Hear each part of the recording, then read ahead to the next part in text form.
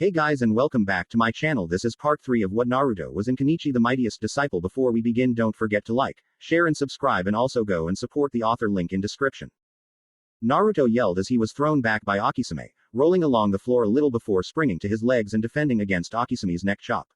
Naruto groaned, but calmed down, activating his Sikuken to block and dodge the incoming strikes Akisame was now fiercely attacking him with. Naruto yelled once more as, yet again, he was thrown by Akisame, who caught him off balance. He hit the wall this time, but landed on his feet, shaking himself back in order to keep going. Akisame smiled. That's enough sparring for today. Now, let's see you use my special technique. Naruto frowned. He knew he was in trouble if he tried it. He did it by fluke with Hermit, doing just right at just the right moment in just the right way, and ended it just enough time to go with his counterattack. This was going to be hell. Naruto took a deep breath before starting to use the Yanagi Higurashi, Willow Leaf Walk, vanishing before Miu's and Renka's eyes, but the masters could easily see him. Akisame saw him doing swell at the beginning, but soon he stopped and stumbled a bit. The move required great leg movement and precise coordination to use the move. It took great amounts of time to practice and get right fully, and even then it would only help you gain another few seconds of using it in an actual fight. Akisame drilled him till dinner was ready, Kensai keeping Renka busy with her one training and Elder giving Miu her own special course, but soon she had to make dinner, which proved everyone to stop training to eat. Renka smiled at Naruto. Whatever that move was earlier, you were amazing, Naruto. Miu huffed, smiling as she was proud to see it succeed in actual combat. He was even more amazing against Hermit the Sixth Fist when he used it and did it totally right. Akisame sipped his tea before speaking. Enough, you two. He still has a long way to go before he can use that move against anyone prepared for a good fight. The two were about to ask what he meant when Naruto answered the unasked question. Hermit didn't expect me to disappear, I caught him totally unaware. To be able to use that move in actual combat, you need to first be able to dodge 3 blows whilst using it for a total of 2 minutes. I can't do either, so I can only use it good against unaware opponents. Renka scoffed. Still, you are doing well. I mean, come on, you actually wounded Sugetsu. Fluke. He fired back. Miu shrugged. Well, you've managed to beat Kasara, Hermit, and recently Siegfried, not to mention the fact you spar with Apachai half the time he trains you for the last few years. If anything, you cannot tell me you are not skilled. Admittedly, you're not skilled enough to be ready for stronger fighters, but you are still skilled. Come on, you can take either me or Renka on one-on-one and either keep us on our toes, tie, or win. The elder laughed. Lively here, but please, Miu, Renka, Naruto, you all need to know one valuable thing here. It is not how strong you are with any skill you truly carry, as long as your heart is strong. That is where Naruto truly exceeds. Naruto smiled slightly. I guess. Still, things are about to be even crazier the further I take on Ragnarok. Renka stood at that and smirked. Hey, no problem there, you got me to help you in any situation. If you need me to take on the lackeys so you can beat up the boss, then just say so. Miu frowned. He's already got me, so you are not needed. Renka growled. Say what, bimbo? I dare you to say that to my face. Need another match? I've been pulling up so much practice you'll never beat me now. Miu chuckled playfully. Talk is cheap, you know. I'd rather not waste time telling you 300 times that you cannot fathom the strength in numbers and skill that Ragnarok possess, and I can, thus making me a better choice. I'd rather just show you, whenever you want, Renka. Naruto finished eating quickly and got up. Gotta train, I'll be outside. With that, he ran off and sweat dropped. That would have been a disaster with me in the middle. I'd rather not choose after all, and I'm still young. Besides, breaking one heart to make the other happy isn't my style. Kensai patted his back. Same problem with me. Thing is, my wife beat the other girls and was still shy to ask me out, so I guess they will soon figure it out amongst themselves. Let them deal with it, and just be yourself. Naruto smiled sadly. I still don't want them to be hurt, emotionally or physically. I can't keep them from fighting though, but I still wish I could figure out a way to not hurt them emotionally. Thank you, though, Kensai Sifu. Kensai nodded. Now, you still need training on Akisame's technique, and not to mention the fact it is still his day for training. So, you will practice that move with me. Now, give it your best shot. Naruto bowed before getting into stance, and they practiced for the next hour as Renka and Miu fought. Renka left and Miu did the last few chores before it was time to get some sleep. Kisame looked to Elder. I've been thinking. Whilst it's true, more than a single love can be achieved through any and all ways known on this earth, do you think they will allow this to happen? Elder hummed, and turned serious. I've walked this earth for many years, I've seen many things, been many places, and I know one thing. Young people can never understand the true meaning of a particular subject. Love, such as it is not limited to the amount of heart you have, nor the amount of people you love. The truth is, our nudge, helping them to get nearer, can either go by what is needed for the better good of everyone, or a disaster that will turn this into a bloody battle for their own heart. All we can do, is helpfully nudge them down the better path. Kensai hummed. Still, I've said many times, whilst a great idea for everyone, and the battles that will ensue someday will be great as well, so we need that strength, it is dangerous. We put this plan into action, and as the seeds of the plan grew beyond our control, we, with all out wisdom and strength, could not stop it, even if we wanted to stop it. The best we can do, if wait, and nudge them. By no means do we control their lives though, they choose their own paths. Sakari sighed heavy and broke another bottle open. Let me tell you something, old man, this idea sounded good at the start, but now it's a total blowout. Let's just sit back and watch, not even doing anything. Akisame brushed his mustache. Sakari's joking aside, I agree with you, elder. Let us hope that this all goes for the better, rather than having the worst storm us all. Everyone agreed to let it go for the night, seeing as they needed to sleep. Shiger, however, wasn't sleeping in the least. Shiger was in her room and looking at the improved weapon she made Naruto. Currently he had a 4-part pole, which totally pulled apart were 2 nunchaku that could connect to either 2 short poles or a single normal length staff, not to mention the added addition of the Tonto connection on either end for a spear or naginata. Naruto hasn't actually battled to the fullest in actual battle against a weapon user his level, no one who he could actually use them on, and yet he wanted something different. 5 short poles that he could attach to each other in any way, shape or form, either 2 short poles or a long staff, 2 half staffs, a half staff and a 3/4 staff, whatever he required. Truthfully, it would take a little time to hide, as well as a little time to get out and ready to fight with for all 5 poles. It would have to be built up to the 5 poles total in his hand if need be even. She still had to get it ready for when he might like to change his style of weaponry choices. She was also trying to figure out her feelings as well. They have been growing as Naruto has in his skill, exponentially. Watching him, his kindness, his battle-hardened skills taking on all comers and still being the spirit of righteousness that it is, and the fact he has been getting better. It's as if, ever since more care has been put into his personal life, he has been getting faster and stronger. It was strange to her, seeing Naruto grow and grow, being able to fight Apachai in a small spar, being beaten badly every single time, but growing faster and stronger each day. He never managed to counterattack until that one day, and it was only after Naruto's start of high school and being in a personal life, not a fighting life, and he's been getting better ever since, and doubly so after the date with Miu. She touched her heart. Do I feel for Naruto in that sense? Is this really love? She looked to the weapons in front of her and wondered how to make it better for Naruto to use. She was up all night to figure it out. XXX with Ragnarok XXX. The fists were watching a match going on, a special initiation on who would be recommended for leadership of the next sector they were controlling. Odin was watching with little interest really, he was focused on the Shinka, on this Naruto. It was puzzling to think one person could stir up so much trouble, and yet not care. Odin addressed his first command that night. Valkyrie, I think it is best to put you off probation. Your training has been amplified, I hear, and your conviction for winning is to be admired. If I don't let you loose, you may be a loose cannon on us. We can't have that after all. After Suji's abandonment, the trio is now disbanded, and the fact we have to fight off this new group, it would be a waste to let you stay put any longer. Kasara bowed her head. She couldn't speak. Odin trusted her here, but she wasn't loyal to Ragnarok anymore. She had to keep a low profile though, otherwise be found out and have herself taken out before she could finally get out. It was true, her conviction for winning had grown, her will to win was for beating Ragnarok, and joining Naruto was great, and her training thus far was to help her fight off anyone she needed to in order to finally rid herself of Ragnarok's threat against her when she left. She had to stay cool, keep undercover until she could finally bend a way out. Thank you, Odin. Loki grinned. These Shinka kids are interesting to say the least. Takeda seems to have gotten way better, not to mention this Naruto guy beat a fist by himself. I think it best if I finish this with my final preparation and plan. This one should be a real doozy, and if all goes well, Naruto will be beaten and broken so badly he won't be able to move his shoulders or anything below them. Freya turned to him. Don't think it'll be that easy. I've seen him fight with his bare hands against 2 guys that tore my staff apart. Naruto is not to be trifled with. Whatever plan you have, I doubt it will force him to stop at all. Loki chuckled at that. Maybe not. See, I know more than any of you. He cares for no one more than being a friend, even to that girl he is always with. Fighter or not, he will help his friends, and won't stop till his friends are safe. But what if you take a friend of his, and make it impossible for him to save them without standing still and letting me do whatever I want with him? Odin sighed. Loki, no more kidnapping, we aren't going to use tactics that are either doomed to fail or are not what Ragnarok is about. You've sat in the dark watching all this time, are you sure you can even fight like a fist anymore? We are her group of martial artists, and yet you barely fight. I think it's time to full out strike against the Shinka. Don't even think about it. Everyone, even the ones fighting, stopped and looked to see Hermit coming in the warehouse.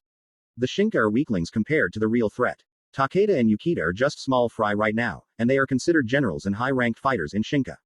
Tells you all you need to know, it shouldn't take much to beat them, hell I bet even Loki could beat them. Naruto, however, is stronger than most of you. And I will be the one to take him down. So stay out of it. Valkyrie was slightly worried. Last she heard, Naruto beat Hermit pretty good, and Hermit's been gone ever since, training most likely, and now he returns with a fire and determination to take Naruto down higher than she ever seen of him for any of his opponents. Could Naruto take him down again? Or did Hermit possess skill and drive enough to finally get his revenge? Odin hummed at that. Hermit, been training in the mountains again. Next time you should let us in on that, we thought you abandoned your post here. You had your shot, and lost completely. Hermit narrowed his eyes. I didn't ask permission. This is between me and him, so stay out of it, Odin. Odin looked at Hermit, frowning as that sounded unruly against him. I was going to just forgive you for the loss and have you wait on probation until I found it time for you to go after him again. But now I think you're being ignorant to the facts, and unaccepted to the orders I lay down. Hermit, stand down. Hermit scoffed. Odin, you know for sure that I can choose my targets whenever and however I want.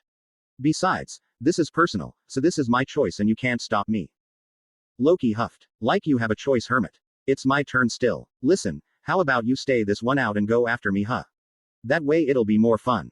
Actually, this might turn in my favor. Using Hermit to have him get what he wants and I don't have to fight. Well, maybe. Let's see what I can do here.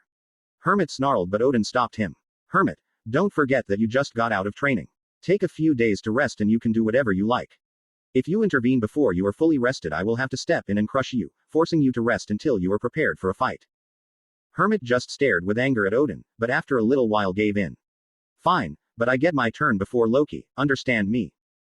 Loki grinned. How about this, Hermit? I already have a plan set up and will probably be able to be put into action before you even get fully rested. Here's the deal, if you get fully rested before I put my plan into action, and it has to be truly fully rested and no quick sleep just to get faster than me, then I will back down and let you have my turn, thus giving you an extra try at Naruto if you fail again. Sound fair? Hermit narrowed his eyes, and the rest looked to Loki with suspicious looks. Loki chuckled. It's no surprise. Hermit wants this so bad he'll probably fight as trying to get his shot. Might as well. Besides, who says he will even win? I'll get my shot afterwards. Hermit scoffed. Loki, you're demented and you scheme too much for us to believe that, but I guess it's better than having to fight you and waste my strength. I'll get my rest now then. With that, Hermit left to sleep. Odin turned to Loki. It's not like you to delay your plans on bringing down a target you find interesting. Thus I have to ask, why the sudden charity? Loki grinned more, getting up and starting walking off. Easy, because I know that I will be the one to take this Naruto down. Whether Hermit fights him or not, I know for a fact I can win. I always stack the deck in my favor. With that, he left. Kasara had a single hand shaking in a fist, wondering what to do. She couldn't take it anymore. She was hearing this talk of how they were going to bring Naruto down and out, and she was still part of Ragnarok. She had to get this information to Naruto somehow, on how things are going down, but she knew it was impossible. She would have to believe in her friend and wait until her shot to finally quit Ragnarok approached. XXX next day, Shinka HQ in school XXX. Naruto, Miu, Takeda, Yukita, and Nijima were in the new HQ again. Nijima was still finishing lunch though so the others could talk. Takeda, how's the arm? Takeda smiled as he flexed it and looked to Naruto, who asked him.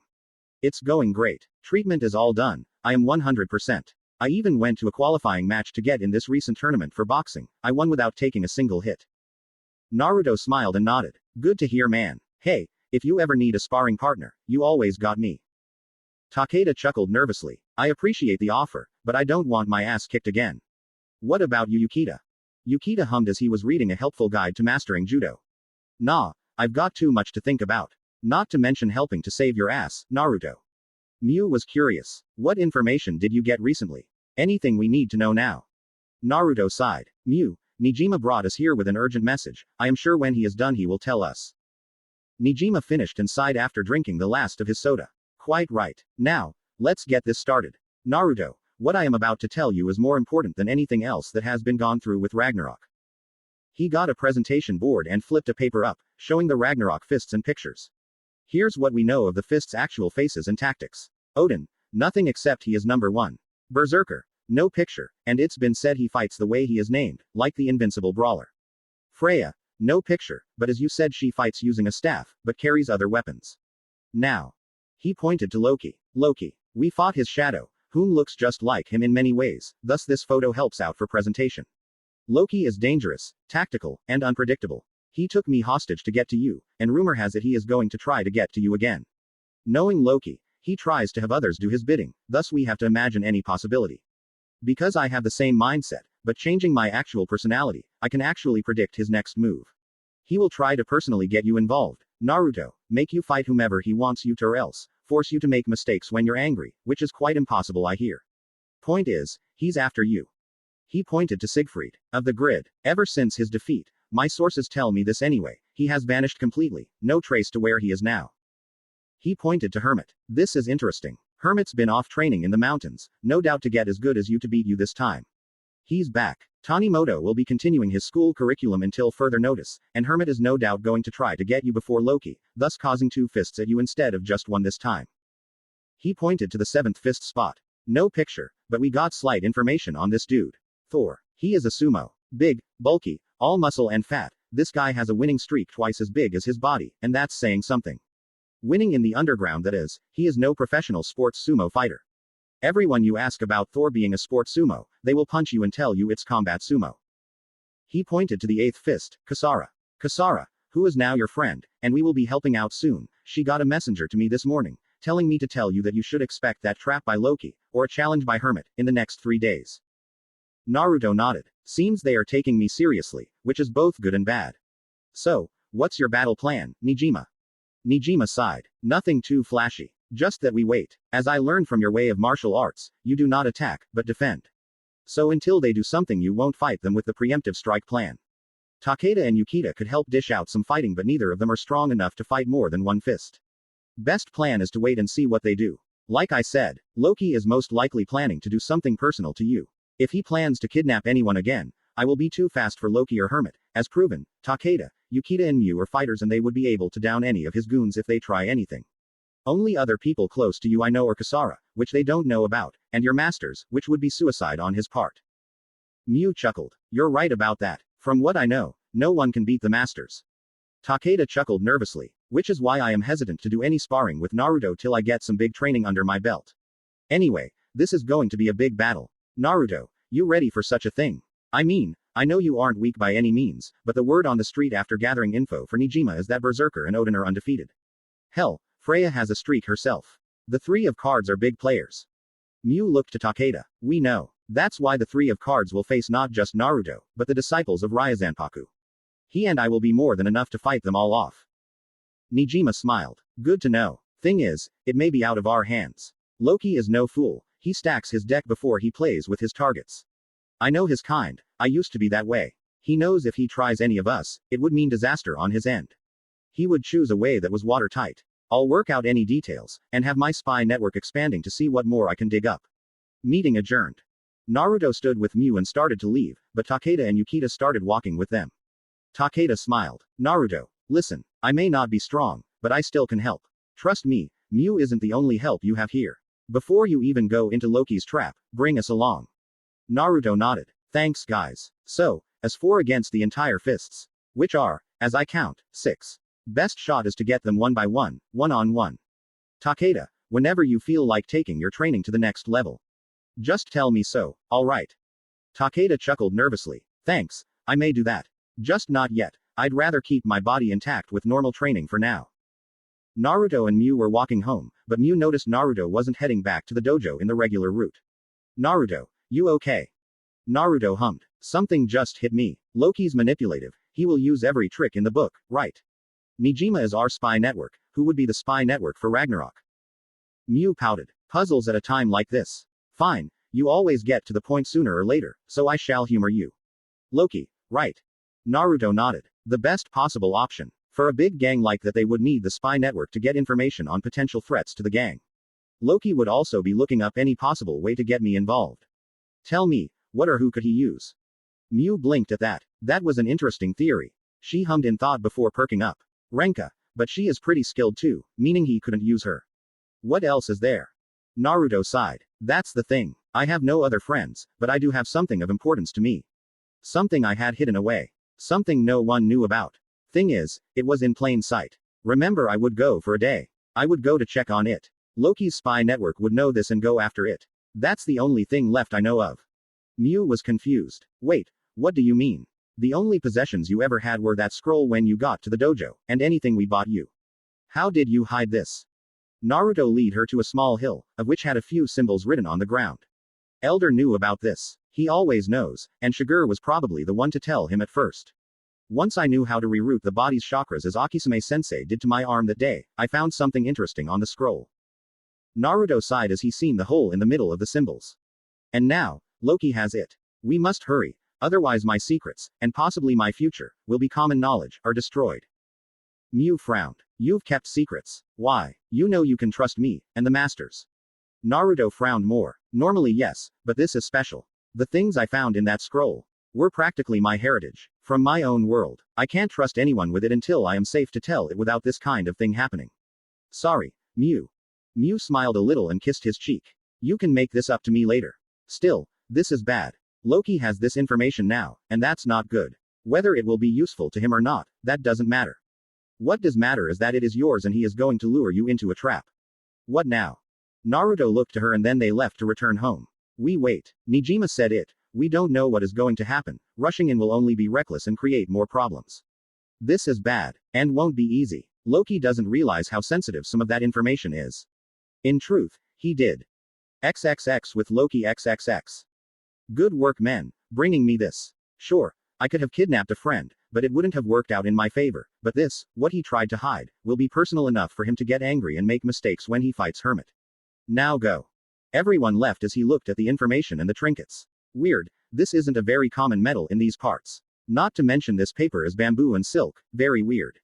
Whoever Naruto is, he has one strange hobby. But thing is, what it says gets me. Ninja, ninjutsu, chakra, fireballs and dragons. It's like another dimension. Hold on. No birth certificate, no known aliases, no history, no family line, nothing, and this. Could it be he's from another dimension? It's not possible, is it? XXX extra scene. Renka and Naruto's date XXX. Renka was currently tugging Naruto's arm, trying to get him to quickly move to the restaurant she picked out for them. She heard he loved ramen and pizza from her father, and this place had both. Not to mention an arcade with many multi-layer games for them to play. Naruto was groaning as Renka wouldn't slow down. Come on, this isn't a race, we have time to walk, you know. Renka giggled. No way, if we don't hurry then it will just be a waste of time. Not to mention I can't walk normally when I am this excited. It was true, she was soaring with happiness at this chance to take Naruto out on a date. They got there and Naruto chuckled a bit. Asked your father, didn't you? Renka blushed and pouted. Well, it's not like we get much time alone. I only just got back to Japan half a month ago, and that's been after years of not being with you. So I needed a little help. I want after this time I will find out everything about you and you about me, and we start from there, okay? Naruto nodded and smiled. I guess you got a point there. So, shall we? They went in and Naruto ordered 2 bowls of ramen and a giant half-vegetable, half-pepperoni pizza and the two started digging in. Renka asked about his training and he told her everything so far, how he was trained and what kind of skills he learned, even about his weapons and their function and what he wanted to replace them with. She found that interesting. I think you should keep your current set. Seems better suited and better to try with. Not to mention some variants you've leaned and probably use for the Chinese Kempo base style from the nunchaku as their weapon of choice. Wing Chun variants take it on, as well as mostly the staff. Naruto sighed. Still, it seems like it may not work for a real battle of weapons. But anyway, how goes your own training? Renka told him how she learned everything from her mother she could thus far, and was pretty much going to be training in what she lacked so that she may finally be a martial artist capable of any kind of combat in the future. My outer strength training is going well actually. Naruto nodded and smiled. Have to have both, and that's what the masters made sure to do with me. It was a good night. They ate their meals, and Naruto got another pizza but then Renka saw the arcade and dragged him in. They played some of the fighting martial arts games. After a few rounds Renka scoffed. These guys wouldn't last 2 seconds against us if they were real. The fighting styles aren't real, and the bouncing is making it easy to predict their moves. Naruto hummed in thought though. Actually, this may help me achieve some of the moves I need to complete for the masters. The masters taught me that any knowledge in the world, no matter how useless it may seem to martial arts, can actually be useful in helping your own become more accomplished. I think I will put a few notes from some of these characters and games in my mind for later. Renka frowned a bit, but smiled. He was a martial artist to the very core, but knew it wasn't a 100% kind of thing to do in today's society, as well as knowing there was more than martial arts to do in the world. That made him as wise as Hakuba, at such a young age too. Renka and Naruto were about to leave the place when they saw some gang thugs trying to use martial arts to get free pizza. Renka was growling, but Naruto was calm. Naruto stopped Renka from rushing them and shook his head before stepping forward. Renka waited to see what Naruto was going to do. Naruto went to the man who seemed to be the leader. Excuse me, but are you the leader of these guys? The young but gruff young man scoffed. And who are you, Goldilocks? Out of our way or you'll be crying for your mommy. Naruto just took a deep breath. I ask you nicely, please, for everyone's sake, stop this, pay for the food, and any damages, and leave. The man looked to Naruto and smirked. Hey guys, we got ourselves a hero. Sorry, I think I heard crazy in my ear, you threatening us. Here's what we do to people who threaten us around these parts. Everyone jumped Naruto and punched him. Renka looked surprised, but everyone else looked horrified. She saw what they did not. Naruto has a fist against his temple, a fist against his chest, a knife hand to the neck, a kick to his knee, and a foot against his stomach. But he didn't get hurt. No damage was done. The guys looked confused as Naruto just stood there, eyes closed, not moving as if he was a statue. He then huffed hard and opened his eyes and twisted, forcing them all back and on their asses. Naruto took a deep breath. If you guys are done, I asked nicely, to pay and leave, but you want a fight. Renka, give me a hand. We will give them a fight. Naruto and Renka whooped them all, they paid and then left quickly, screaming. The leader screamed in rage instead of fear though. You'll pay for this. Loki isn't a pushover and he will get you back for this. Naruto narrowed his eyes. Loki, huh? Seems he will be a more dangerous threat to me now. Still, I am glad I made an impression. Everyone cheered for his heroics and he told them Renka did most the work. After the praising Renka and Naruto left, Renka holding Naruto's hand. You were great, and I hear you do this most nights you are able. Naruto shrugged. Heroics aren't something I like to broadcast. I would rather beat down those who prey on the weak for their own gain and make this a better place to live. Also, to make those who use the martial arts for selfish and evil purposes, such as Ragnarok, pay for their deeds. Renka nodded. Good goal, and I will clean up my end of town to make sure it helps your goal become achievable. They made it back to the Gekirin and Renka turned to Naruto. This was wonderful. The food, the talk, and the games. Best part, I got to see you in action and fought alongside you. Thank you for this wonderful evening. Hope we can have another soon. And I will be fighting Mew with my best until I drop to make sure it is sooner, rather than later. Naruto nodded and smiled. It was a very good date. See you tomorrow maybe. Sleep well. He turned to leave but Renka pulled him back and brought him forward to her and then kissed him full on the lips. This surprised the heck out of Naruto, but before he could either pull back or deepen the kiss, whichever his instincts would allow first since he was not good with this, Renka pulled back and blushed, smiling. I'll see you around. Naruto blinked as Renka swayed her hips as she walked back into the Gekirin. Naruto shook himself out of his stupor and smiled a bit. Well, that was certainly pleasant. With that said, he walked back to the dojo. Renka and Mew were currently sparring with each other once more, for the right to date Naruto whenever they asked him. Renka didn't know he was preoccupied with Loki stealing his special personal items he hid over the years. Mew and her were huffing, having only one more move left in them, and their clothes kind of ripped again. Renka rushed in for her next attack, and Mew jumped up at her, spreading her legs for her own strike against Renka. Renka twisted to a turn and turned around, swinging a wide arch spinning back kick at Mew who flipped upside down and on her side before slamming both legs outward, one leg going to one side, the other leg to the other side, performing a split scissor kick, and that caught them both in a tangle.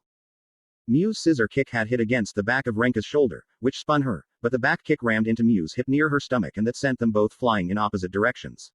They both sat up, groaning from the painful hits and awaited judgment. The elder was the only one to watch, Kensai having to talk to Hakuba about an important matter, and hummed. After reviewing the fight he stood. This was a tough one to call, since you both have improved so much. But, sadly, this time, Mew is the one who won the right to ask Naruto on a date. Mew jumped up in joy. Yes, I got it this time Renka. She just smirked and stood proudly. Renka sighed and stood, but smiled. I guess it's only fair. Bimbo, I had mine, might as well have your own to even it out.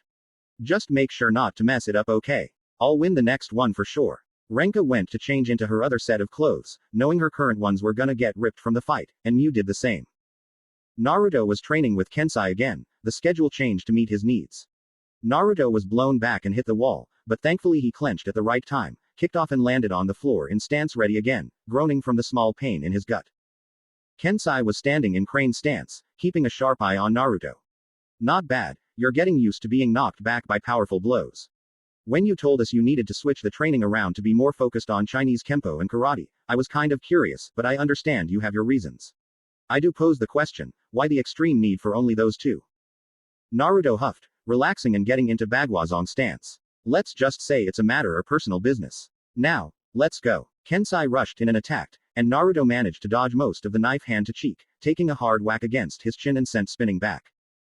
Thankfully he was decently skilled, according to Kensai's skill anyway, at Bagua and stepped lightly till he was balanced once more and got back into stance. No matter how hard he trained, it seemed to him that he would never be able to even dodge his master's attacks. Kensai stood normally with his hands in his sleeves behind his back and smiled. Your stance is pretty good, and your ability to dodge our attacks is growing, and if you can dodge our attacks, you will be able to dodge most normal fighters' attacks. What troubles me is he has never been able to dodge our attacks, ever. We are still going only half speed. Well, most of us, Apache can't hold back. If he can't even dodge half speed from me or Sakari, even though he can nearly counter Apache, something is wrong. Not in body or in skill, but in heart. He's distracted and still struggling internally on his path. Naruto got back up. This time it was his turn. This was the usual for sparring. Naruto would rush in for his own strike, and would be taught a new block to his new strategic attack. Kind of a way to learn new moves as well as making sure he gets to see and be in different situations as much as possible to diversify his unique personal style. Naruto got close, rearing his fists back as he rushed in, and threw them out hard, one aimed for the ribs and the other for the stomach, but as he got close, Kensai grabbed both fists in his hands and smiled. Not bad. You learned the 8th close-range punch. Congratulations. Now, the next one. Naruto was a little confused. Wait, I thought there were only 8 to be learned for me. You told me the 9th one in the list for me was unable to be taught. Kensai closed his eyes. This technique may be impossible to be redeemed. Its history is one of regret. When the 8 deadly punches were created, the Ma family, back in the early days of Chinese Kempo, saw this technique as being too lethal. So, we created the 9th in place of the 8th for ourselves. Naruto looked intrigued, but wondering now why he was going to be taught it. Before he could speak, Kensai spoke in a hurry. It's not that the technique cannot be trained as a non-lethal move, but you know as well as we all do, that keeping to the true form of a martial art is key to utilizing its full potential. Would you rather bastardize this move, or use it right? Naruto looked down and then sighed. Truthfully, after hearing it's too lethal, I'd rather not learn it at all. I am one of the Katsujinkan, as we all are. I cannot turn my back on that by learning a lethal move. Kensai smiled at that. That is why I am teaching you. That confused Naruto. Because your will to be part of the Katsujinkan, to be non-lethal, and to use the true heart of the martial arts, your heart to fight to defeat your opponent without killing, is the reason I am teaching it to you. So that you can bring the technique to its rightful glory and to help make it more of a non-lethal attack. Naruto understood that, and he understood what Kensai was saying. Just like Apache, even though his techniques are extremely lethal, the fact he uses them in a way his own whilst keeping true to the Katsujinkan made for them to become less lethal. Kensai wanted Naruto to keep to this form of thinking that Ryuzanpaku adopted very well. Kensai smiled. We can wait for it till you believe you are ready for it. But the fact remains, I want you to learn it, to help make traditional moves see redemption from their terrible past. It is entirely your choice. Naruto hummed and thought about it a moment. Truthfully, he was unsure. He was still getting used to holding back enough to not permanently harm or wound his opponents, whom were getting tougher each challenger. As of right now, it would only serve to harm the cause. Naruto sighed heavily. As much as I would enjoy keeping to the traditions of the martial arts handed down to me, I will have to take a rain check on this one. Until I gain better control of my power to where I don't hold back too much or am way too strong for someone that I harm them too badly for medical treatment, it would be best for something that dangerous to be kept back for a later training date. Kensai nodded. Very good. For one so young, your wisdom is amazing. That does it for Kempo training today. It is Saturday, so you can choose karate or rest. Suggesting rest, but I know how important the martial arts are to you. Naruto smiled a bit. True. Still, more reason to get stronger when your opponents do as well. And if I am to fight Loki, I will need all the karate training I can get until then. He bowed as Kensai did and Naruto went to see Sakari. Whom was not at the dojo. Akisame was playing Othello with Apache again, and Shiger was watching, whilst the elder was currently trimming his bonsai tree. It was a regular thing for Sakari to be gone for a few days every few months. Naruto sighed. Guess I need to start training in my other techniques now. He really wanted to get more on the spot training with Sakari today for Loki, but he had to practice either way on this technique. He just began training as hard as he could. Elder watched. He's on a mission. I see the eyes of a man ready for a battle, one who knows it will come soon. Shiger, keeping tabs on him. Shiger looked passive before bowing her head and closing her eyes. Sorry, I do not know exactly why. He thinks a battle shall be soon. He seems like something about this is personal. Akisame hummed and played his turn. Do you think that this gang he's up against tried to catch any of his friends again? Kensai hummed, reading his magazine. Not likely. The only friend who cannot fight back of his is Nijima, and that already failed. No, this is more personal than a friend. Renka is safe, and Mew is here, so what could it be? Shiger snapped her head up. The secret items. Elder looked serious at this. Everyone looked at them and Elder sighed. Elder stood. Naruto has a secret, one he thought should be kept so from everyone in case this exact thing may happen. He had personal items which came from his old world. Akisame turned in surprise. The one he came from, the one from that scroll we read when he first came here. Elder nodded. He didn't hide that scroll, but he hid the contents that were sealed within. Apparently there was a seal, same as the one you opened, Akisame, on that paper. It held around 12 items, and he hid them away, hoping they wouldn't be taken or anything about him known, at least until he felt ready to tell us. This is personal, and that means he's on the war path. He is just waiting for the time and place of the battlefield. Apachai played his move. We must trust him. Naruto has our teachings. Apachai knows he will only do what is needed to gain his items back, and Apachai has faith he will bring justice to the thieves. Mew will help him too. Akisame smiled, for 2 reasons, but the main one being to speak his mind. Apachai is correct. As unstable as he is, he has our knowledge and wisdom inside him. We must have faith and wait for our disciple to take care of his own business. XXX with Loki XXX. He was currently processing a plan, doing another wire puzzle in his attempt to figure out what his plan needs to include. First of all, Hermit was already ready for action, but he wanted to be the one to make the plan and take Naruto down. He needed to pull Hermit's strings, but only enough to have him fight under him to take Naruto on. Loki pulled the wire puzzle apart and tossed it on the table, still frowning in thought. Then, a big grin crept onto his face and he chuckled lightly. Am I a genius or what? That is perfect. Now, just need a final touch. He stood and started walking. Number 20, you're with me. A woman with night vision goggles and in skimpy commando uniform clothes and backpack followed after a salute. Yes, sir. He was walking down the street when the final perk came to his mind. Now to put the plan into action. Number 20, do the honors of picking the lock. Just as he said that they came to a big gate. She grinned and grabbed her tools, picking the gate lock, and they both went to the door, where she picked that one as well. When they entered, they seen no one inside the house, a mansion more like it, with sheets covering dusty shelves. Loki waited for a moment whilst number 20 looked around a bit. Sir, whose place is this? It's so fancy. What are you doing in my house? They turned to see Tanimoto glaring death at them both and Loki smirked. Loki turned fully to Hermit. Ah, Prince Tanimoto. Hermit, just checking on you to make sure you're resting, gotta be fair you know. Hermit snarled. How did you even get in here, Loki? Loki chuckled more. Number 20 is a master of picking locks. She grinned and held the tool out. Yeah, it was easy. Loki continue. I just came to check on you, cause if you aren't fully rested, then you lose. I'm about to take on Naruto today. Hermit came up and grabbed Loki by the collar. You son of a bitch. There's still a day before your plan was supposed to be put in action. Loki just stopped number 20 from trying anything, and grinned more. Well, change of plan. I have everything I need to put it into action today. Sorry, but it seems you're still a bit out of it. Hermit got ready to hit Loki, but Loki put his hands up in surrender. Hey now, if you are this wound up, how about a little deal? That way I can still put my plan into action, and it will give you his full attention when you fight him. Today. Hermit stopped and glared harder. What are you up to, Loki? Hermit knew all too well, Loki was never one to pass up a chance to use his plans if he could help it. Loki chuckled again. Nothing at all. I just have faith that I can use my plan and you don't have to be branded as a traitor to the Sage Fist. Hermit's eyes widened and he tensed, and Loki grinned more. Struck a chord did I? Hermit glared and snarled more. Traitor. And how would I even be branded as such? For doing as I wish. Loki stared down more, keeping his poker face. Beating me up so you can have this turn against Naruto, and disobeying orders, period. Is that how you show gratitude to the great Sage Fist? Hermit snarled louder and grit his teeth, but led Loki down. I'm having my turn today, whether you lose or you use me. As long as I get his full attention and I can fight him, I don't care what plans you even have.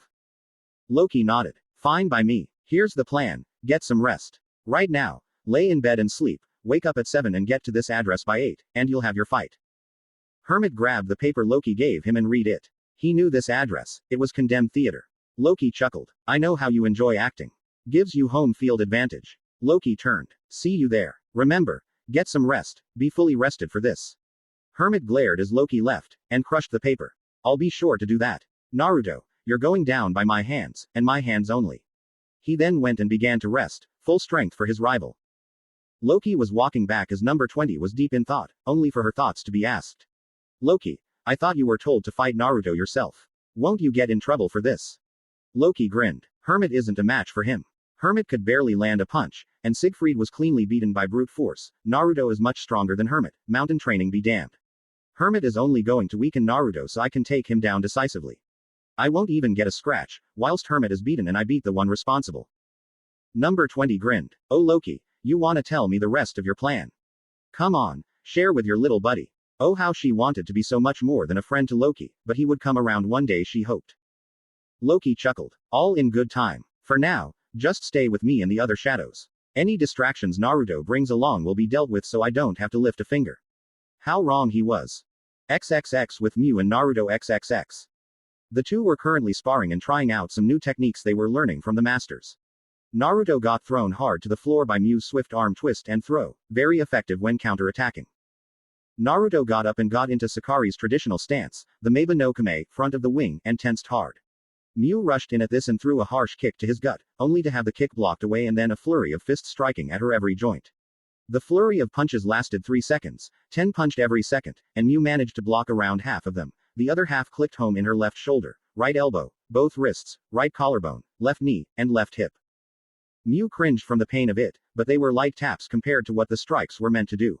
She smiled. Your Kansetsu Zensetto, total joint combo, is nearly perfect. Though I think you were a bit rough on me here, what if we have to fight Loki today?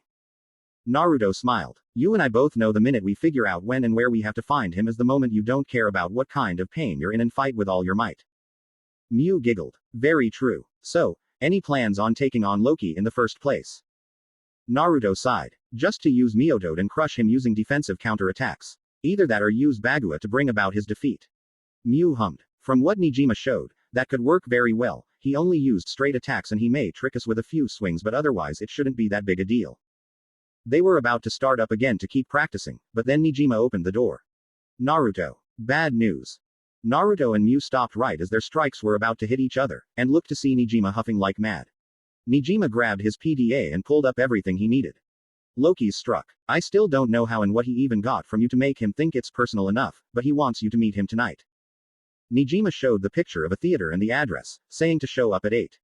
He put this on the Shinka Alliance website. I managed to see it as I was updating it, and this is strange. No telling what he even has. All he said in the mail was, you know what I stole, so I am in the dark. Naruto frowned. None of your concern, Nijima. I do know what he took, and that's all that matters. So, 8 at that address. Mew, know where it is. Mew seen it and nodded. I do, I went there when I was a kid, just once though. Kind of what made me excited to be on stage that one day, even though the lead was Hermit. Loki's up to something. Nijima smirked. I heard this was a place Hermit once had a play at. I think this is a little clue. You're not fighting Loki, but Hermit and Loki. I think he's trying to use Hermit was a safety net here. If you beat Hermit without being worn down he can leave. If you beat Hermit and get worn down, he will swoop it and beat you, so I think we should blitz him. Mew huffed and looked at Naruto. Already on it. I'll make sure Loki can't get away. You deal with Hermit till I can get your stuff back, or find out where he himself hid it all.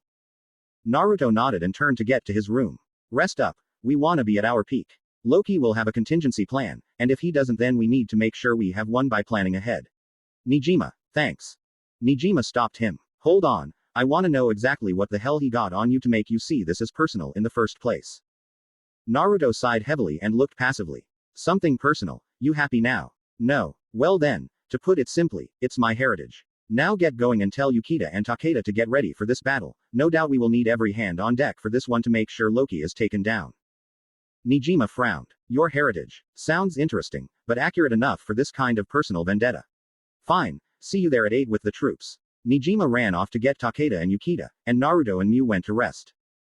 After a few hours, they awoke, and Mew and Naruto were suiting up.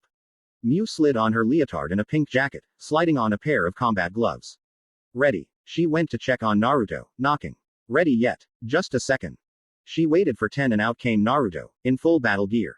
Orange karate gi, orange with black flame ridge jujutsu hakuma, black kung fu fiber shoes, and Muay Thai bandages on his hands and arms. He also wore the Furinji family wrist guards, given by Hayato for all his hard work.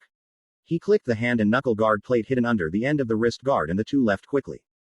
XXX with Hermit and Loki XXX. Hermit was on stage, looking straight ahead as he waited.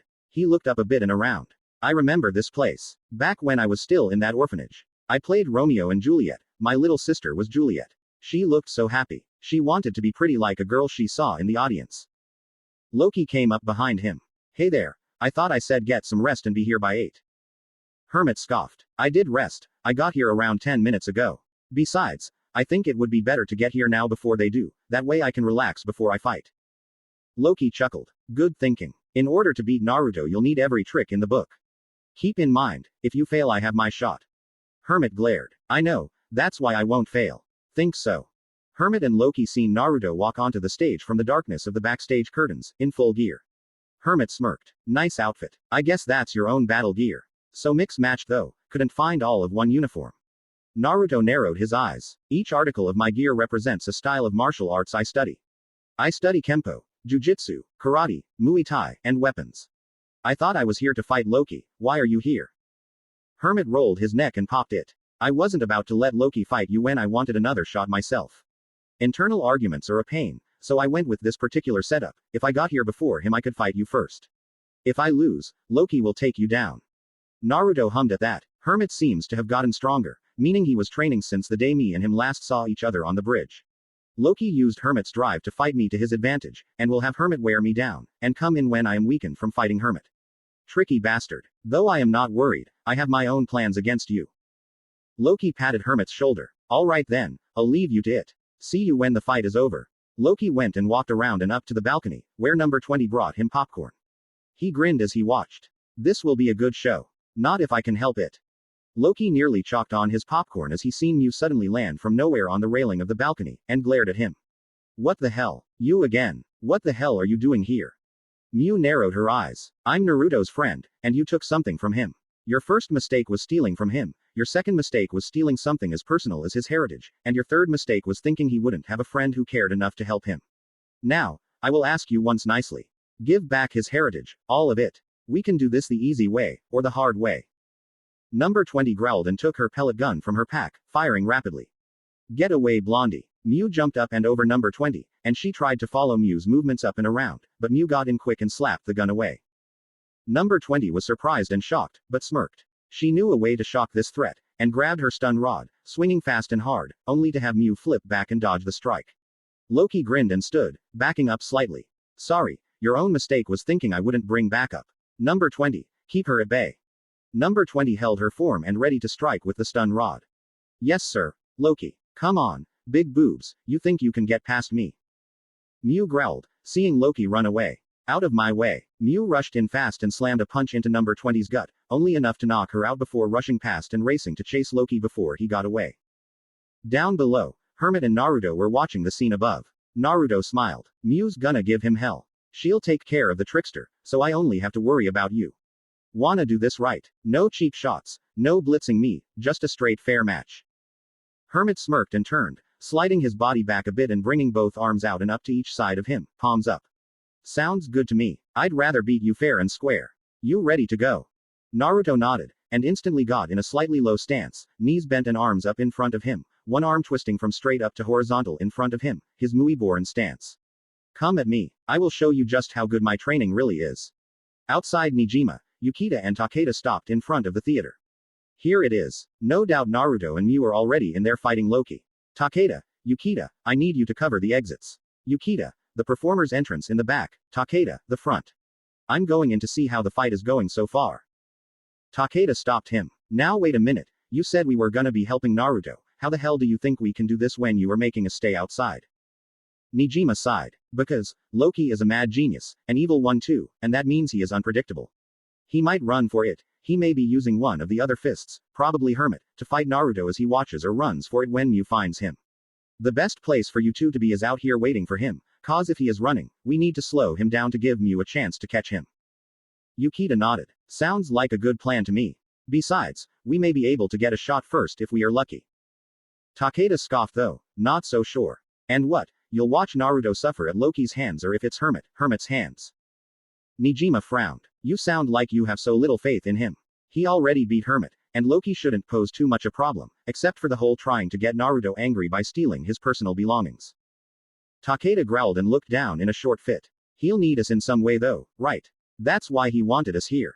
So we are going in to help. Nijima smiled. You don't get it. This is helping. You'd rather help him fight, when the secret location of his private personal belonging are located is hidden. Loki's the only one who knows, and if he runs, who will be here to stop him? Think about it. What would be more help to him, fighting off his enemies, or finding his personal possessions and getting them returned? Takeda thought about that. Nijima had a point, a good one. He sighed heavily and just let Nijima go. Fine. Yukita, cover the back. Yukita nodded and put a hand on Takeda's shoulder. We got this. No worries, we will help Naruto, and get his stuff back. Takeda nodded and Yukita went to the back, Nijima going in the roof to check on the fighting. Takeda looked at his left arm. I promised I would help him, and I will. If this is the best way, then so be it. Loki, you are going down for stealing something important from Naruto, and by my lethal left, Loki will know the pain he has caused. Big claim. Takeda saw Loki, or to be precise, several, waiting at the entrance suddenly. One grinned at him. Think you can take me on? Well, first you need to get past my shadows. I was planning on pitting them against that girl chasing me, but I guess I need them to take you down so we can escape. Takeda got into his boxing stance and smirked. Lucky me, I get a fight after all. I always wanted to see how I racked up against you 8 deadly fists, and who better than Loki? You think just because I was only a lackey I can't even begin to fight at your level, but I have finally gotten my drive, my arm, and my skills back. You have no idea what league I am in. Loki scoffed and chuckled. Oh please, even with your arm back you can't do much of anything against me, the fourth fist Loki. I'm not the fourth fist for nothing you know. Then let me see what kind of skill you truly have then. Loki turned to see Mew behind him, in stance and ready for a fight behind him. Before he could say anything he see Yukita popping high knuckles. Don't forget about me. After hearing the laugh I figured it was you. Think 7 of you can take on all 3 of us. I doubt it, seeing as Takeda alone took on and beat one of your shadows already, without breaking a single drop of sweat. Loki cursed under his breath. There goes my escape plan. Oh well, this girl seems to be the most dangerous, but I am still strong enough to take her and beat Naruto once Hermit wears him out. I'll take her, and no way those 2 can take on the dominant 6 shadows under me. These are my strongest ones. He turned to Mew, smirking. Fine, no tricks, just you and me, girly. My shadows will face off those 2 idiots, and me and you face off. Win, and I will give you back every single item I stole. How does that sound? Mew narrowed her eyes. Oh, you giving it all back was the plan in the first place, whether I had to chase you around the earth to get it. But it's finally time for you to suck it up and be a true martial artist, and fight me. Let's go. The shadows pulled stun rods, and 3 each attacked Takeda and Yukita, whilst Loki put his arms up, knife hands ready to drop and strike down on Mew as his footing was solid and balanced. Let's go. Naruto relaxed himself as he focused on Hermit. Hermit narrowing his eyes. Match. Start. With that said, they both stayed still for a moment. It wasn't long till Naruto pulled his next move. In the blink of an eye, Naruto was in front of where Hermit stood, and Hermit was blown back onto the ground a few feet away on his back, his lips starting to bleed a bit. Hermit looked up at Naruto shocked. How the hell did he do that? That speed is insane. What Hermit saw was Naruto, 2 of them, sliding right at him with quick leg movement. In reality, it was just one Naruto moving even faster than that. He had shifted his back leg forward and switched his stances sides, then back the other way and moved his now back leg forward again the same way, and did this over and over till he was right in front of Hermit, at such a speed that Hermit thought there were 2 Narutos facing one way each coming at him. Naruto just stood there, leaning towards Hermit with his elbow out and his hand near his head, a little blood on the elbow. When Naruto struck out with an elbow strike, it forced the lip in and the jaw shut, forcing Hermit to bite his lip. It was part of his strategy to do this. Drawing first blood was a psychological advantage, hoping to cause his opponent to either be more careful and make a mistake, or get to where he is too uncontrolled and focused to perform their basic moves and makes mistakes that way. Hermit, though, was a Do fighter, and one who was already utilizing rage with extremes at Naruto anyway, so the former was not possible, and the latter didn't sound like one that would work in this situation. What it would do, however, is to force Hermit to re-evaluate Naruto and make sure he realized Naruto was no rookie and wouldn't have been any better since the last time they fought. Naruto saw Hermit still looking shocked and figuring out how that happened. What? Wasn't ready? Don't tell me you thought I haven't been working hard like you were. 6 years old I start my life learning martial arts, 10 years and I never go a single day without training, school life be damned. I've trained just as hard as you, if not harder. Come at me with everything you got, because I sure as hell won't leave this to chance for your scheming with Loki against me like he did. Hermit could feel the ki coming from Naruto, and felt he was pissed about this. He got up and glared. I'll admit, I wasn't expecting that speed. But that stance, those moves, I never seen them before. Is it similar to Muay Thai? Naruto scoffed, smiling a bit. No, though, it's a branch style. It's the predecessor of Muay Thai, called Muay Boran. It's my most undeveloped style, actually. Hermit was puzzled by that. Underdeveloped? You mean to tell me it's your worst style? Naruto put a foot forward, stamping it onto the stage and twisting his arms up in front of him, his forward arm going from straight up to the side. No, I only know the basics and some rookie moves, but it's far from my worst style. Hermit groaned as he got back into stance. I don't care, whatever basics you know of that style won't help you face my advanced moves of Pikwakwan. Naruto scoffed. Keep thinking that, you think your style is all powerful, think again. Come at me like you mean it, if you want to change my mind. Hermit did just that, roaring as he rushed Naruto, this time stopping short and spinning, swinging his arms up and down before coming down with a cross-knife hand to the shoulder, but Naruto ducked back and slid his arm up and blocking it as his other hand went forward and slammed a fierce jab into Hermit's rib, forcing Hermit to back off his attack, but Naruto took a quick and stamping step forward and slammed both his elbows down on Hermit's shoulders. Hermit groaned in pain as his body was being forced down, only to look and see a foot was up and his eyes widened, the foot rammed into his gut and kicked him back hard, shoving him back a few feet on his ass again. Naruto stamped the kicking foot down and was back in his stance once more. Hermit groaned as he got up and still surprised. Naruto looked focused and determined at him. You can do better than that, where did all that confidence go? You're not running out of steam yet, are you? Hermit growled and wiped his lip, seeing his coughed up blood from that last combo against him. He got up and back into stance. Calming down a bit, he slowly walked a small arch to the side of Naruto, which Naruto was turning with him, moving on the balls of his feet in a stalking motion as they got closer. Hermit seen they were close enough for him to use one of his next techniques. He pulled his arms in, then arched them both up and swung them down, pulling for forward arm into his gut as the other swung further into an upward knife hand. Naruto ducked backwards to dodge that and seen Hermit's upper body was wide open, but there was purpose to it, as Hermit brought a leg up to sweep kick, attempting to get Naruto to back away. Naruto did not as he quickly lifted his foot up and kicked down, catching Hermit's knee with his foot and pushing it hard back and down, and Hermit was forced to his knee. Hermit looked as his leg was pushed pretty hard to slide behind him before looking up as Naruto arched a fist down at him and slammed a fist into his face, knocking him to the ground once more. Naruto backed off a few steps, still in stance. Hermit was shocked by this development. He groaned and shakily got back up on his feet. Naruto stood straight, no longer in fighting ready stance. Hermit growled lowly. You think I am that low a threat to you? You think I am done? You don't decide that. I'm far from through. Naruto watched as Hermit shakily got back onto his feet and got into stance, then seen Hermit clench up and force himself to stop shaking. Naruto smirked a bit. You were pretty tough, I will admit. Taking on my Muay Boran skills when I am no longer holding back the bulk of my skills and strength. Hermit looked confused. Naruto took a deep breath and shifted his stance again, this time putting more weight on his back leg, his front lifted on the ball of his foot, one arm at chest level forward, palm down and open, the other hand palm up and next to his stomach. Hermit knew this style, and scoffed hard. Northern Shaolin. You're kidding me, you think you can get me with long-range attacks? I've mastered them. He rushed forward again. Naruto shifted forward rapidly and spun, swinging a hard kick around. I've been holding back all my strength and skill taking on people like that karate guy the first took down up to Takeda. His kick was blocked by Hermit swinging an arm and forcing the blows to nullify. Naruto kicked his foot on the ground hard, kicking himself back a little as his other leg quickly retreated back and behind him, his body twisting back. Takeda is still skilled, and will grow more so, but I had to hold back to face him even still. You think you can face me as equal, test me if you wish, but you're not going to tell me I am weak after all the blood, sweat and tears I have shed training. I spar with my Muay Thai master every week.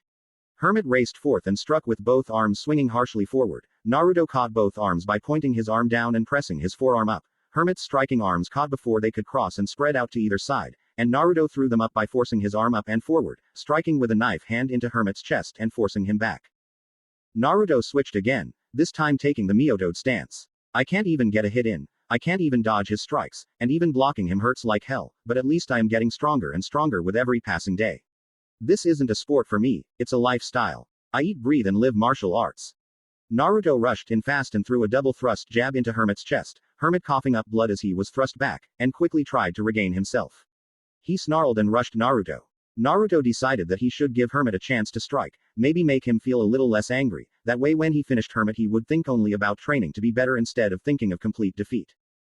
Hermit got in super close and held both arms at his side before thrusting them out hard, hoping the close range he got into would be enough. Naruto's strike to his shoulder and the other missing his head as he dodged slightly to the side. Naruto was wide open. Hermit thrust both arms out, one slamming into Naruto's chest, the other into his stomach, and Naruto was forced back a few steps and held his chest. Hermit had aimed to break a rib, but failed, only managed to give it a slight fracture. Naruto groaned a bit but laughed. One of the 8 deadly punches. Not a bad choice, it was even the penetrating double strike, very deadly.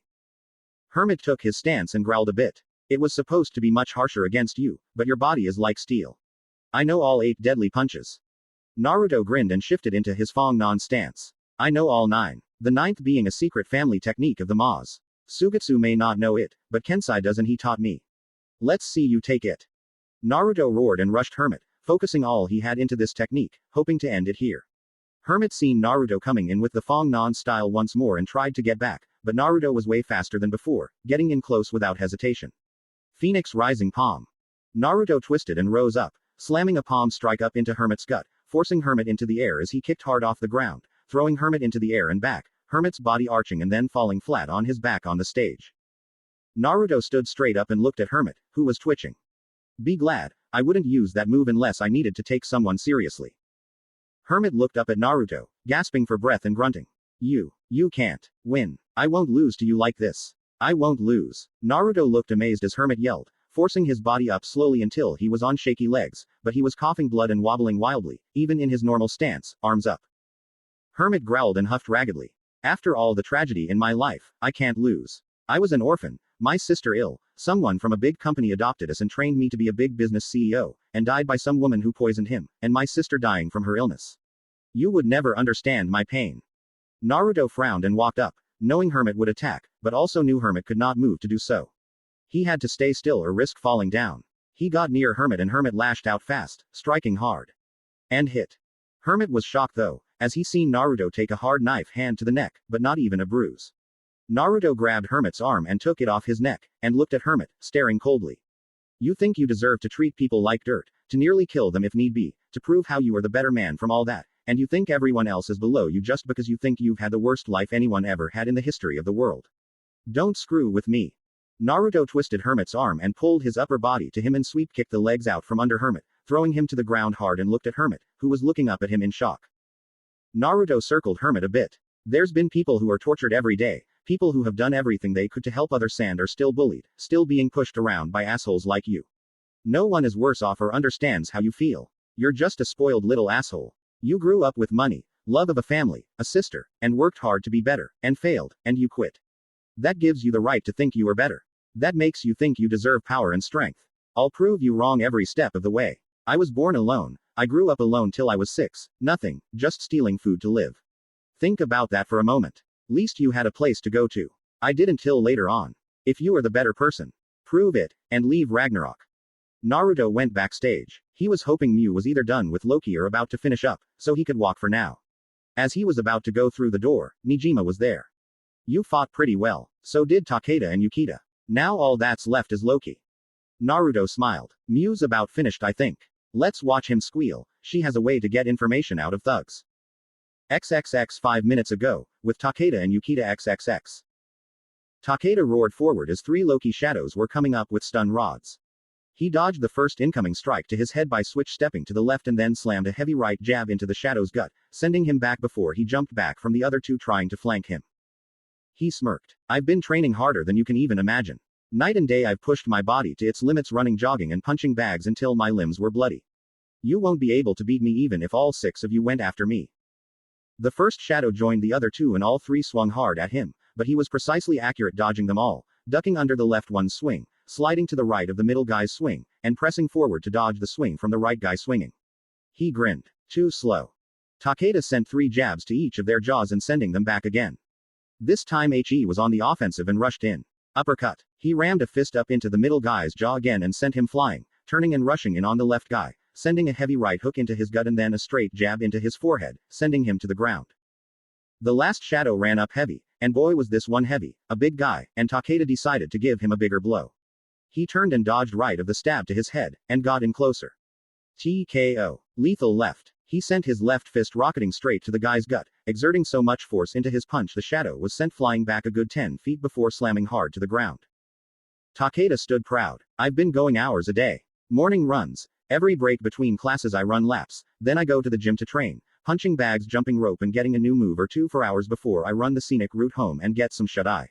My old skills and strengths are returning to me. I bet I could beat one or more of these 8 deadly fists by myself. He seen a shadow get thrown past him and looked to see Yukita lifting another over his head, and the third trying to stun rod him. Yukita threw the one shadow into the third one and forced them down. The first one got up and tired to rush him, but Yukita grabbed his arm and twisted it before lifting and throwing him into the ground. Yukita clapped his hands together, dusting them off. Wasn't so tough. Yukita seen Takeda standing and Takeda waved. Yukita grinned. Seems you got yours too, huh, hotshot. Takeda and him looked to see how Mew was doing and it was pretty puzzling why their fight was still going on. Takeda knew Mew's skills, she should have finished it by now. Mew dodged Loki's multiple knife hand stabbing strikes, left and right, not letting one touch her. Loki was grinning. Come on, you pick a fight with me and all you do is dodge. I'll give you one thing. That first strike you landed was crazy. It was pretty good, but if that's all you got and you've run out of steam already then this will be easy. Mew had started the fight by running up and doing a fast back flip kick to his shoulder, which sent him flying. She imagined the 8 deadly fists to be much harder to beat, but knew that Naruto only ever faced off against a few masters who challenged the dojo, and Apachai every single day for a year now. His ability to hold back was exceptionally lacking, and he knew that, so he purposely held back a great amount of his skill and power to not permanently damage others, such as Sakuba or Takeda. She knew now how much he was holding back. Because now she had to as well. She knew normal civilians would require little power and was out there, but she didn't realize how strong or weak Loki and the others like Hermit are. She would have to wait until she could strike without harming Loki with a massive amount of damage. She kept dodging and using a very simple stepping method, a defensive move that, when she timed it, would be a throw that wouldn't hurt Loki much at all. That was the thing, she had throwing moves, but she never did learn how to lock an opponent after. All she learned was to take the opponent down quickly and effectively. She knew now that it wasn't going to work. She had to use her old moves, the ones that were only for striking an opponent without taking them out. She also needed to hold back about half to not overly harm Loki. She still needed him to talk. Loki and her stopped. They were at a standstill. Loki grinned more. I get it. You're not much of a fighter. Hey, should have guessed. You can't hit me. That first strike was just a fluke. Fine, if you wanna play dodge, I will play strike. Loki rushed fast and swung with a side-swiping knife hand, which Mew jumped over. She also jumped over his head, and landed on her feet, facing him.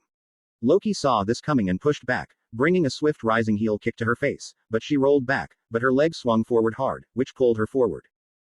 As Loki's kick rose past in a miss, Mew back flipped forward and slamming a hard kick into Loki's stomach, sending him rolling in the air and hitting the ground. She got back into stance again and looked at him. Tell me where you hid Naruto's possessions. Loki coughed as he was in shock. No way, that was much more blunt force than the first one. She's been holding back. How strong is this girl? She won't get anything from me, though. I gave them to the Tooth Fairy. He smirked. Mew frowned. You're not giving me much choice. I'd rather not hurt you to the point you cannot practice the martial arts anymore. Loki chuckled. That's why you're not giving me everything you got.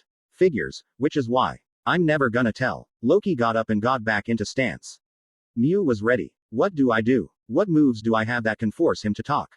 Takeda was watching and scoffed. She's stuck. From what I've seen of her skills, she has only fast-acting strikes that are meant to take down an opponent.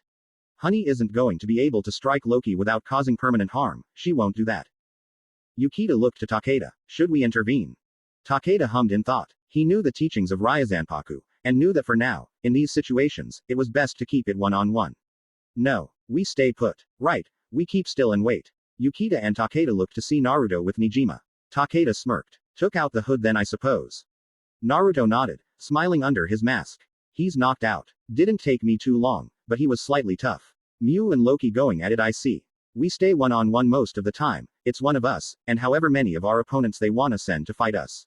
A true martial artist like Hermit, me, Mew, will gladly one-on-one anyone who wants a one-on-one. But never 2 against 1, or even 2 against 2, unless it's one-on-one for 2 people and ditto for the other 2. Mew struck hard again, this time sending a few quick shallow jabs to Loki's chest, making him rush back from the force of them. He held his chest and was on a knee. Mew scoffed inside her mind. Not good. I still can't seem to find a perfect amount of power to put behind my strikes.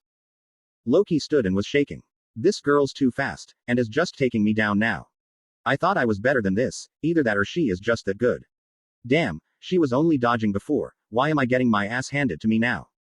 Naruto gripped his arm a bit. Come on, Mew, you've trained longer than I have, you can do this. Don't force it, feel how your strikes affect him. Mew decided to hold back even more, hoping her palm strike attacks would strike a big enough area not to hurt more in a single spot. She took a deep breath and switched stances. Naruto smiled. There you go. Loki rushed in, hoping a full-on fast attack would finally take her down. He was wrong, as Mew blocked his first strike with a gently palm pushing it away, and the second one nearly identical, before stamping a foot forward and slamming a palm strike into his gut and forcing him back. Loki gawked as he hit the ground hard. Mew stood as Loki just wiggled and tried to fight the pain that racked his body. Mew got closer to him, but knew he was a trickster so kept a bit of his distance. Tell me, now, or it won't end here. Loki chuckled painfully, smirking as he looked up at her. Not gonna happen. Mew took a deep breath before tensing up and balling her fists, sending out all her ki. Where are the possessions you stole from Naruto? Loki's sweat was rolling off him like he got blasted by 50 buckets of water. He tried to crawl back. All right. I hid them in a very secret place. Kasara didn't know, but I had my spy hide them within her base. It's in an abandoned warehouse. Mew calmed down and smiled. She turned. Thanks. Enjoy your defeat. She went to Naruto, who smiled and nodded. She smiled brightly. Guess we should get going. Not so fast. All of them looked to see the new face to join this party, and Takeda and Yukita looked terrified. A man with purple hair, glasses, and wearing a white suit with a tie came up to them. His gloves were that of Ragnarok's 8 deadly fists, the insignia of the Roman numeral for one placed on it. The first fist. Odin. Naruto glared. He knew from his past a kid that looked similar. He was pretty messed up. Thinking only about taking people down because he wanted strength and power. If this is the same guy, I am not that surprised. Takeda was taken back. Odin, the first fist. He's here. Odin looked at Loki on the ground, and at Mew and Naruto standing side by side, with Takeda and Yukita behind them. 4-on-1. Not very fair odds, but it seems neither of you have a scratch. Impressive. Nijima smirked. It was 1-on-1. Naruto against Hermit, and Mew against Loki, and they both won. Takeda and Yukita faced 3 of Loki's shadows each, meaning we were the ones outnumbered. Don't fool yourself, we aren't a dishonorable bunch of thugs like you. Odin glared at him and he ran behind them all. Naruto stood fast. Why are you here? Odin hummed. I suppose I came here for 2 reasons. 1, to find out how strong the top fighters of your Shinka alliance were really, and 2 being to berate Loki for such tricky tactics. The deal was for only one of our fists to take you on soon, and Loki goes and tries to weaken you with Hermit to make himself look the better. Mew scoffed. Seems it didn't work, and it would never have worked to begin with. Naruto's stronger than Loki thinks. Odin smirked. I can see that. Still, until you defeat all of us, there can be no victory for the Shinka. Try as you might, though, you will never defeat Ragnarok. Fair warning, going to Kasara's is going into a war zone. As I recall, for every 1 Dan of weapons mastery, a fist fighter needs 3 Dan to match it. Going now will only serve you with death. Odin walked off and Naruto looked in confusion. Wait, Kasara doesn't use weapons, and none of her better grunts have training for them either. Takeda, do you know what he was talking about? Takeda thought a moment, but it was Yukita who figured it out. Kasara's in danger. Freya is a weapons master, and all the girls she has trained under her are skilled weapon martial artists. They are attacking Kasara. Mew looked in shock. She looked to Naruto and he went from shock to angry. That's it, no more Mr. Nice Guy. These guys wanna play dirty, they gotta go through me. Mew, I'm going this one alone. They already did this much, I would rather you not be endangered. When I pull out my own weapons. Mew stood for a second in shock, seeing Naruto's ki rising, but nodded. I'll be at the dojo, waiting. Don't go too far. Naruto looked to her and nodded before rushing off. Takeda and Yukita looked at the speed. Takeda whistled. That's something. He has weapons. Mew nodded. Dual nunchaku, able to become 2 short poles or 1 long staff, with the ability to also become a 4-part chain pole. Yukita looked surprised. That's very complex. And not something I would think possible. Think it'll be enough to take out the Valkyries that Freya must have sent. Nijima grinned. I wouldn't doubt Naruto, he's not lost a single fight yet. He won't lose to a bunch of weapon users whoever they are. Takeda hummed. But can he fight a woman? The Valkyries under Freya are all girls.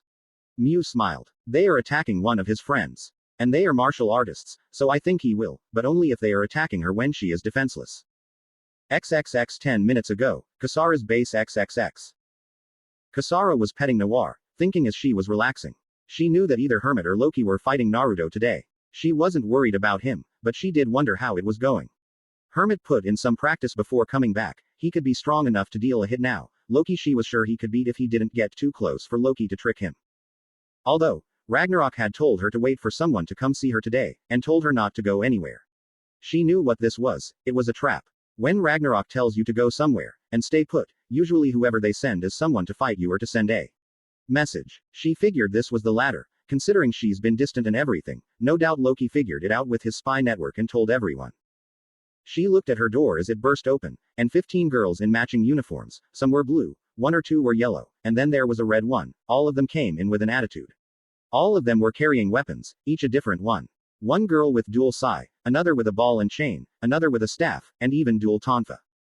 Kasara knew this girls, very well she might add. She used to be one of them, the only one who chose never to hold a weapon of course, she used to be with them under Freya. Hello again. It's been a long time since I seen any of you, the Valkyries. I can guess why you are here. The leader, the one in red with dual tonfa, grabbed her weapons and held them up along her arms. Your betrayal of Freya-sama is unforgivable. She seen you face off against the co-leader of the Shinka, lose, and then speak of treason, wanting to join them. How could you, Kasara? First you shove aside her training she graciously gave you, shove aside her ideals, and then have the nerve to betray her. Kasara glared. She does not control my own life. I will not be tied down by something I do not believe in. She stood, setting Noir down. Freya taught me much, and for that I am truly grateful, but if I do not believe in her notions of women cannot surpass or fight on equal terms with men without a weapon, then she has no right trying to force it upon me. I understand weapons are a very honorable martial art, and I have no quarrel against anyone using them, but if I don't want to, then I have the right to say no.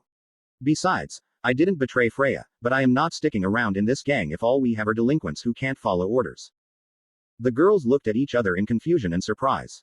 Kasara took a deep breath and got into stance. I knew this was coming, but I didn't expect a farewell beat down so soon, nor by you girls.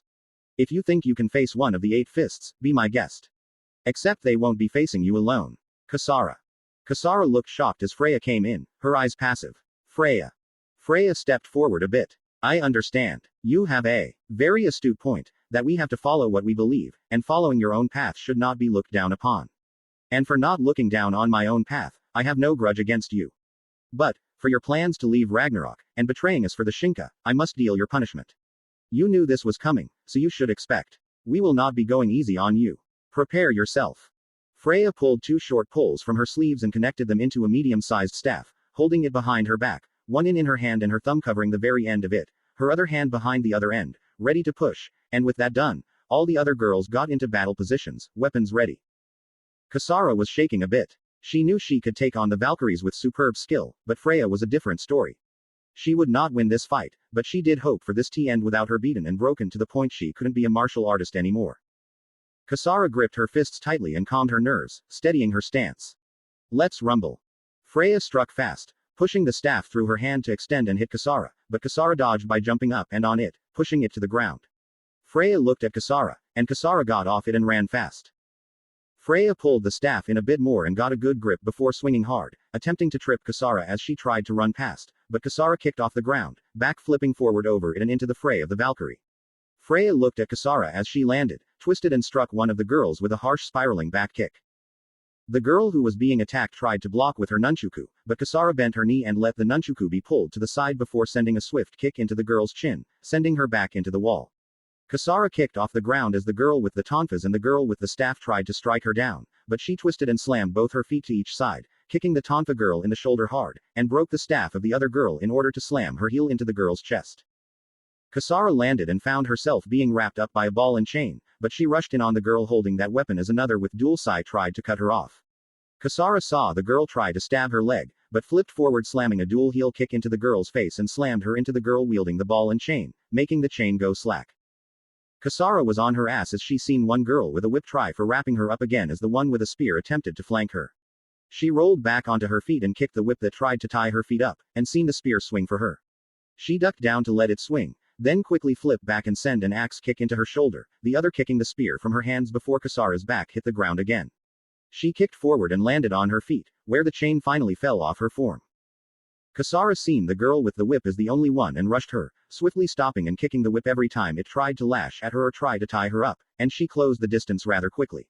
She didn't waste a second and sent a heavy side kick into the girl's stomach, sending her flying back into the wall and falling. Kasara instantly jumped out of the way as Freya entered the fray, swinging hard down for Kasara, and they both stopped, Kasara standing in stance and looking at Freya. Freya looked around her, seeing all her trainees either knocked out or knocked down, one or two weapons broken. Kasara, you've become quite an opponent to deal with. Did you really think it was smart to face off against the Valkyrie alone before you tried to take me on? You wasted a great deal of energy, which could have been used to do more against me. Kasara smiled, pulling on her hat. True, but I know that I can't beat you yet. I wasn't about to let these girls try to interfere with our battle though, so why not waste a little energy making this a one-on-one, because either way I was going to lose. Don't you think it's better this way? A one-on-one fight. Freya smiled a bit. I suppose you've got a point. I'd much rather see where your skills truly stand without having interruptions. Let's see how much you have truly grown. Kasara nodded, and with that Freya began her attack. She swung her staff hard to the side, letting her own side catch under her arm as she stopped it, seeing Kasara duck under and twist, sending a fast back kick against her. Freya had stepped back and swung her staff quickly down and deflected the kick to the side. Kasara pulled her leg back and kicked herself away from Freya as she grabbed the end of her staff and let the end under her arm go, and swung fast forward, taking a step up to catch Kasara. Freya didn't get a hit in as Kasara had flipped and deflected the staff with a kick up before landing and twisting around. Freya was ready for the next move, and Kasara got into stance again. Kasara felt her leg tingle a little and looked. She had a small bruise from Freya smacking the thing into her thigh.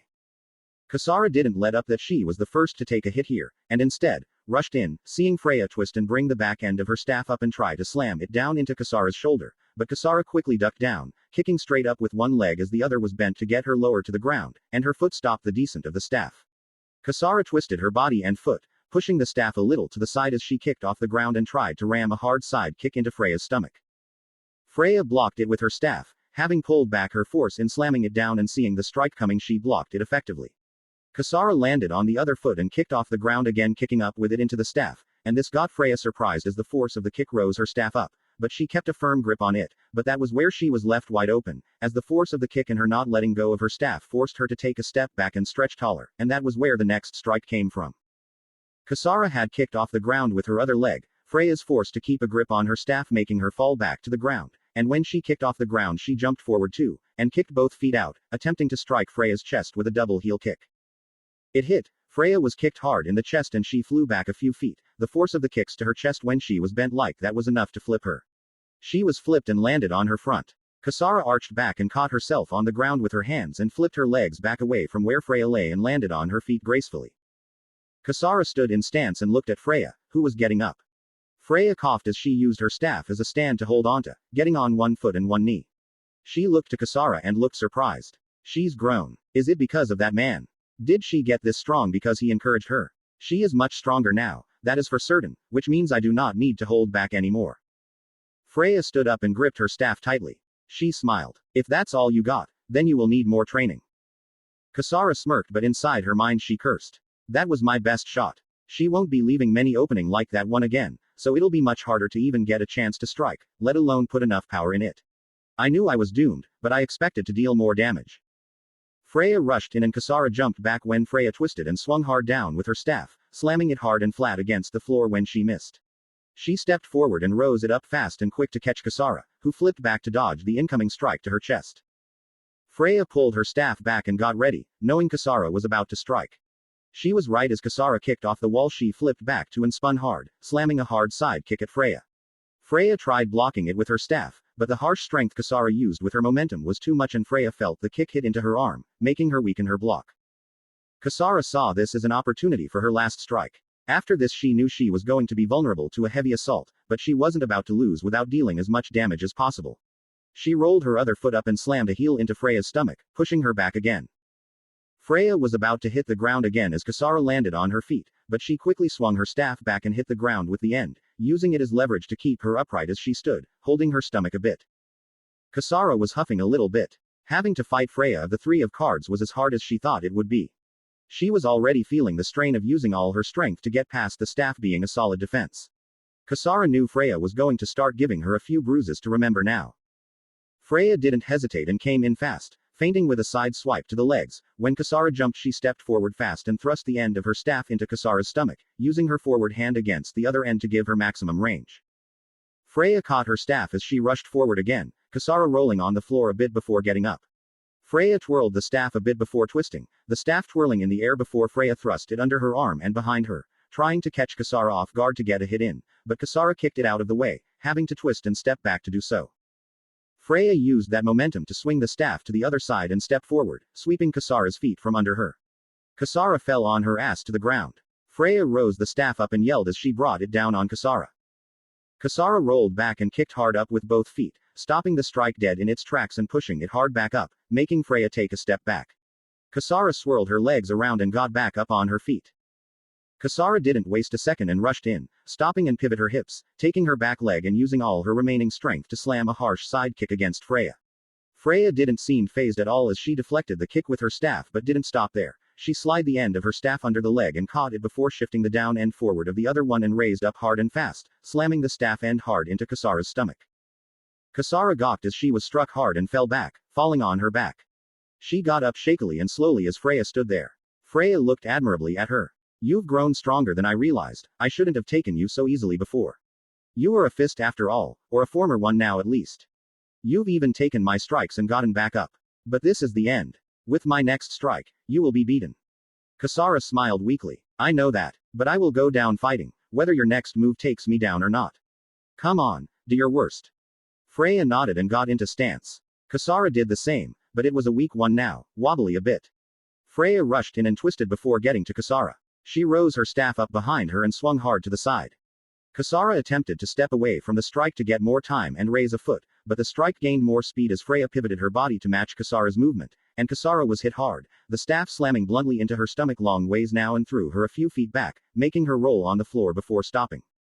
Freya stood straight and looked as Kasara, who was gawking and on the ground, unable to stay for a few minutes. She took her staff apart and put the two poles in her sleeves again before walking back to the door, seeing her girls either waking up now or staring in amazement. Freya didn't say a word as the leader in red of her troop asked if they should finish giving Kasara her farewell beat down.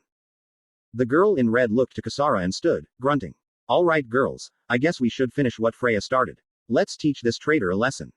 The few who had them still grabbed their weapons and they circled her, and soon started beating Kasara up, kicking her and giving her a few hits with their varied weapons. Noir, Kasara's cat, who had been watching on the sidelines till now, wasn't about to let her friend and owner be hurt this bad. Noir attacked the leader girl in red and she got scratched badly. The girl with the whip saw this and struck at the cat, making it fly back into the wall behind the chair and fall to the floor unconscious. Kasara seen it happen and was crying, gawking as she tried to move and help it. The leader seen this and slammed a kick into her stomach. Don't move, traitor. Freya was walking out of the building when she suddenly seen a man in golden yellow fly in vision through the gate and rush past her. She turned and looked as he jumped up high and blasted through the second floor window. That was Naruto. Naruto ran through the hall and jumped, kicking his way through the door into Kasara's room, and seen she was on the ground, knocked out. And being kicked around and hit with weapons by the Valkyrie under Freya. His ki exploded and his eyes turned red. That's enough. The girls all turned to look at the newcomer to their beating Kasara, only to have a series of blows dealt to them all in the blink of an eye. Naruto had pulled both his nunchaku from inside his gi and quickly made one of them snap into a short pole. From there Naruto had gotten between them and slammed the end of the short pole into one of the tonfas the leader was holding, smashing the thing to bits, swinging the nunchaku hard and breaking the spear's blade, the broken tip flying off to the other side of the room. He then flipped, twisting as he placed the end of his short pole onto the ground and used it as a point as he spun upside down, spreading his legs and performing a very fast and very powerful helicopter kick, which sent all the girls flying back. Naruto quickly formed the other nunchaku into a short pole and combined them both to make a normal-sized staff, and held it in one hand as he grabbed Kasara with his other arm, holding her as he lifted her up. He looked at the girls getting up and then to Kasara, who was groaning and waking up. Naruto knew he needed to get her out before the girls tried to attack, and started backing up. Kasara gripped his side as she used the last of her strength to stay conscious by speaking to him one more time before passing out. Noir. Behind the chair. Naruto looked and saw a black cat. It was bigger than when he last seen it, but he knew it was the very same one, the one he helped her save years ago. He put Kasara down and ran fast, grabbing Noir and putting her in his gi before running at Kasara, grabbing her quickly and rushing them out of the room. Naruto jumped out of the two-story window and to the ground. Naruto landed and gracefully rolled along the ground in a way that didn't put either of them in danger of being harmed anymore. He laid Kasara down and seen Freya. He narrowed his eyes at her. If this is the thing your troupe does to defenseless downed martial artists, then you changed my mind about you. I thought you were more honorable than that. Freya looked at Kasara. She was way more bruised and scratched up than she should have been for a simple farewell beat down. But she figured her Valkyries were still painfully hurt about their feelings that Kasara betrayed them and her. Naruto laid Noir by Kasara's side, and took a quick look. He quickly pressed a finger to Noir's chest and then had her arch her back, pushing the chest forward, and seen that Noir was breathing again from that. He checked Kasara and seen a lot of damage, more than he could do in a quick amount of time, but knew she wasn't out of it yet. He had time to get her to Akisame. He turned as he knew what was going to happen, and seen the Valkyrie come out chasing him. Naruto looked to Freya, then to them. He was flanked. Naruto sighed and broke his staff into two short poles again and stood with his sides facing Freya and the Valkyrie, he himself facing the left and right of either accordingly. Naruto took a deep breath. I didn't wanna have to pull this technique out, I really can't control it very well. I don't suppose I can only face a single direction of enemies. Freya seen what he meant, seeing he was being Kasara's shield, not a sword. She crossed her arms and stood in waiting position. I'll not attack you. You can focus on my Valkyrie. She wanted to just leave, but a bigger part of her wanted to see what he truly could do with weapons. The leader growled as she seen Naruto turn to them and get into fighting position. He kept his body facing a little to the side but put one hand and short pole forward, the pole facing up and leaning towards them, and the other arm arched overhead with the short pole facing them. Freya hummed. Eskrima stances. Not a bad move with those short poles. They're a bit too long to be truly Eskrima sticks however. I wonder how well he will do with them. The girl with the whip struck hard to disarm him, but he twisted to dodge the snap to his hand. He didn't want to leave Kasara's side here, but he figured it was best to beat them quick, then get to Freya if she drew her weapons. He rushed in fast after the snap and watched the whip pull back as he sped at them. Naruto quickly slammed one pole up into the chin of the girl wielding sais and knocked her back. He seen the leader with her single tonfa try and strike him down but blocked with the other. He spun and turned one pole facing down in his hand and along his arm as he struck with the end into her stomach.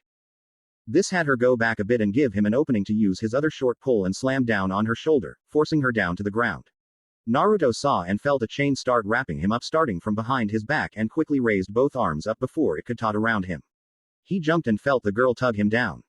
This was his plan. As she tugged him closer to her, he landed by pressing both pole ends onto the ground and flipped his legs up and forward, pushing off the ground and dropping a double axe kick into her shoulders, then curled up a little as his torso fell, wrapping his feet behind the girl's head and falling, bending his knees to keep off the ground as he swung between her legs. This was where his hands shot out to the ground and he pulled his legs hard, flipping the girl forward and hard on her back, knocking her out. Naruto didn't waste time as he put both poles under his arms and twisted the ends in his hands. This unlocked the two short poles to become nunchaku once more. He deflected the first whip and stepped forward. This girl was scared of him. After beating everyone else he was sure of it. Naruto took another step and deflected the next two strikes. She was frantic, trying to keep distance and just whip at him frantically. After 5 more steps forward he rushed it, deflecting one more snap at him and quickly swung the nunchaku down and disarmed the girl, the whip landing on the ground, and he seen she tried to just kick him in fear. Naruto let one nunchaku stay under his arm and grabbed the other with both hands, blocking the kick. She drew her leg back and tried to punch him but he swung the nunchaku up and deflected her punch before grabbing the neglected nunchaku and swinging, hitting her in the side and enforcing her to go to her knees in pain. He stood, pulling the rope of both nunchaku taut and letting them pull the rope into themselves, and twisting, locking the weapon into two short pulls again. She looked to Freya, who hadn't moved. Freya was impressed, but didn't allow herself to show it. She nodded. Not bad. After fighting Hermit and Loki, coming here and beating my Valkyrie, I suppose even if I fought you as well, you'd have enough energy to fight me as if you didn't waste any energy beforehand.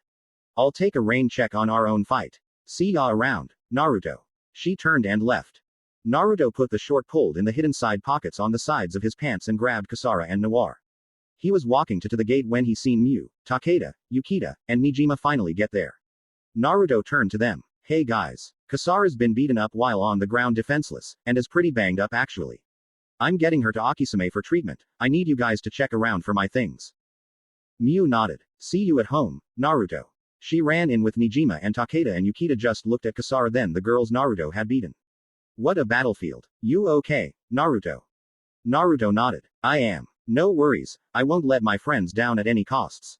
See you back at Ryazanpaku. With that, Naruto ran with blinding speed to Ryazanpaku, hoping Kasara was okay. The gang were looking for a good hour inside Kasara's place for anything suspicious or something they think would be Naruto's. Mew seen some discoloration in the wall of the top floor and got into stance.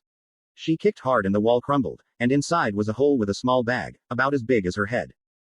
Mew opened it and seen scrolls and some weird things. She hummed. Well, Naruto did say they were from his world, and so was that one he had when Akisume gotten it from him. This is it, I think. She went down and shown the bag to the gang. Got it. Nijima smiled. Good going, Mew. Takeda, Yukita, you guys go and see what's going on with Kasara. I still need to get some hard info on the remaining fists. With their numbers running low, so will their influence on keeping their subordinates in check, making information much more common. Maybe I can find something juicy so we can counterattack them for this foul play Loki provided. He smirked. And dish out a bit of our own if need be. Mew seen him go off and she looked to Takeda. You two are welcome to come with me, but I doubt there will be anything you can do. Yukita chuckled. You kidding? Kasara is a friend of Naruto's, meaning she will be our friend too soon, so why not make it sooner rather than later? Takeda put a thumbs up.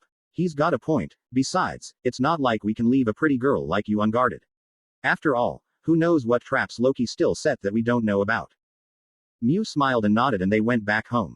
When they got there, Naruto was helping Kensai treat the cat better, and Akisume was giving Kasara a full checkup. Mew came up to Naruto and showed the bag. Here, it's your stuff after all. I didn't look. Naruto smiled and looked inside. He sighed as he looked at the bag in his hand. You know, I never felt like this information was safe in the first place.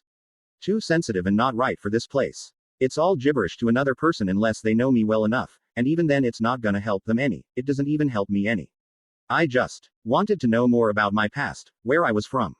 I don't need to know any more, because I know where I belong. I knew years ago that I belong here, at Ryazanpaku. I don't need this anymore. Naruto walked to Shigure's room and knocked. She opened the door and he turned, covering his eyes. Again, Shigure, you've got a hell of a body, but we have guests. Shigure nodded and hummed and went in, grabbing her robe and putting it on. Naruto came in and shrugged, seeing it was enough. Her normal gear was already revealing, so it didn't matter as long as she was covered. He looked to the smelter in her room. Shigure, I need to completely get rid of the contents of this bag. The only way to do so is to burn it in hot molten metal. Shigure looked to him and then the bag. She looked to the smelter and seen it was not currently boiling anything. It's not ready to do that yet. Leave the bag with me. I will burn it later. Naruto nodded. He bowed as he left it on her weapon drawers. What was normally a dresser for clothing in someone's room normally, her drawers held weapons, and a lot of them. He bowed again. Thank you. And please, burn them soon. She bowed and smiled. I will try. Training in an hour. Naruto nodded. I will be there, and I have my weapons on me so we can spar after. He left. Shigure seen him leave and went to the bag. She opened it to see all he wanted to get rid of. A few scrolls, and a strange kunai. It wasn't a strange design, she had a few with this type of tip design, the triple-tipped kunai, but none like this. It was smaller by comparison from what she had before, and was heavier at the tip. She looked at the symbols on the base. It was weird, she couldn't even read the scripture, but she knew it had great importance behind it. She didn't want to waste something important to Naruto like this without using it to also make him something, like a gift. She put that away in her underwear drawer for now, the clothing drawers in her hidden closet, having deactivated all the traps beforehand. Kensai's perverseness knew no bounds, so she had to keep him away somehow. She put all the traps back before grabbing the rest of the stuff. The scrolls and some of the strange objects she could get rid of. She put that near the smelter and started getting dressed for the day. She went to her Buddha and prayed. Please, guide me, for I am lost. Naruto went back to see Takeda and Yukita talking to a semi-conscious Kasara. Mew was looking at Noir and wanting to hold it but knew she couldn't for risk of hurting it more. Naruto went to Kasara and she smiled softly. Thanks. You pretty much saved me when I needed it. Sorry I didn't get to send you a message. Naruto nodded. It's fine. When Odin appeared to check out what was going on with Loki and his stupid schemes, he told us that you were getting your farewell beat down for wanting to leave. Takeda chuckled. That's when he rushed out like a bat out of hell, too. Last thing we saw before he was a speck in the distance was dust being kicked up. Kasara chuckled weakly and groaned a bit. Naruto smiled. Akisume fixed Takeda's arm. I doubt you're going to be hurting for more than 2 days after the treatment you got. Kasara nodded and smiled. She looked to Takeda. Guess you and Yukita got some new moves. Shouldn't be surprised. This place is martial arts heaven. Or hell, whatever way you wanna look at it. Yukita laughed. Yeah, well, hell or not, it's an option. Especially for me. Naruto gave me an offer a while back, saying if I wanted to, I could ask for a short trial run in jujitsu, Akisume's martial art. I'm still thinking about it, but you never know. Mew popped up with cute eyes. Kasara, mind if I pet Noir a little? I'll be very gentle, I promise. Kasara looked confused but Naruto chuckled. Mew has a thing for cats, a very big thing for them. Don't worry, she would no sooner starve to death than hurt a cat. She'll be very careful. Kasara hummed in thought before smiling at Mew. Sure thing. If you could, maybe when that other guy is done with her treatment she can be carried over so I can pet her too. Mew nodded and smiled brightly and went back to pet Noir. Kasara turned to Naruto again. I can't thank you enough. That's twice you saved me, and Noir. That got Takeda and Yukita confused. Naruto smiled. And I would do it a third time if need be. Takeda took this chance to ask. Am I missing some details? What do you mean twice and 3 times? Kasara turned to them. I think I mentioned something a few years back about how, before Ragnarok or Taekwondo practice, I was attacked by a dog and was saved by someone, and after that I was inspired to get into martial arts. Naruto's the one who saved me from that dog, and helped me get Noir to a vet and saved her. She chuckled weakly. I was so panicky and crying my eyes out I couldn't form a real sentence without yelling, and mixed Noir's gender a bit. Mew came up with Noir and set her on Kasara's stomach. Kasara pet Noir and smiled. The reason why I was so fixated on you guys bringing Naruto to me was, when I got the picture of him, his features caught my eye. Back during the dog event, I only saw blonde hair, blue eyes and made out what looked to be maybe scars on his cheeks, and after the picture, I realized they were whiskers, like birthmarks on his face. Mew giggled and touched his cheek, seeing as the mask was off now she could feel them. They aren't embedded, and aren't tattoos so we thought they were birthmarks as well. Takeda smiled. I gotcha. And being the tough girl you couldn't show your compassion or want to thank him, so you had to make it seem like he was someone who was bad in your eyes. I gotcha. Now you are out of Ragnarok, and here, what you going to do now? Kasara smiled and looked determined. Easy. Heal up, train more and grow stronger, and help Naruto, just like you guys are doing. And this time, I will be able to actually talk to Naruto more. That is, if you don't mind me coming here more often. Naruto seen her look at him and he nodded. Come by whenever you like. Just try not to interrupt training. I would rather not get a fractured jaw from a Pachai not stopping when I get distracted. She giggled a little and held in her groan of pain. She sighed and laid back. Well, I better rest up. Faster I get better, the faster I can get out of here and train. Takeda saluted. See ya then, Kasara. We'll visit you, Naruto, and Mew tomorrow. Come on big guy. Takeda started leaving and Yukita bowed to them all, stammering out a later, before rushing with Takeda. Naruto went to start his training and Mew was petting Noir as Kasara slept. She did have a little bit of a look though. Kasara, do you care for Naruto like me and Renka do? With that, she left to go make some dinner, hoping the answer was no. She would find out one day that the answer was yes, Kasara did. Mew was currently in her room trying to figure out what to do for her date with Naruto. She had won the last spar, so she gets her chance. Renka took him to eat and have actual fun, and it ended in a battle between them and a gang. Naruto had fun, but she knew he was more about training than relaxing. She sighed and rested her head in her arms, having laying down on her front in her bed. This is not going to be easy. Naruto's idea of fun. Maybe I should just ask him. No, he cares about others first, so he'd be fine with whatever I would enjoy, but I want him to have fun too. Mew decided to let her choices sit for a little longer before choosing and went to get lunch started. As she walked out, she seen Naruto fly back into the wall again, via a smashing knee strike from Apachai, yet again. She sighed as Naruto was stuck again. Apachai helped him out and she smiled, seeing Naruto was okay. To him, pain is not even a factor. He's a great martial artist. She seen Kasara out of bed and walking with Akisame through the building. Mew didn't check on her yet today, but she would when she got everyone lunch. She went and got started as Naruto kept sparring Apachai. Naruto shrugged and rolled his shoulder, popping it back into place and groaning. This'll be the last round, Apachai-sensei.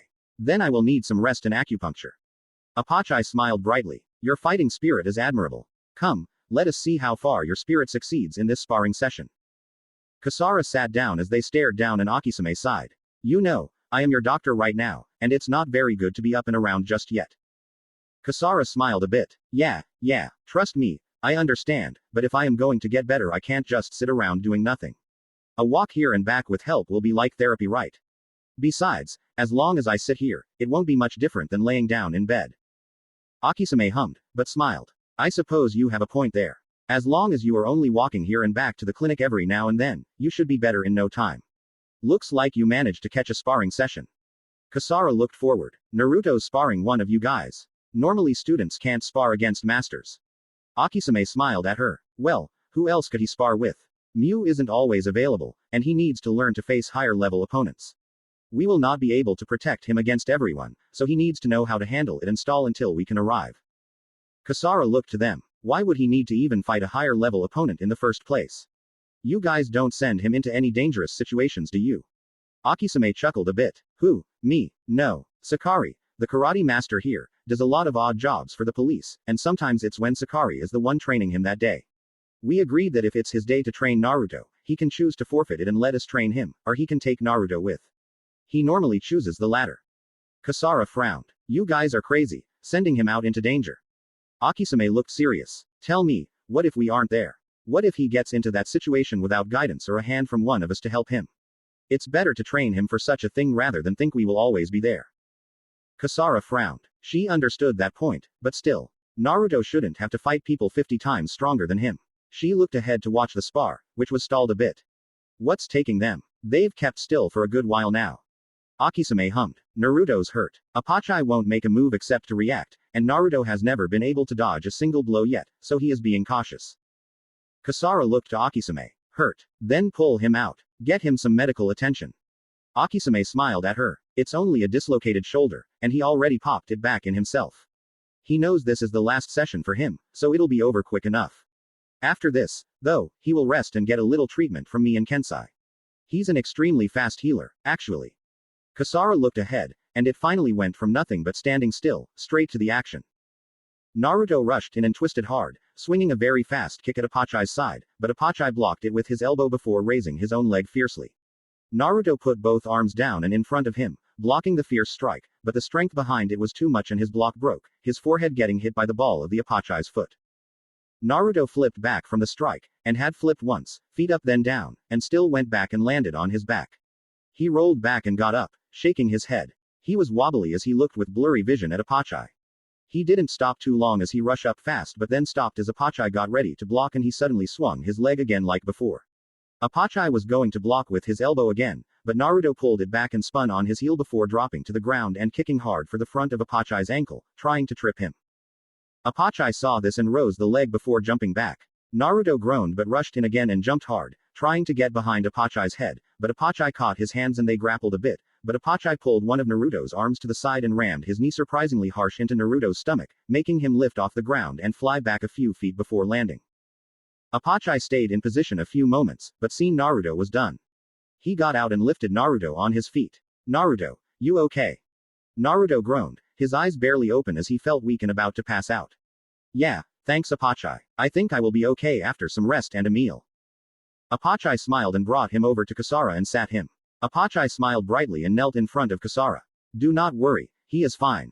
He has much worse than this normally. I went as easy as I could, but still I cannot hold back my strength.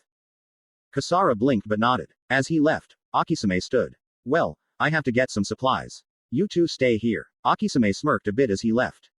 Kasara looked to Naruto, who was rubbing his shoulder with one arm, and holding his stomach with the other. You sure you are okay? That looked like a heavy hit. Naruto chuckled weakly. Not as heavy as you may think. I take twice as hard normally. He was easier on me than normal, but still, he caught me off guard with that knee to the gut. You okay though? Kasara smiled nervously. Hey, this is about you. You are the one hurting with a bad shoulder and got busted. I'm fine, just beaten to hell the other day. You really spar these guys a lot. Naruto looked to her. Not all of them. Apachai as often as he trains me normally. Sometimes he misses a day or two of sparring in his schedule, but Sakari is rarely a sparring partner for me. At least with Sakari I can block more often. Apachai is so strong I need to be nearly perfect stance when I block or he breaks it, even then it hurts like hell. Kasara's sweat dropped. You have it way too rough here, I swear, with all these masters kicking your ass daily. Naruto smiled at her. Look at yourself. You left Ragnarok and got kicked when you were down. I've sparred with Apachai for years, so it doesn't really bother me. Sure, I get hurt a lot, but the medical skills of Akisame and Kensai are unparalleled. I mean, seriously, I can have a broken bone, the next day or two it's completely healed. Kasara looked shocked. No way, that's crazy. No way they can be that good at medicine and medical knowledge to do something like that. Your body must be working overtime to heal you too, because bones can't just heal on a dime. Naruto chuckled. True, normally not, but I eat right. My bones are pretty much perfect health and even more so thanks to my nutritional intake. Same with muscles, which I train to make perfect. I barely have an ounce of fat on me too. Kasara just looked amazed and just let that be. No way she would understand as is, might as well just take in all this slowly. So, wait, how come you had trouble with a few of the others before you started taking on the fists? Naruto looked up. You seen me fight at my best just now, albeit I was weakened by a bad shoulder, but you seen I wouldn't usually have any problems with people like Tsukuba or Takeda. She nodded and he smiled as he looked at her. Truth be told, can you imagine them living, or able to practice martial arts if I had gone all out? She thought about that. Kasara shook her head. Not really, they would have broken bones for life.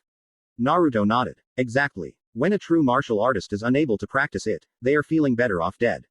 Takeda himself went to a life of a thug because his left arm was busted, feeling rotten for not being able to be a real boxer anymore. If I had taken his other one, he would have wanted to just die useless. I wasn't about to kill a martial artist's ability to practice their passion. Kasara hummed at that. He was considerate of others' ability to perform their passions, but that shouldn't mean he would be in trouble against them. But there's no way in hell you would have been hit by Takeda if you had just wanted to take it easy on him. Naruto chuckled at that. True, but think about this. Tsukuba I beat easy, nearly the first strike. Because he used karate, and I have Sakari, the 100th Dan, karate brawler. Master of all sorts of karate forms, techniques and tricks. But Takeda was different. Kasara looked confused. What do you mean? Naruto took a deep breath. First of all, I was trying to hold back all my strength, so my attacks, still strong normally, weren't taking a professional boxer down fast. Come on, he takes hooks and uppercuts in the ring all the time, and even did before meeting me. He's used to being hit, and hit hard. I was trying to figure out how much strength I needed to use to take down an opponent his level. Without going too strong, I permanently damage him even more than he already had been. Not to mention, who the hell fights with only one hand? Kasara thought about that. It would be strange, fighting a martial artist who only used their right hand when fighting, period. Usually a street fighter would kick, punch, hell even headbutt using every single part of their body to take their opponents down. So, you had trouble because you expected him to kick you or use his left arm before knowing about it, and he just kept striking with the right arm. That's why you were having so much trouble with him. Naruto nodded. Between me trying to hold back without being too weak against him, and him only using his right arm, I was at a loss on what was going on. Not to mention, Western boxing isn't really a popular form to fight at random on the streets. I only knew Chinese Kempo, Karate, Muay Thai, Jiu-Jitsu and weapons. Kasara smiled. Guess you got a point. Put everything together, it makes a bit of sense. You may have been bleeding from your mouth a bit, hard, but that's normal for boxers to get, or make their opponents get, in the first place. Naruto nodded. Akisame returned with Kensai and they checked Naruto. Akisame hummed. Your medical knowledge on joints are getting better. I don't see any nerve damage to your shoulder, and it's set properly. Still, acupuncture will need to be administered to help the healing process. Naruto nodded and sighed. Get it over with. I know I am not training the rest of the day, but I would rather keep busy somehow. Kasara smiled. He's not one to give up easy. Not to mention strong and knows when to get some rest from his injuries. A great fighter, and will only get better. Hope I can keep up, but first I need to catch up. Kasara stood and Akisame saw this. You ready to get back to the clinic for rest? Kasara nodded. Yeah, might as well. See you soon, Naruto. Make sure you don't push yourself too much. Naruto smiled and gave her a thumbs up. You either, we both need a rest. Lunch is soon, I will see about getting it to you if Miu is too busy with her own training with the elder. Even she needs some time to get our skills up. Akisame led her back. As they entered the door they seen Noir was acting weird, moving her paws a bit in a weird manner, and Akisame saw Takimaru was doing the same. He sighed. Takimaru, are you trying to train Noir in martial arts? Kasara blinked at that, then looked and seen the mouse. The mouse rubbed the back of its head before bowing to Noir and running off. Kasara watched the mouse run off and climb into the ceiling, then seen it open up and seen Shiger there, helping him through before closing it again. She blinked more, and Kasara had to shake her head to get out of her stupor. Okay, this place is seriously weird. No offense. Akisame smiled and seen Noir get on the bed. Well, we may be weird to the likes of the normal world, seeing as it's peaceful and business-oriented now. Our passions and lives of the martial artist is dying, so we preserve the arts here, keeping to ourselves as we pass our knowledge to those worthy of our training. Naruto and Miu being the next generation. Kasara hummed at that before sitting in bed. I guess you have a point. Most schools are only for casual martial artists, which is why I must have progressed so fast. I'm actually a serious Taekwondo martial artist. Akisame smiled. Taekwondo, huh. The way of the hand and foot, as it is truly used. It's been called the Korean karate as well, but it is so much more. Kasara looked puzzled. Akisame smiled more. I'm known as many things. A bone setter, a jujitsu master, an artist of many forms, and philosopher. The masters here use and practice many different forms, making us sometimes get into arguments on whose art is truly better, but that is just us messing around from time to time. Truly, we have no problem with any other art, as long as the one wielding the art is strong of heart and truly dedicated to it. Even if I am a master of jujitsu, I also know many things, maybe not techniques of other forms and styles. Kasara chuckled a bit. Guess you would. Still, the way I've learned, I don't normally use my hands to strike. Akisame hummed at that. It's very rare to find a taekwondo artist who only uses their legs. Sure, a decent number of schools teach a lot of kicking strikes, but to teach only kicks, it's very rare. Kasara shrugged. I just didn't much care for the punching.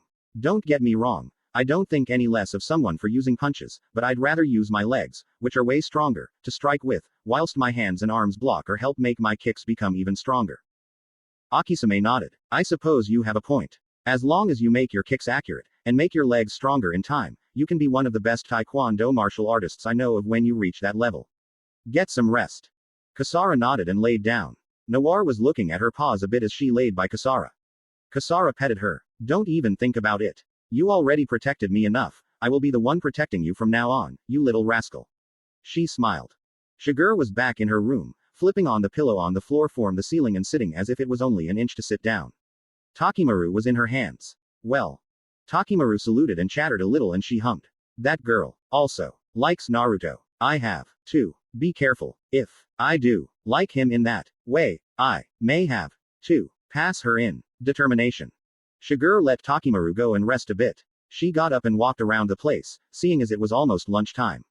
She saw someone try to hop the gate, and snuck around fast.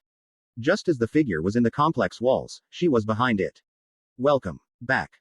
The figure stiffened, as Shiger knew from the pigtails who it was. Renka turned and huffed. Don't scare me like that. Geez, I came to see Naruto. Even though Mew got the chance to date him, I still get to be his friend until next time I get to date him. Shiger frowned, but nodded. He is resting by the sparring yard. Shiger walked and sheathed her sword again, disappearing quickly. She was on the roof and watching Renka walk in. She also is an obstacle in my way to be with Naruto. She flipped down and got into the kitchen to see Mew cooking. And another. Naruto is popular. Shiger kept an eye on Mew a bit, and listened to her as she spoke. Mew sighed. I shouldn't be mean, but Kasara also likes him. Come on, I met him first. I'm the one who trained with him and grew up with him since we were 5 and 6. Renka. Now Kasara, I don't understand. Why do I even have to share my love? Gigi, you must be going senile to attempt suggesting sharing him. Shiger blinked. She went up and hid and hummed in thought. That's right. Elder thought it best that he has more love than one can give. Maybe I should share with the other two. Mew. We'll see. One day. She went to the table as Apachai was setting it. Apachai seen her come down. Dinner is almost done. Do not worry, I think we have big enough table for all of us. Renka just came through to see Naruto. Shiger smiled a bit. Yes, I saw. She climbed the wall. She helped set up. After that was done, she went to spy on Naruto. She seen Renka by him. Naruto chuckled a little. You'd think I would be getting better, but I haven't. Truth be told, that game helped me figure out how to progress some of my more difficult moves to my own personal style of doing things, but it's still not easy getting it down. Besides, now I have to rest. Renka pouted. Ah, why? Come on, I thought we could spar today. You said you normally wanted to spar to get a feel for a real fight. Naruto nodded and smiled a little sadly. Renka, today was Muay Thai. I told you, I go by a schedule every day. Every day I train with one of the masters, but never the same one twice unless on special occasions. Sorry, Apachai ran my ability to spar with you today right out the front door. Tomorrow, though, for sure. Renka sighed a little but smiled. She held his hand. Guess I can wait. So, tell me about this Ragnarok group again, still giving you trouble. Naruto nodded and sighed heavily. Just fought 2 of the 8 fists and a whole group under a third one. First Kempo, then Karate, and then weapon specialists. It was kind of rough but I got it done. Renka giggled. Good, I know you can beat this group. So, who's left? Naruto put his fingers up. I beat the 8th fist, who is no longer a part of their group, and is currently in Akisame's clinic. The 6th fist, twice I might add, the 5th fist, a Go-no-Sen user at that, the 4th fist with the 6th just the other day. Leaving the 7th, 3rd, 2nd and 1st. Renka pumped her fist and smiled wide. You're going to do great. Don't forget, if you need an extra hand in anything, any help needed at all, I am just a call away. Or, you can stop by and ask me to come with you, whichever works for you. Naruto smiled and nodded. Thanks, Renka. I might need to later on, but thankfully they are giving me breaks between their rounds. How's the Gekirin doing? Good business. Renka huffed. Not really. Ever since those mafia goons got taken out when we dealt with my uncle Sugetsu, they've been on Hakuba and me. We're doing fine, but the constant fighting of these stupid weaklings is getting old. Sometimes I want a real challenge, at least then I can truly use some of the skills I got while training under my mother and father.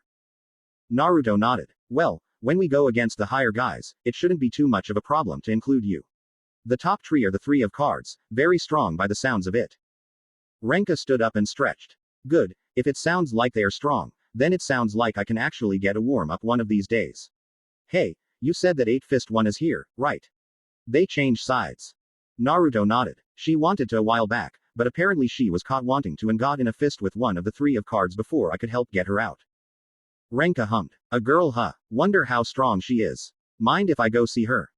Naruto frowned a bit. Lunch is going to be done in about 10 minutes I think, and besides, Kasara, the girl in the clinic we are talking about, is hurt and in need of rest, doctor's orders. So if anything, all you can do is talk to her. Remember, though, she's my friend, so try not to be rude. Renka shrugged. Oh well, might as well see what she is like. Be with you in 10 then, for lunch and all. She went to the clinic. She entered and saw Kasara laying there. Huh, the tough girl type. She came up. Hey, you Kasara, right? Kasara sat up and looked to Renka. Yeah, and who the hell are you? She checked Renka up and down and frowned. She wasn't going to show how she felt, but her thoughts were all the same. Jesus, what is with all these girls? Is there a damn breast size requirement in this place? Mew, Sugar, and now this bitch. I already don't like her. Renka was doing the same. Doesn't seem like her body is as gifted as mine, so I don't have to worry about her looks taking Naruto from me, but he doesn't look for looks alone. Still, she's got way better legs than mine. Mainly a kicker, a good one if those muscle definitions have anything to say about it. Renka nodded a bit before standing tall. I won't beat around the bush. I'm Renka, Naruto's friend. Also, wanting to be much more with him. I've known him for years, but haven't seen him for a good few when I had to go back to China, where I was born and where my mother raised me. Don't think about just coming into Naruto's life and trying to take his heart, it ain't gonna happen. Kasara looked taken back before looking upset. What the hell, you just come in here and threaten me not to even be with the guy as if you have a choice. He's saved me a few times already, and Noir here as well, there's no way I am just going to sit back and let you just take him like it's some game. Renka huffed, puffing out her chest. Please, it's not so simple as a game to me, I truly do care for him and actually love him, but you on the other hand haven't known him as long as I have. Not to mention I doubt you can even help him if he needs it, I mean look at you. Kasara hissed. Watch what you say, I may be hurt right now, but I already plan to get even stronger to help him with this. You don't even know what he is up against here. I do, I know exactly who he is up against and what they can do. Renka frowned. Oh, really, then how come you couldn't beat them? Kasara scoffed. The third fist is a weapons user, a first dan, and I am a taekwondo fighter, one who only uses my legs, so I was outmatched to begin with. But I did give her quite a bit of damage before she took me out. The three of cards are practically Naruto's level if not higher already. Renka frowned more and hummed at that. She had to wonder what these three big shots were that could be so strong. She just sighed. Fine, but you still aren't able to help in your condition, let alone if you can't get stronger to not be beat by that third fist girl. Kasara groaned. Geez, you are getting on my nerves. At least I care about Naruto's feelings enough to know it's his choice whoever he wants to be more than friends with. We do our best to be closer to him, whoever he picks it's his choice. No hostility other than fighting for his love, alright. Renka blinked at that, but thought about it. Naruto was friends with her, Mew, and now this girl, and only that, he liked them all. And here she was, arguing with this girl who was his friend just because she felt entitled to be closer than this girl wanted herself to be. Renka shrugged and sighed. She smiled. Alright, fine, sorry, but you'd feel threatened when a new girl just comes out of nowhere into someone's life who you love and they want to take them away from you. How about we be friends, even if we do fight for his affections? Kasara blinked in confusion to that statement and her change in attitude. She smiled though as she relaxed. Sounds good to me. Pleasure to meet you, Renka. Renka nodded and went off. Lunch will be brought to you soon, better be hungry. Mew tends to make a lot. Lunch went well, everyone was lively as always. Mew and Renka were glaring at each other as they both were grabbing Naruto's arms. He was eating whilst smiling nervously and sweat dropping from the tension between them, and him between them too. Shiger was staring at them a moment before eating her rice. She just kept staring and wondering how it felt to give and be given affection like that. The masters were having a meeting as Renka and Mew were talking to Naruto about his training and how they antid to help him with it later. Elder sighed. Mew and Renka are going to break him before they even have the chance to be with him. Kensai smiled a bit. I told you, it was a gamble. Still, I feel very confident Mew, Renka, and Naruto will all be happy and together. With all three of them together like that, anyone from the Satsujinkan that is against us with their disciples will be hard-pressed to actually win. It's better to have 3 pupils rather than 1. Naruto is officially the disciple of us all, Mew is yours, Elder, and Renka is mine. I know it's risky, but I think the more we have, the better our chances that we, and our children and Naruto can truly win and survive. Not to mention being true martial artists and masters of their own one day. Sakari scoffed. Just remember, it's our way against theirs. If one of them lose, it's not just a lose, it's a death to those guys from Yami. When we beat them it's a loss and they can get better to face us again, but we only get 1 loss against them. Akisame rubbed his mustache. True, but still, Kensai has a point. The more we have to battle them with, the greater their chances of survival. Apachai smiled seriously. I agree too. Naruto's strength and Mew and Renka with him are good ideas, they will be better together, and our hope to have them to share Naruto will work somehow, I have faith. Shiger stayed silent. She wasn't sure what to say, and she just wanted to figure out if her feelings and the signs she was seeing were true, but she nodded all the same. Elder rubbed his beard. Then, I conclude this meeting. Tomorrow we have another, because that is when we need to work out a new training schedule for Naruto. He is having a slight bit of difficulty for some of our teachings. Especially Akisame's. Akisame nodded. He's having trouble, but I feel he will get over it soon enough. He is very smart, and improvises when needed. Kensai looked to him, not just with jujitsu, but also his karate and kempo. After agreeing, they went to do their hobbies. Apachai was training whilst Sakari went to drink and watch TV. Akisame went to learn more about the kicking arts of Taekwondo, hoping to give Naruto some insight to Kasara's moves. Kensai went and got Renka, taking her to train for a while as Naruto rested, and Elder with Mew. Naruto just sat there and sighed heavily. Finally, he seen Shiger staring at him from the ceiling and he smiled. Hey, Shiger-sensei, how goes the burning? Shiger nodded and flew down and knelt beside him. He sat up and looked to her. You okay? You seem a little quieter. Shiger just stared a bit and got closer, stepping down and sitting by him. Mew and Renka, they were laying on you. Naruto blushed at that. Yeah, they were doing that because they just want to be affectionate. I really would rather not hurt either of them with choosing who I want more, because honestly I don't want one over the other. Shiger nodded. You are nice. Always have been. Would you mind if I lay on you too? I cannot stop thinking about what it feels like. Naruto blushed more at that but looked around. He sighed and seen he was alone on this one. He nodded. I guess it's fine. Shiger leaned over and laid her head on his shoulder and just relaxed. She let the sensations roll through her and she took a deep breath. This is nice. Naruto blushed at that but allowed it. Please tell me Shiger is doing this only because she doesn't know what Renka and Mew see in it, and is learning. It's hard enough having those two fight over my attention, let alone if Shiger joins the fray. Wait a minute STP thinking that. Naruto shook his head and Shiger looked at him. Are you okay, Naruto? Naruto smiled nervously. Yeah, sorry for startling you. Just a weird thought entered my head. Shiger nodded and laid on his shoulder again. He sighed. She's my sensei. There's absolutely no way she thinks of me like that. What the hell was I thinking? Oh well, just enjoy the quiet for now. No doubt Renka and Mew will be on me again soon. Oh how wrong he was, and how little he knew. He would find out in time, that things were not as they seemed in his mind, and much more complicated. But why? A giant man in a green kimono, one side saying spirit, the other saying ready, wearing gloves with the Roman numeral for 7 on them, was talking to a man in a reddish-brown coat and hat, the hat with a feather in it. The man smiled. Thor, my friend, my time with Ragnarok has given me a good run. My music was inspirational, emotional, the tragedy flowing through like the many colors of any symphony. But, my time for a tragic tune in the music I create has passed. I find a new, greater passion and musical tune coming from a true martial artist. Thor looked puzzled. What? A new guy comes into your sights and you're just going to go to him instead, Siggy. Siegfried pinched the tip of his hat. Do not fret, my friend. Even if I leave Ragnarok for a true martial artist and his own ideals inspiring me with greater music, I will never stop calling you my greatest friend. I am off on a spiritual journey to see what kind of music I can create thanks to this man's great passions filling my own with inspirational sonatas. This is not the final time I shall see you, my friend, but know this is the last time I call myself the fifth fist of Ragnarok. Goodbye, Thor. Siegfried turned and started to leave but Thor yelled. Wait, before you go, at least tell me about this guy. You're inspired by him to create good music, I understand that, but what else is there?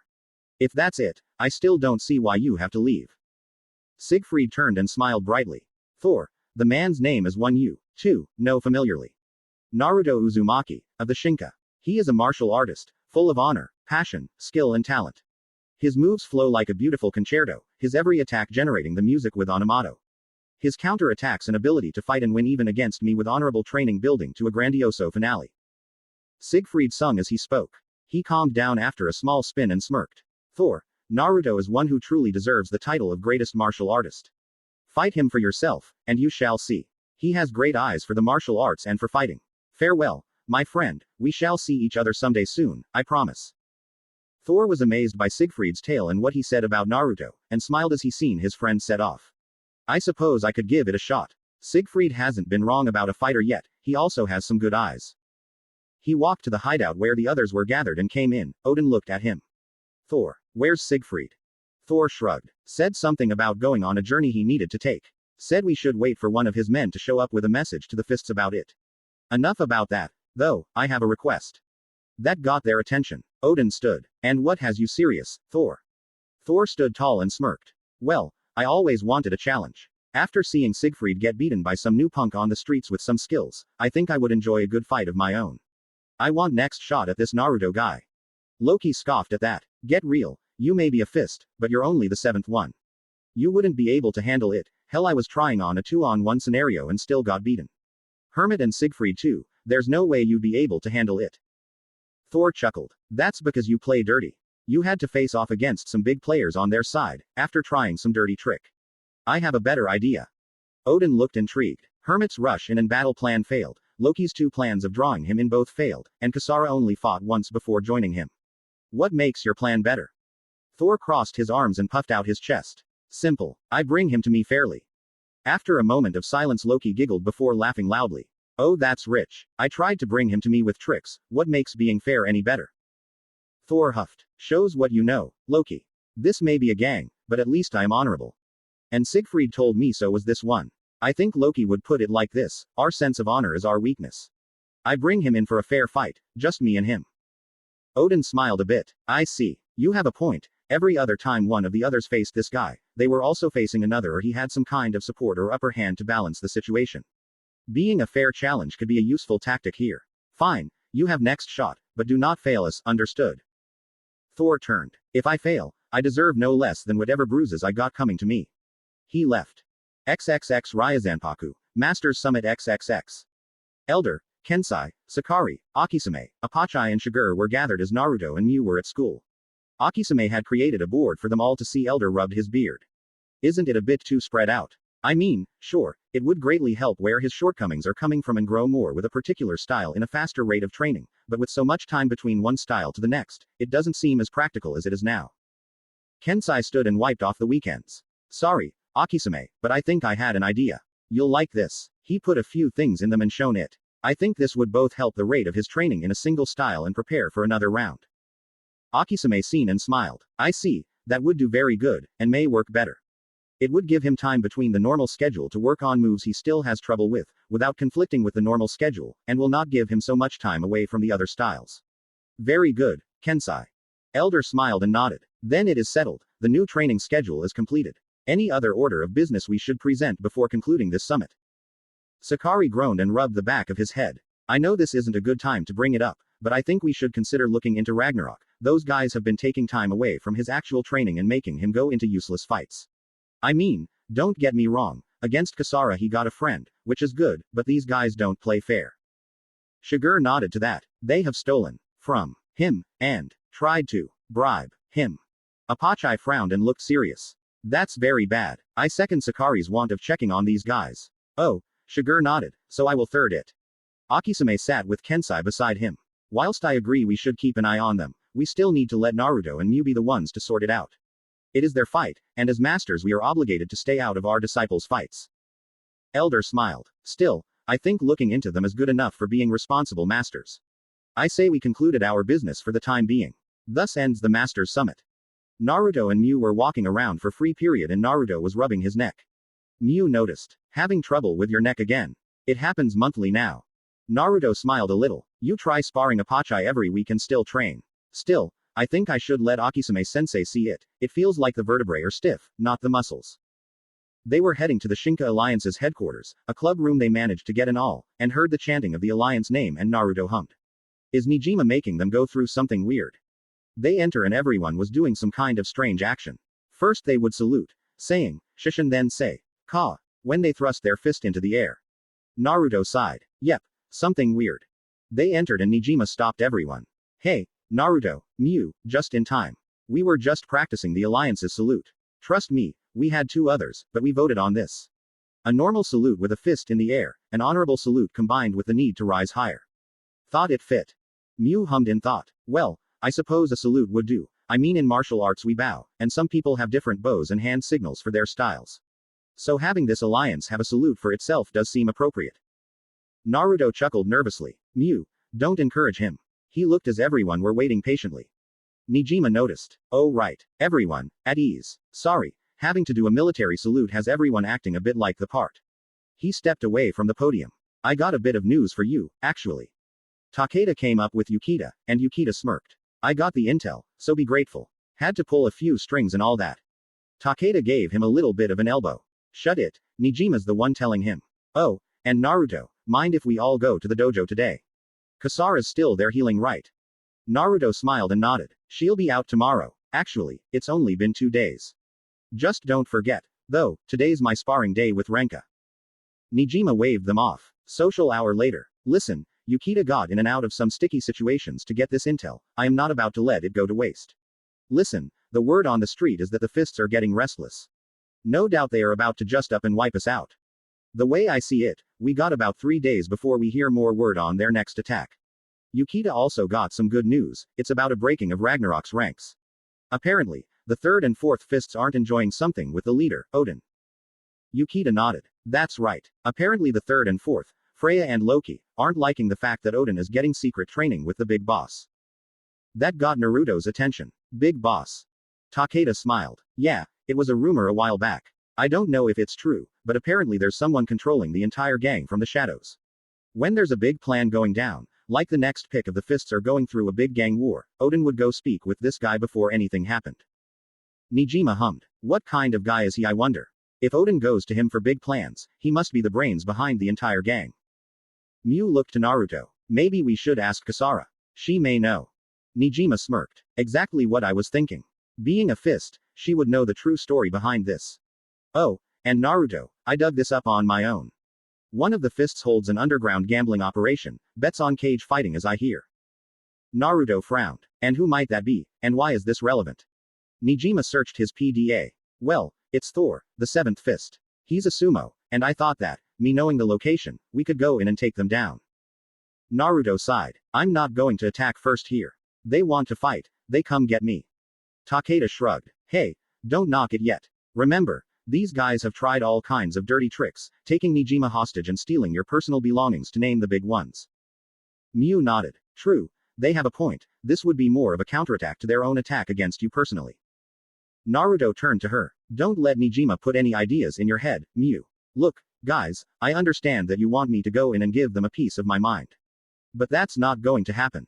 I've got nothing left for them to get personal with me anymore, so it's either they straight up challenge me, or try to upright and get the Shinka with all their collective might. They can't touch us without being seen, and can't try any more dirty tricks to lure me to their playing field, which wouldn't work this time like it didn't the other times. Yukita smiled at that. Honorable martial artist, like always. Nijima frowned though. You're telling me even after I went through the trouble of digging up the address, you won't even try? Naruto shook his head and Takeda chuckled. Guess I should have figured. You're not one to stoop to their level. Still, if you need us, we got your back, man. Naruto smiled and nodded and went with Mew to the roof. Mew looked to him. You sure about this? I mean, they did do more than should be tolerable. Even the most patient of martial artists would be angry at them for what they have done. Naruto sighed. I am mad at Loki, the one who thought up and did every one of the dirty tricks that piss me off. Him I'd go after in a second. Kasara and Siegfried weren't evil or bad, just needed help finding a better path, and Hermit only wanted to rush in an attack, not play any tricks. Sure, Odin is the one who agreed to them. Berserker isn't known very much at all, and Freya did let a whole group of weapon users under her beat Kasara to a pulp, but who's to say that Thor is evil? Mew blinked before giggling and nodding. I guess you have a point. You may not like some people, but you at least see how they are before judging them. And you're right, maybe Thor is a good person like Kasara. School ended with little left in their day and Takeda was talking to Mew. Naruto looked to Yukita. Thought about the better training yet? Yukita chuckled nervously. No, I haven't. Sorry, I know it's an honor to be trained by a true master and all, but I don't know if I am truly ready for it. I'll need more time to actually get better mentally and emotionally. Naruto smiled and nodded. Take all the time you need. The offer stands, no matter how long it takes you. They all got in and Naruto walked in to see the masters all in front of him. He looked a little nervous. Last time they stood like this, he was in for a hellish training day. So, what was decided at the summit? Elder walked up, smiling. Well, we went over a few things. One of them being your new training schedule. Naruto balked. Do not worry, it's not like the last time. We seen you were having difficulty getting some of the more advanced moves down, so to help you with that we only increased the days you will be training with any one of us at a time to 4. Every Monday through Thursday will be one master, then you switch the next Monday. Friday through Sunday, however, is a different story. Naruto looked confused. Wait, what do you mean? So, I get 4 days with a master, the next week I get another, that alone shows I will be away from the other styles you all teach for a good month. Kensai smirked. That's why we are doing something special. Friday you get the style you did before you finished the current one, Saturday you train in the style before that, and Sunday is the one before that. Technically Friday through Sunday is reversing the schedule. So you get the ones last on the list before moving on in order to keep fresh with all the styles. Naruto hummed a bit before smiling. I think I can handle it, but Apachai will need to only spar me once every training week with him, it's tough enough already. Naruto was getting ready as Takeda, Yukita, and Nijima went to see Kasara out by the sparring yard. Yo, Kasara, feeling better? Kasara looked as Takeda called and smiled. Hey guys, seems today's the last day for me to be in the clinic. So, you all come to see me, or to watch Naruto spar? Takeda chuckled nervously. Well, we came to see how you were doing first of all. Nijima wants some info, and who is Naruto sparring against? Kasara groaned a bit but smiled. Well, I guess I can help out with the info you may need, Nijima.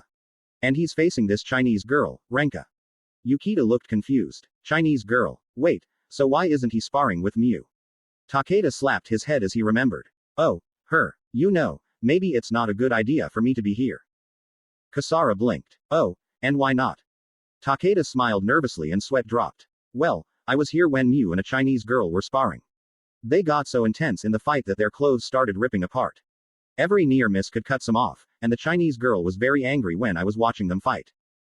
Kasara scoffed and glared at him. I would be too if you were ogling at me if someone ripped my clothes a bit when fighting. Takeda waved it off. Hey, I'm no pervert, I was shocked to see their moves were all. She has some wild ones as well. Nijima sighed. Oh boy, so you see someone else here and it turns bad, call the presses. Kasara, I got some info about the fists. Apparently, Freya and Loki are destabilizing the ranks due to some kind of rumor going around. Kasara blinked at that. Okay, what rumor? And if anything, Loki may be pulling some strings, he kept trying to throw a wrench in our professional environment by making us mad at Odin. Yukita and Takeda looked to each other, then back at her. Yukita was first to speak. Rumor has it that they are mad because of someone Odin speaks to, like a secret boss. Takeda nodded. Yeah, something about training from this one guy no one knows about.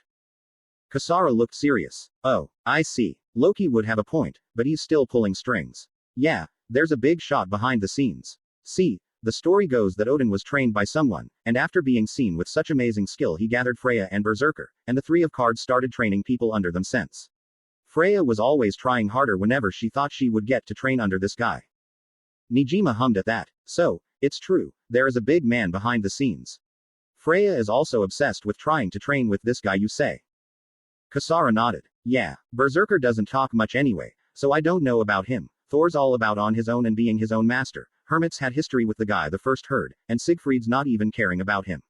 I'm not exactly wanting to train under a different style, so Loki and Freya would be the only ones bothered by this. Especially Freya. Naruto comes out in his GI and sees everyone hanging out. Hey, Kasara, doing better. She smiled. Yep, can't wait for tomorrow. Still, now I get to see you spar against someone of equal skill. Not much to see when you spar one of your masters. Naruto chuckled nervously. Yeah, I know. All it is me getting thrown into a wall or into the ground. Renka should be here soon, I don't know what is taking her. Outside the gate, someone other than Renka came for a visit today. Thor was looking at the gate.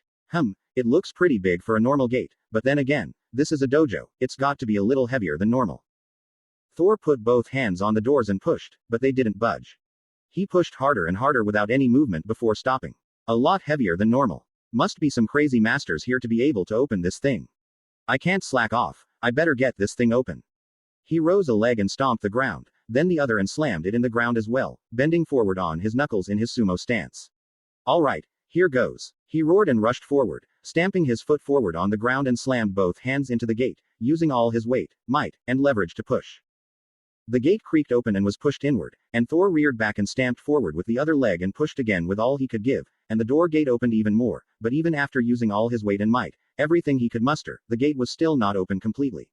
It was only open a third of the way, only enough for him to squeeze through in a very tight fit. He huffed and smiled, wiping the sweat from his brow. Well, I guess they truly are strong here. A great challenge for a sumo like myself, if Naruto could move this gate. How little he knew. He squeezed through and huffed more before standing tall, and as he did he seen Elder standing before him.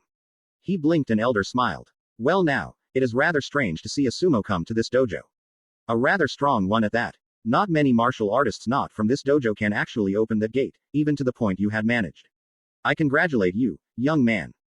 Thor looked up at the Elder and looked a little stunned. I'm pretty tall, but man, you take the cake. Sorry, how rude of me. I am Thor. I have come to see someone named Naruto. Does he reside here? Elder hummed a bit at that. Well, I suppose being a sumo you can make quite the racket, so Thor would fit for a codename. Before I answer the question you propose to me, answer me this, what kind of group do you have this code name for? Thor smiled. I'm the seventh fist of Ragnarok. If Naruto resides here, I know you heard of us. Elder stroked his beard. Yes, I have. He does reside here, but I must warn you, cause any trouble and the consequences may be dire. Thor shook his head. Oh, no, I wouldn't think of starting trouble. I'm not here to cause any destruction. The others were very hasty to try and cause him trouble, but I'm a more honorable fighter. I come to issue a challenge to Naruto, personally, and to set up a time and place for this duel. Elder smiled. I see you are, indeed, more honorable, so I accept this request.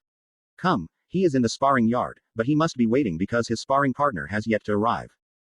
Thor followed. As he did he noticed a woman on the roof watching him at every turn. That's weird.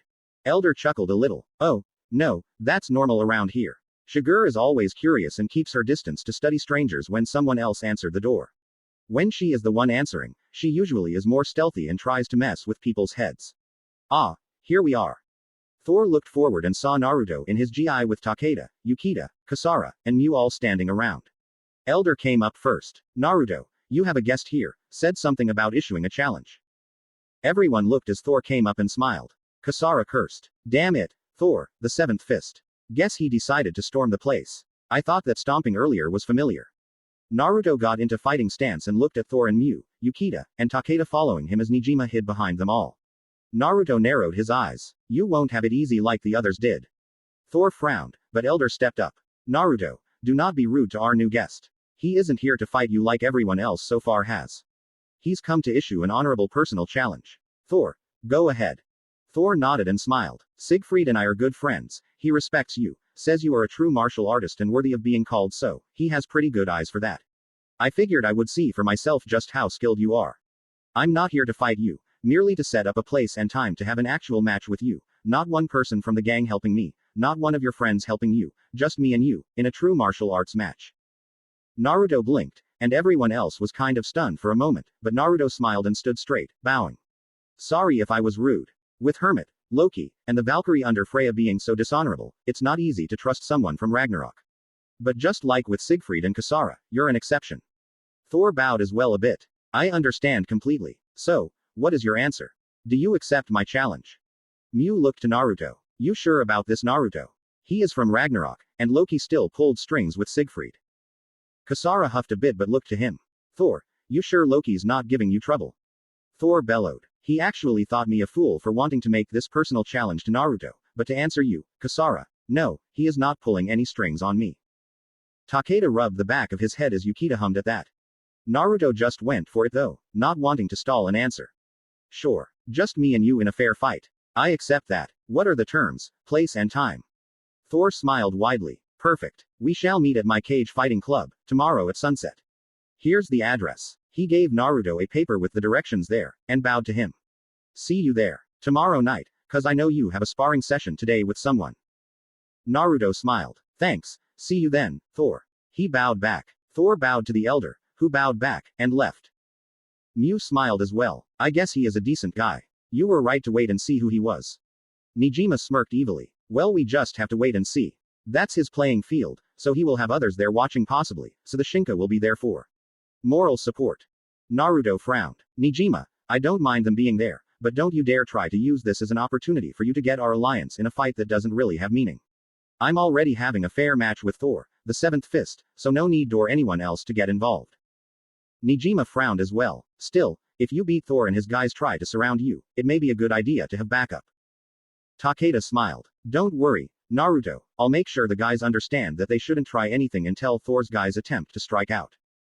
Naruto smiled and nodded. Thanks Takeda. Yukita, there you are. Everyone suddenly looked behind them to see Renka standing there. Renka pouted. I was in the indoor sparring room waiting for you for half an hour. Where were you? Naruto's sweat dropped and chuckled nervously. Sorry Renka, I figured since you wanted a little more of a serious spar we'd come to the outdoor training yard here. Less damage to the dojo that way you know. Renka pouted more but sighed. Guess you have a point there, I should have figured that. You know I can't stay mad at you. She smiled. Fine. So, these your other friends. Oh, I know this one. Takeda gulped as he looked nervous. I'll get going. See you tonight Naruto. He ran off. Yukita blinked. What's with him? Mew giggled. Well, he's seen me and Renka spar. Let's just say he's seen more than he should have and Renka got mad. Renka pouted. Hey, it's not all my fault that your attacks took off part of my clothes. Vic versa to the Vic versa of that, but you get my point. Naruto interjected. Yukita and Nijima still here you know. Nijima, you got you info, you're going to need to keep a light profile. Get going to make sure of it. Yukita, you could stay and watch, but Kasara knows all too well how crazy it might get. Kasara's sweat dropped. Hey now, I seen one spar with you in Apachai, I don't think that qualifies me for any commentary. Naruto shrugged and Mew sat by Kasara. Trust me, it gets pretty destructive with only me and Naruto sparring. Him and Apachai spar but it's mild compared. Nijima nodded and left. Yukita, keep an eye on them. Need Naruto at full strength to take on Thor. Yukita stood beside Mew and Kasara as Naruto and Renka got ready. Naruto rolled his neck around a bit as he made sure his GI was good and loose, but still tied tightly. Renka brushed off her dress a bit and relaxed her body, keeping loose. In a second Naruto and Renka both got into stance, Renka in the traditional tiger stance, whilst Naruto took on the Fong Non stance. Renka struck first, pouncing forward and striking with a heavy palm strike down against Naruto's chest, but Naruto quickly reversed it, moving to the side and striking hard with the forward knuckle fist into Renka's side. Renka landed on her feet and twisted around, spinning as she tried a heavy kick, but Naruto blocked with one arm and rushed in with a harsh elbow to her gut, sending her back a few feet. Renka staggered a bit before recovering, getting into Bagua stance. Naruto changed into his Myotode stance. Renka circled him a little before coming in and curved her palm upward to Naruto's chin. Naruto blocked it easy with his forward arm and at the same time stepped forward and tried a heavy fist into Renka's chest, but Renka used her other arm to divert it and swing around Naruto. Her attempt to get him in the Bagua trap failed, after he twisted the other way and sweep kicked. She cartwheeled over the kick and landed, suddenly swinging her arms out fast. Naruto's shoulder got hit hard like a whip and he seen another whipping arm slam down and it managed to block it with his knee, but felt it hammer it down a bit, straining him as she backed off. Naruto rolled back and on his feet, but felt his leg become twitchy. She had gotten a big blow on him. He came up fast and used a feint, striking with a fist to her chest, but she went to block. He pulled back and stepped forward with both palms close and forward, pushing them hard forward. Renka's eyes went wide and took a step back, putting out a palm in front of her quickly. Naruto didn't stop as he slammed both palms into her stomach, but not without having his face get hit hard against Renka's palm. Renka went on her knee holding her gut and gasping as Naruto fell to the ground. Kasara seen this and hissed. I think that means it's over. Nope. Kasara looked to Mew and Mew watched. It's not done yet. Naruto and Renka wanted this to be a more serious sparring session, it won't end with a little pain. She was right as Naruto rolled back onto his feet and Renka stood and rubbed her stomach a bit. Naruto suddenly rushed in again and threw a hard punch at her, and she dodged to the right, using Bagua to get in close by diverting his strike and thrusting a palm into his gut. Naruto used Tai Chi to twist his body in and let the strike flow around him before using the momentum of spiraling his body enough to strike with his own palm strike. Renka, however, seen this and grabbed it, twisting as she pressed her body close to Naruto's and falling recklessly to the ground, planting Naruto to the ground and using her own body and momentum to strike into him using her own body weight. She rolled off him and stood up, wobbly, her hands in front of her as her body shuffled and wobbled. Naruto got up and seen this. Drunken boxing. I didn't expect to see that from you. Renka smirked. Bet not. But Hakuba's used it enough against the mafia recently, so I picked up a few things. Naruto smirked and took a deep breath. He stood straight, shifting his feet forward and behind the center line of his body as he put both hands open in front of him. Renka smiled. Wing Chun. Renka ran forth, but before she got to Naruto she spun and tried to slam both hands clapped together into Naruto, but bent his body back and used his hand to divert it past his center line before using the other to strike into Renka's shoulder blade. Renka fell to the ground before twisting her feet to try and kick Naruto in the gut, but he used the striking hand and one leg up to block it before slamming the blocking leg down, attempting to stomp Renka's stomach. Renka rolled away from it and got up wobbly, but as she turned Naruto was on her and suddenly struck with amazing speed. Sending a single punch to her ribs, another to her shoulder, a third to her stomach, and a fourth straight punch into her chest. Renka was blown back hard and fell again, but not without having sent a wild drunken-style boxing kick harshly into Naruto's chest as well, making him stagger back and fall on his ass. Naruto got up, seeing Renka stagger to her feet and hold her chest. Yukita was amazed. Damn, those two are going at it like I never seen. Mew seen their body reactions. They're almost done. Kasara looked to her. How can you tell? They aren't saying anything, and they are still at it. Mew smiled and looked to Kasara. A true martial artist knows when they fight someone of equal skill that either one or both of them are not going to last long, so to make it short they meet eyes, and deep in their souls they decide. This look is varied, but I seen it from Naruto a million times, and he's seen it from me as well. That look he has in his eyes, he's agreeing with Renka for one last move. Watch. Naruto took a deep breath and loosened up before relaxing in a soft Tai Chi stance. Renka smiled. Nice choice, especially against this style. She suddenly got a bounce in her step as she put a forward fist out and her held back fist up to her collar, keeping a Wing Chun center line as the base to this stance. Naruto didn't know this one, neither did Mew, but Kasara and Yukita knew it instantly. Kasara was confused. Wait, how can she know the same style as Bruce Lee? Mew looked confused. You mean that Chinese actor? Yukita looked to Mew. He's actually an accomplished master. His own style is being taught to others. Naruto didn't hear this as Renka suddenly switched legs to move forward before sending a front snap kick fast at Naruto's face. Naruto looks shocked at the speed as she did it again and again, and he was sent off balance as he backed up and swung under each kick. Renka stopped and held her stance, still flexible and strong. Naruto quickly calmed down as he got back into his own. He focused as he seen her ready to go again. Renka rose a leg high and Naruto got ready to block, but she retracted and jumped forward with an explosive fist to his chest. Naruto caught it and directed it past him before striking with his blocking hand under Renka's own striking arm, but Renka struck with her other hand and struck Naruto's striking hand, making him draw back his arm. He hissed but calmed down as Renka threw a swinging punch at Naruto's face again, but this time Naruto didn't back down.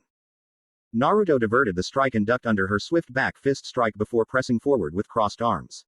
He struck fast and hard, sending both knife hand strikes at Renka, but she had seen this coming and blocked with her free hand, holding both his arms with one hand before stepping back a bit, before striking with a snap side kick up to Naruto's chest again. Naruto rolled his arm and body and blocked it again, diverting it past him before sending a extremely quick palm strike into Renka's chest, rearing his hand back a bit before stepping forward more and striking hard with an explosive punch into her stomach. Renka gasped seeing this and was sent flying back a few feet holding her stomach. Naruto ran to her and bent down. You okay? The fight was over. Renka coughed a bit but smiled. Yeah, I'm fine. Your Kempo's come a long way. I can't believe you managed to beat me again. Naruto smiled. Ask Kensai to let Hakuba get you over here more often, you'll be beating me in no time. They stood and Naruto sat Renka down beside the rest. I'll be back with Akisame.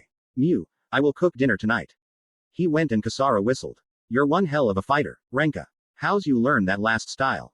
Renka looked over to Kasara and smiled. My mom studied under Bruce Lee before he passed. She didn't get much training under him before that, so all I got from her were the basics.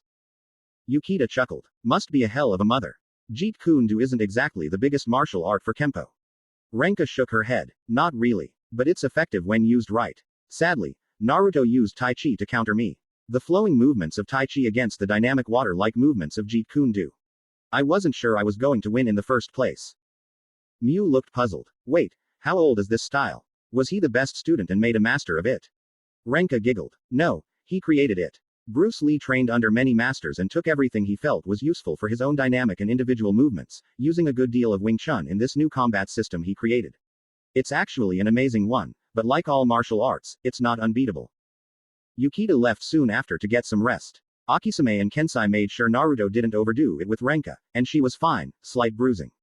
Kensai took her in for a little bit of training as Akisame checked Naruto's neck. Interesting. Your vertebrae are pretty stiff. A little therapy will do you some good. We'll start the treatment every morning starting tomorrow. You're lucky. Most people don't usually get the chance to get a treatment to this. Naruto smiled wide. Hey, you and Kensai are pretty amazing with your medical knowledge. It's thanks to you two that I can still move my neck. Akisame smiled. Maybe, but you're also to thank. You train and stretch your body so much it's actually made me think you've started taking yoga in secret. Naruto shrugged at that. Might as well now. Would probably help out more with the treatments. Sensei, don't come to the fight tomorrow. I want to do this without any of you watching. Akisame looked at him in confusion. Why? Embarrassing if we were. Naruto chuckled a bit before shaking his head. No, I just would feel better knowing I'm on my own through this one. It is a personal challenge to me. The only reason the Shinka are coming is to make sure nothing goes horribly wrong after. Akisame smiled and nodded. Consider us absent, then. Just come back in one piece. Naruto looked back at Akisame. No promises. Thor's pretty big. They chuckled a bit before Naruto went to make dinner. Shiger was on the roof looking at Takimaru. Keep an eye on everyone. I will keep watch on Naruto. Takimaru saluted and she smiled. Thank you. She went to her room to prepare, making sure she was prepared for anything. Shiger meditated as she waited for dawn. As soon as she felt the sun rise hours later, she rose and hid in the rafters, silently slipping through the dojo to see Naruto and Mew leave through the gate. Through the entire day she was watching over him, from the trees, over ledges, not being seen at all as she didn't want to let any rumors of her roam to his knowledge. She knew he didn't want her or any of the others watching him during the fight, but she wasn't about to miss it if it was a challenge from Ragnarok. She watched as Naruto and Mew were walking with the Shinka, Nijima leading them. I hope he doesn't try anything funny. Mew looked to Naruto. Any plans? He's not going to be easy. I seen a few sumo fights as a kid traveling. Jujitsu won't be very effective. He's way bigger and heavier than the statues you've thrown so far, not to mention all their center of balance is in their legs, and their stance is grounded enough to where making them fall is almost impossible unless they are against other sumo. Naruto hummed at that. Truthfully, I was wondering the same. But I won't let this stop me. He may be a sumo, but he's a martial artist like any other. I'm not about to surrender without a fight. I'll start with Kempo. It's got more varied styles for defense. If I can find a way to attack effectively, I'll use karate. Yukita looked to Naruto. Hey, what about Muay Thai? Naruto looked to Yukita and frowned. Won't work. Muay Thai's too close range. Getting in range for a knee strike or elbow strike won't work without preparation and catching him off balance. It would take jujitsu to do just that. Takeda smiled. Hey, you never know. Just make sure whatever you use, it gets a good hit in. Naruto nodded. Truthfully, it may take everything I got. He's no slouch. Elder told me he opened the gate enough for his own sumo-sized body to fit through. That takes power and skill. That got their attention. It wasn't long before they arrived, and Shiger was on the highest roof, watching from the shadows as the sun began to set. This is it. His fight will begin soon. Naruto came through the alley and a few Ragnarok members were there, but Thor was standing near the hole. Thor smiled wide. Glad to see you got here on time, Naruto. I see you brought some of your friends as well. Naruto narrowed his eyes on Thor. You did the same, I see. Should I expect a surprise attack? Thor frowned. I'm not like Loki. They are only here to watch Odin's orders. If I lose, I am subject to punishment. You, however, are safe from anyone but me. This fight is between me and you, no one else. Naruto nodded. May I change into proper attire? I got my bag right here. He showed it and Thor nodded. Thor pointed to a back door to one of the buildings. Naruto entered and changed quickly. Thor looked to the Shinka. As long as you do not try and attempt your own surprise attack, you are welcome to stay. Nijima smirked. That's good. We're not about to let our friend Naruto just walk into this Ragnarok den without some backup, seeing as you are a part of Ragnarok. Thor hummed at that. So, you are all friends then. Good. And unlike Loki, I am not about to let these guys attack anyone. If Naruto loses against me, he's beaten, thus no point. If I lose, they won't attack you, but will give me punishment for losing. That's how it works fair and square. Naruto came out in his GI, tying his belt. Good. Ready, Thor. Thor smirked and pulled his kimono off his shoulders, letting the fabric become his belt as he jumped into the hole. Naruto jumped in with him and rolled his neck and wrists. Thor rose one foot, slamming it into the floor, then the other followed up and into the floor soon after before Thor clapped his hands together in front of him. This is my ring. It's a cage match style ring, made for only one thing. Winning and losing. This ring doesn't allow escapes, only skill and power survives. Anyone who is going to be beaten in a match is beaten. Naruto looked around. I see that. All steel walls, 15 feet deep from ground level to the floor, only one ladder. Afraid I was going to run off. Thor smirked. You went head to head with Siegfried. I wouldn't dare think you a coward, but understand I wasn't going to take any chances just because of that win. Naruto nodded at that. What are the terms of this match? Thor put his fists on the ground and leaned forward. Me being a sumo, this ring is like any other sumo ring, except there is no faulting out of bounds. This match will end when one of us surrenders, or until one of us cannot stand. You can use any style you have learned. This isn't a sumo match, this is a martial arts duel. Agreed. Naruto smiled and bowed. Agreed. Naruto shifted his balance and got into his Tai Chi stance.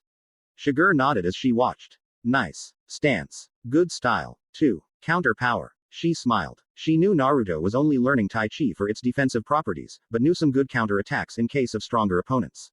Tai Chi was too dangerous for him to use without prior training in the first place.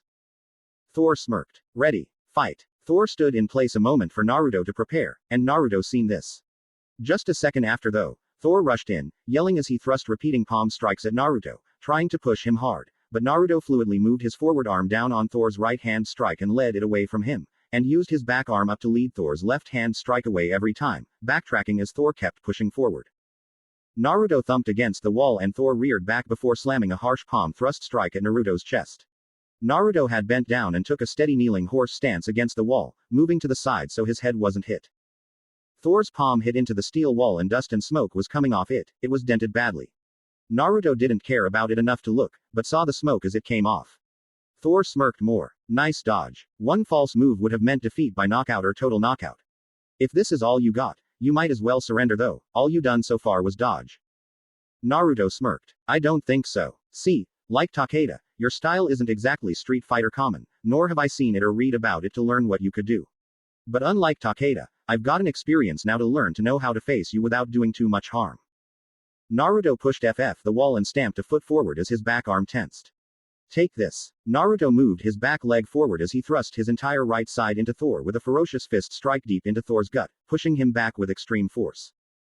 Sadly, it only shocked Thor enough to take a single short step back and get off the wall, Naruto's fist just barely touching Thor's gut now. Naruto looked surprised. Thor backed off a step or two and rubbed his stomach. That was a heavy strike. It stung pretty bad, actually. No one else I ever met could do that to me. You'll need more power than that to take me on though. Underneath all the fat on my body is a wall of muscle like a suit of armor. A sumo's body is like a giant block of steel. Thor ran forward and thrust both palms at Naruto, who changed to the Myotoad stance in an instant. Mew looked surprised as Naruto thinned his body, going into a three-point variant stance, and he wasn't even phased as Thor's strike narrowly missed Naruto's head, Naruto managing to get between the palm strikes. Naruto then stepped forward into Thor as Thor was lunging and rammed both his fists deep into Thor's chest, then reared back before slamming another dual fist strike harshly into Thor's stomach, making Thor step back a bit and straighten up, but Naruto only stepped forward and knelt down before rising up with a powerful dual fist uppercut into Thor's chin. Thor groaned as he was forced back, hitting the back of the pit's wall and shaking his head and holding his chin. He looked at Naruto, startled by that. Takeda looked impressed. What was that move? 2 arms attacking at the same time. Not to mention in rapid succession. What style was that? Mew smiled. Myotoad. The husband and wife hands. The use of both arms as a means of attack or defense. He used it, the overwhelming dual fists. He's never perfected it, until now. Yukita whistled. That's some trick. Thor smirked as he stood up straight, itching his chest and rubbing his chin. That's it. You're showing the true power of your own martial arts skills. Still, you're going to have to do a lot better than that. Thor got into sumo's crouching stance again. You're about to see the true power of sumo. Get ready.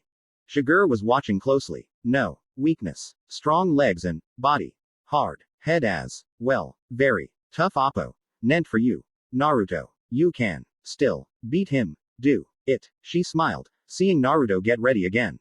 This time, he was taking a different approach. Naruto got back into Tai Chi stance and waited.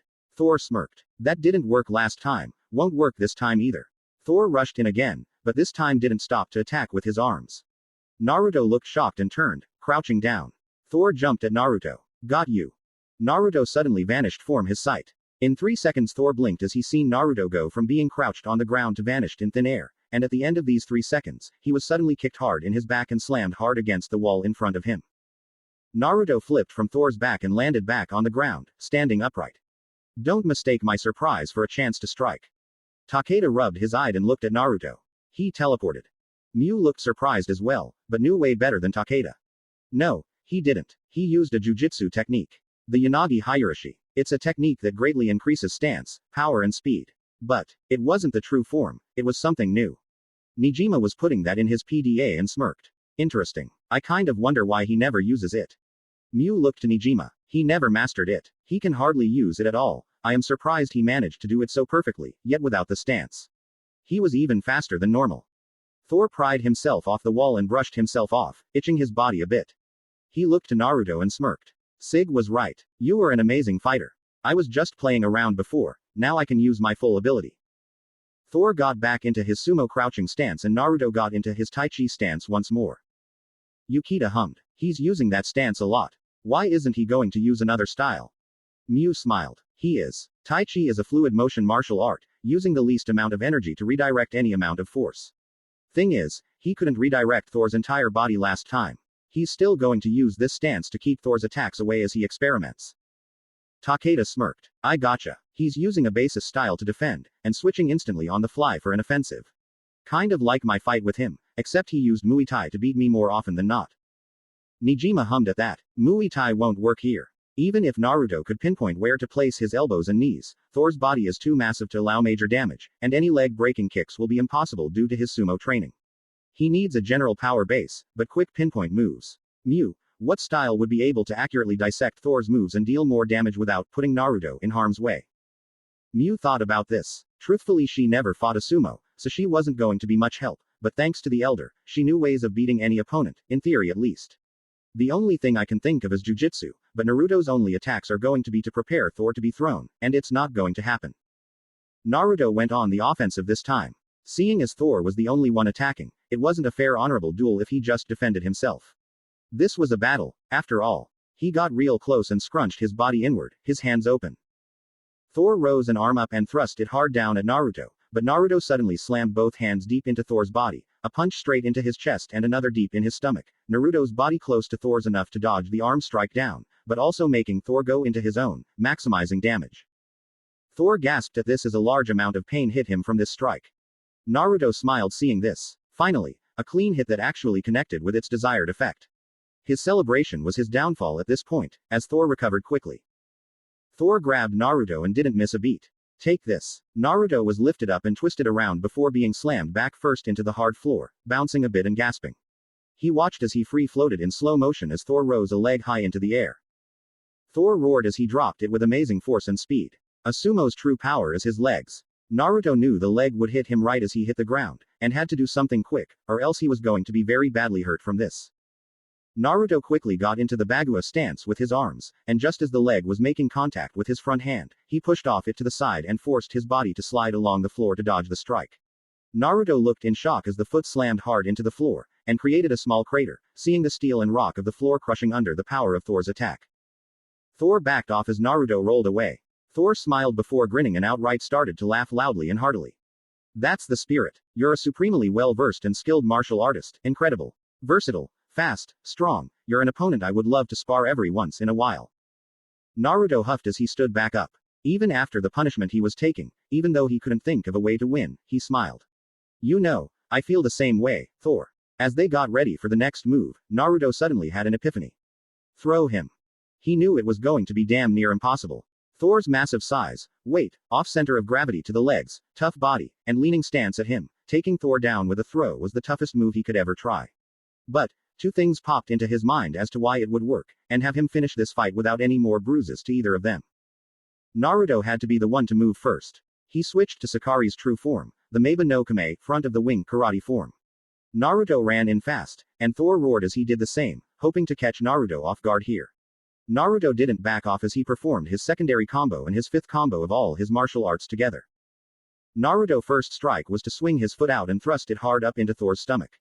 Chai kick. Naruto backed up a bit before shifting forward fast, slamming both hands deep into Thor's chest and pushing him back just a little as Thor looked in shock, grunting from the impacts. Double palm. Naruto didn't quite there as he suddenly got into Myotoad stance and rammed both fists hard in Thor's chest, then reared back and struck hard deep into his gut, forcing him back again before crouching and thrusting up, both his fists rocketing into Thor's chin and forcing him to stagger back a step. Naruto went for broke with his next combo. Thor managed to recover enough to see Naruto get in close once more, surprised to see him not ending his attack yet. Naruto reared his body back, nearly a 90-degree or more angle away from Thor before twisting hard, spinning his fast forward as he thrust a palm strike harshly into Thor's gut, making him stagger another step. Naruto reared back, and Thor, in pain from all these strikes, ignored every single bruise as he rushed in with a step. This was a bad move, as Naruto suddenly went down and balanced himself on only one hand as he slammed both his feet harshly and quickly into Thor's stomach once more. This caused Thor to read back another step as Naruto twisted and shot up straight, raising his leg in a crescent kick motion before slamming his foot hard down and stomping on Thor's shoulder, forcing Thor on a knee and hand. Naruto's combo was nearly done as he seen Thor go to stand up straight. Just as he wanted, he used Thor's momentum as Naruto suddenly jumped up and hard at Thor, spinning from kicking off the ground before slamming a harsh spinning back kick against Thor's chest, combining with Thor standing up and back, caused Thor to become extremely unbalanced. Naruto landed on his non-kicking leg and crouched down, not stopping his spinning motion as he swiftly sweep-kicked one of Thor's legs, forcing Thor to raise it into the air. Thor looked in horror as he was about to be struck to the ground. He tried to reach back or stamp his footing to the ground, but Naruto advanced, gripping Thor's leg in his arms and yelling with a large amount of ki raising off him. Thor looked horrified as he felt Naruto's ki energy pulse off him, stunning him in a way where he was unable to move as he wanted. In a second, Naruto pulled, kicking off the ground, and lifted Thor's leg up and towards him, and did what was considered the impossible move for him to perform. Thor was thrown harshly on his back, to the ground. Everyone was shocked, silent, as Thor was on his back, motionless. Naruto stood tall, staggering back a bit before straightening his body. He huffed, breathing heavy. That was the most weight he ever thrown, not to mention the hits he had to deal out and take before this. He was having a hard time standing up after seeing his throw work. Takeda blinked and gawked seeing this happen. No way, he threw the guy. How the hell did he manage to pull that off? Yukita was stunned, too stunned for words, but in his mind, the offer he was given was looking pretty badass in his opinion now. If that's a taste of what Akisumi's jujutsu can give me, then I better get ready. I am not about to let Naruto down if I accept this. That's just unreal, the strength he had to throw Thor like a rag doll. After the initial stun, the Shinka Alliance suddenly started bursting out in celebration, exclaiming how awesome Naruto was during the fight. The guys with Thor just kept their faces down and not looking. Like they were cheated or ashamed. Thor grunted as he sat up. Naruto smiled and held a hand out to him. You okay, big guy? Thor smiled at this and took the hand. Naruto pulled hard and grunted as he helped Thor up, which Thor did most of the pushing up to get on his feet. Thor slid his kimono back on and sighed. Siegfried was right. You are an amazing fighter, truly deserving the title of greatest martial artist. I am honored you accepted this challenge, and I am more so honored to have lost against you. How did you know I wouldn't have gotten back up and took you down though? Naruto chuckled nervously. I didn't, but I thought since you are a sumo, and honorable, you'd follow your sumo code of conduct. A sumo loses and considered being tossed to the ground flat on their backs or fronts as a TKO. Thor laughed at that. Not precisely. A sumo match consisted of only two ways of being defeated in a fight. When we are thrown out of the ring, or when any part of our bodies other than our feet are touching the ground. But you have the right idea. Still, it was amazing how you thrown me the way you did. Naruto nodded. Wasn't easy. I had to pull two combos I had made to fully prepare you to be thrown, let alone actually throw you itself. Thor smiled more. You are a truly honorable fighter, and a great match. Anything you ask of me I will gladly accept as a gift for your victory. Naruto smiled at that. You're a great guy, Thor. Why do you stay with Ragnarok though? Thor looked confused a bit but smiled. I wanted to find a practical use for my new sumo techniques and forms. Ragnarok gave me a means for that. Naruto frowned. But they are not honorable, or good. What I ask of you might be hard, but I ask you leave Ragnarok, and find a better solution and way to practice your great art. I think it's a great form to be taught to the world. Thor grinned proudly. Think so. Thanks Naruto. I suppose I could quite, but they will give me a farewell beating for doing so. Naruto stood strong. Not if I can help it. He suddenly turned to the guys Thor brought who were leaving. Hey Ragnarok goons. Tell your fists this. If they want to give Thor a beating they will have to go through me first. That's a challenge of a martial artist. If they refuse, I will gladly show them the wrath of a true martial artist. Thor looked shocked, but smiled brightly. He turned to them too, taking his gloves off. And I quit. He threw the gloves. The guys ran off, spouting curses. With that done, the Shinka went their separate ways, Takeda and Yukita leaving to go prepare for any upcoming storms, whilst Nijima said he wanted more data. Mew, Naruto, and Thor walked to Ryazanpaku.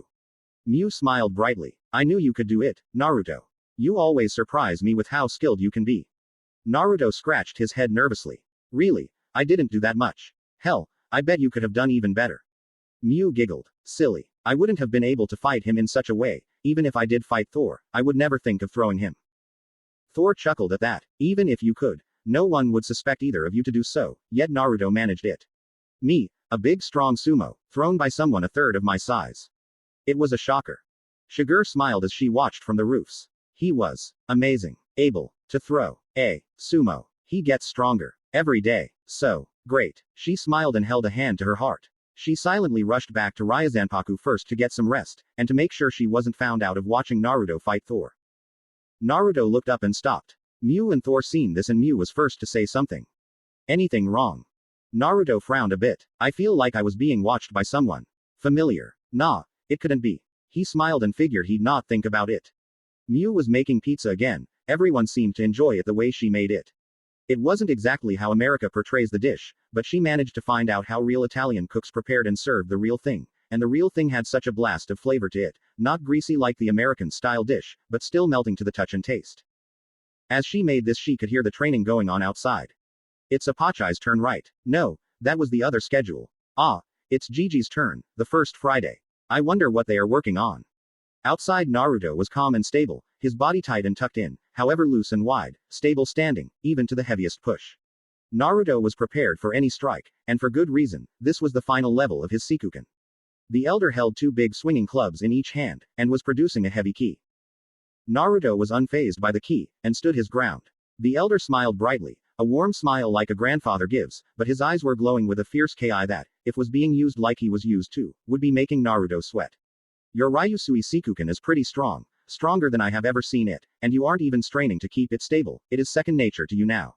However, the final step for this ultimate Sei technique is the hardest thing you will ever endure. Get ready, because you will soon find out that this step is a risk to your own life. Elder was suddenly on him and swung with a groundbreaking strength and sonic speed. Naruto didn't hesitate an inch. As the club got near, he put his elbow out to block it. The speed and power of this strike was so strong it would break his arm to the point Akisame would be unable to fix. However, Elder had faith that this would not happen.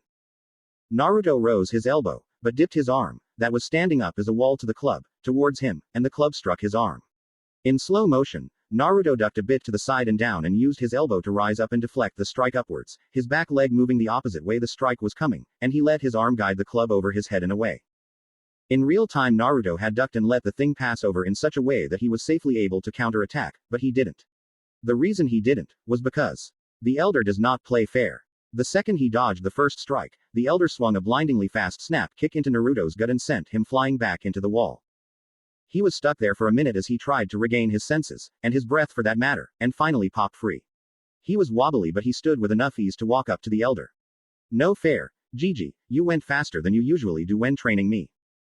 Elder laughed heartily as he brushed his beard. You say it as if I was cheating. Dear boy, you have to see everything around you and be able to dodge even the most complex striking combos if you are to master the martial arts. Still, he thought, he dodged my strike, which he has never done before. Sure, I was going a little slower than Apachai does normally, but it is still exceptionally fast. Naruto dodged my strike whilst using the Ryusui Sikuken. He is just inches away from finally completing the ultimate Sei technique in its training course. All it will take for him to complete it is not training, not anymore. At this stage, the only thing that is stopping him is his own skill level. Naruto needs to find the solution to the final question himself. What is the final form of this technique? The masters, although amazed Naruto had managed to dodge the first strike the elder threw his way, were not showing it. Naruto would think he was getting much better than he was. And pride of that level is dangerous to any martial artist's development. Naruto recovered well enough and elder put his clubs down. Naruto, listen well. Naruto looked to the elder and seen that he had a serious face on him. He nodded and stood up straight. Elder took a deep breath. Whilst you are not ready for the true form of Ryusui Sikuken, you are but a small step away from finally achieving it. Training has always been the primary development of your skills, working harder and harder until you finally gained the skills you so desired from the training. Advanced moves, new styles, mastering every element of your individual style as a martial artist. This time, however, if the next crossroad you have to take by yourself. This crossroad is for your own sake. You must develop your own self, find that crucial piece of your training you have not found yet, and you must do it alone. From this point on, the Ryusui Sikuken's final form can only be gained by you if you yourself figure out how to obtain it. No amount of training under me will give you the final form, so this is where your training under me for the ultimate Sei technique is finished. You have completed this training. It is now in your hands to finish the technique. Naruto looked at the elder in surprise. This was the first time he had ever heard any of the masters tell him he would have to find the technique by himself after training so long for it, and adding on the fact that, even though he has not mastered the technique he has worked so hard for, he had completed his training for it, as if the training was not meant to help him master a skill, but to give him the skill required to get it himself. He stood proudly though, knowing it would have come to him eventually in his training, that he would be skilled enough in martial arts to come to this crossroad for the first time. He expected to find this crossroad in a few more years, but not this soon. He felt pride. Naruto felt proud he was getting stronger for the true way of martial arts, the Katsujinkan, for Ryuzanpaku. He also had humility, knowing in his heart he would never get to be as skilled as the elder, not for many decades to come. Elder nodded, looking softer now as he smiled. All right then, shall we go and rest? You and Mew have a spar today, wouldn't want to have the disadvantage of being hurt too bad now do we? Naruto chuckled nervously. Mew has been sleeping very little, and working very hard every day before training every single night. She has been trying to hone her skills as much as possible as she thought a bigger fight would be breaking out within the week. She was right, but the details would soon find her, and strike her as a very dangerous situation for many people. Even so, Naruto knew Mew would not be as top condition as anyone thought. He would need to be tired out before he fought Mew, it was only fair on his part. As he went to the training posts, Kensai finally decided to talk. Naruto, a word. You don't have to stop what you are doing to speak, so it's okay. Naruto took a stance and surrounded himself in his Ryusui Sikuken. What is it, Sifu? It's not exactly my greatest day today. Kensai sighed. I know that. You've hit the crossroads of skill and spirit so quickly, it is almost unbelievable. However, this crossroad, as your other one you faced as a martial artist, will be taxing. Something that, if found out within a wrong mindset, can throw your entire aura into turmoil. Naruto raced forward against a pole and slammed a palm against it, but let off the pressure quickly before sliding beside it, bringing a wide arch with his foot forward around it before weighing on his back foot now and slamming an elbow into the back of the training pole. He stopped there. I know, Sifu. I have a question, it's been bugging me for a good while. Kensai looked to Naruto, still and calm, yet ready for anything, just waiting to finish before beginning his next move in training.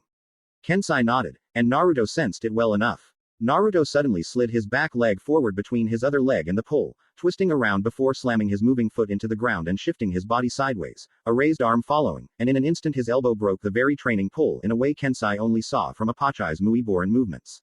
The broken part of the training pole fell to the ground straight down, and the broken part of it and the still standing part of the pole, where Naruto hit, was a clean slice, as if it was Shigur's blade that cut it.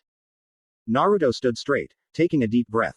All these arts, all these moves that could kill my opponent, I could easily do so, but I don't want to. Why teach them to me, if I could easily make a mistake? Even martial artists of your skill can make the fatal error in judgment, in power and position, to accidentally kill who you are fighting against. How do you hold back, and yet still have that speed, precision, everything I don't have, and yet, give me the tools before I can use them properly?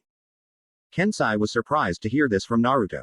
Over the years, it's been training, helping him hone every skill they could give him without putting in his head he was better. Giving him the skill and power to do great things, whilst keeping his pride to a low so he doesn't forget to listen to his heart. Yet, after all this time of doing that, he never once wavered like now.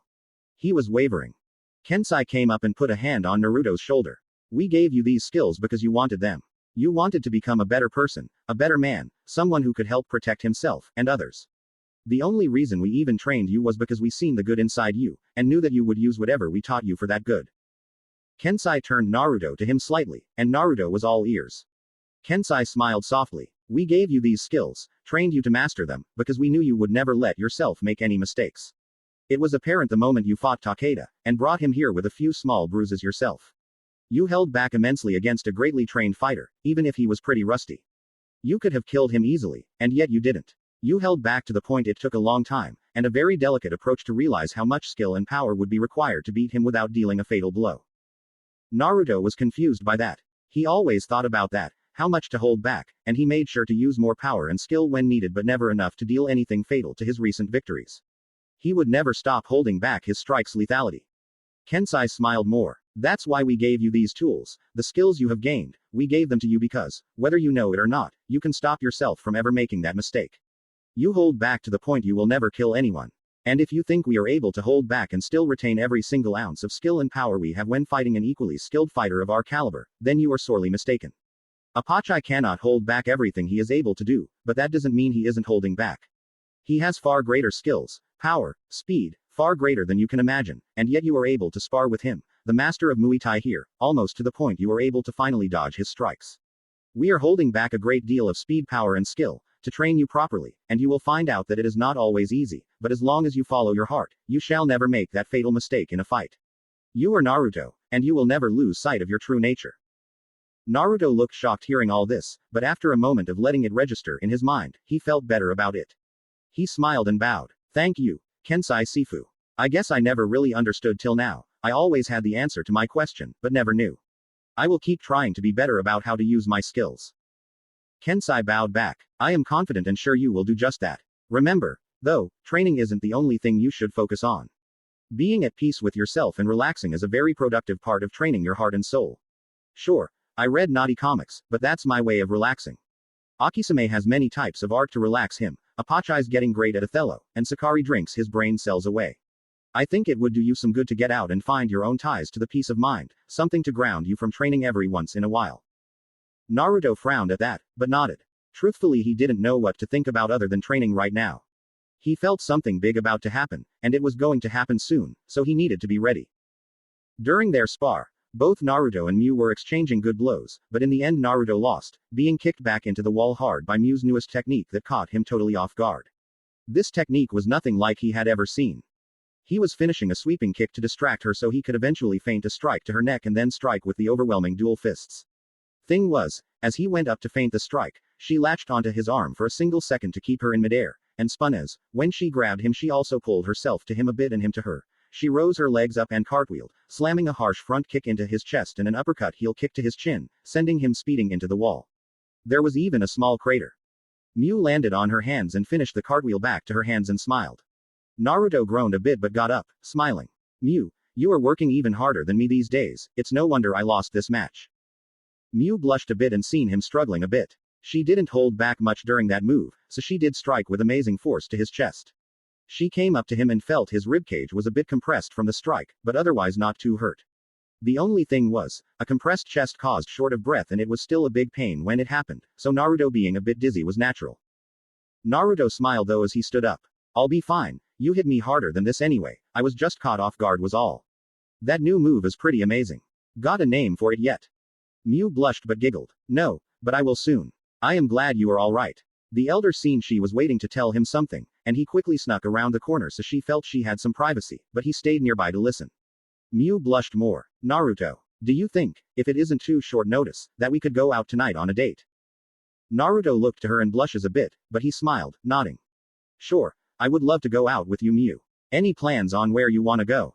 Naruto decided to just go with the flow here, and let her take him out. Mew and Renka both spar intensely for the right to take him out on a date, and it would be very unfair to them to say no, and he did not want to make those he cared about unhappy. After he helped her clean up the dinner place, he got ready for the date with her. Naruto decided to dress a bit casual, but Kensai giving him an earache about this being the second date he should be dressing to impress, he at least grabbed a pair of dress pants, dark blue, and a black jacket over his bright orange t-shirt. Mew was in a pink dress with white jacket, dressing pretty casual, but at least got her hair in a sprayed-out ponytail to look a little more flashy for the one she loves. They started out waving to the masters as they left. Kensai was about to sneak off and follow, but Shiger put her sword to his neck. Do not even think about it. Elder chuckled heartily at the scene and as he looked to Mew and Naruto walking off in the distance, he had a sudden chill. Something may happen during their date. I cannot place if it is bad or good, but something feels like they will come back and Mew would be disappointed. Not by Naruto however. Kensai and Shiger stopped goofing of and Kensai looked a little serious. Maybe Ragnarok. After taking out 5 of their greatest, they should be getting pretty desperate. The gangs in China also had the tendency to strike with their greatest fighters when they were being beaten, as a last resort of showing their strength. Everyone watched until the two were out of sight over the hill before going in. Elder hummed in thought. If it is their strongest fighter, I sense someone even stronger behind them ready to face against our disciples. Mew and Naruto will need every ounce of their strength if they are to face off against the enemies of the Katsujinkan, but is this truly an enemy of our martial arts belief, or just some random gang? I am now very worried it may be the former. Sakari turned sober and serious at this. Whatever it is, they will be ready. Miu is a strong girl, agile, very skilled, and Naruto ain't no slouch, we made extra sure of that. Whatever they throw at them, they will be ready. Akisame nodded and smiled mischievously. Just like a game of shogi and Othello, we are the skilled hands moving our own pieces, and we will not stop until we have won this game of cat and mouse. The masters all agreed and went to practice their own moves, feeling the elements of a bigger battle heading their way, and were not about to be caught slouching on their own training. Miu and Naruto went to a movie first. Miu had saved enough to buy them tickets, and as she wondered what kind of movie they would both enjoy, Naruto was slightly surprised. Truthfully, he and Miu never really got to do much besides train and just recently go to school. The fact they were going to a movie was pretty awesome, and he was trying to picture what Miu and he could both enjoy as well. Almost as if fate itself willed them to do this, at the exact same time, both of them pointed to the exact same movie. This one, they both said. Miu and Naruto blushed a bit looking at each other. The movie they had both just pointed to was the newest movie, Conan the Detective Barbarian. They laughed a little before getting tickets and going in to enjoy the movie. They got popcorn and drinks, but laid off the candy. Their whole training required as little fatty food consumption as possible, but they still needed a lot of that fat to burn during their intense training every single day. So, they went with the largest popcorn they could get. The movie itself was pretty action-y, had mystery elements, and even some romance. It was a pretty good movie and Naruto and Miu both enjoyed it quite well. Miu seen this for Naruto and was even happier, loving the fact this date was going as well as she had hoped it would.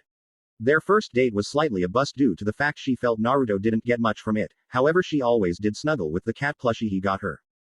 Miu may not always see it, but Naruto always wears his pendant she got him, and if he didn't wear it, like at night, he always had it nearby, like under his pillow or in his pocket.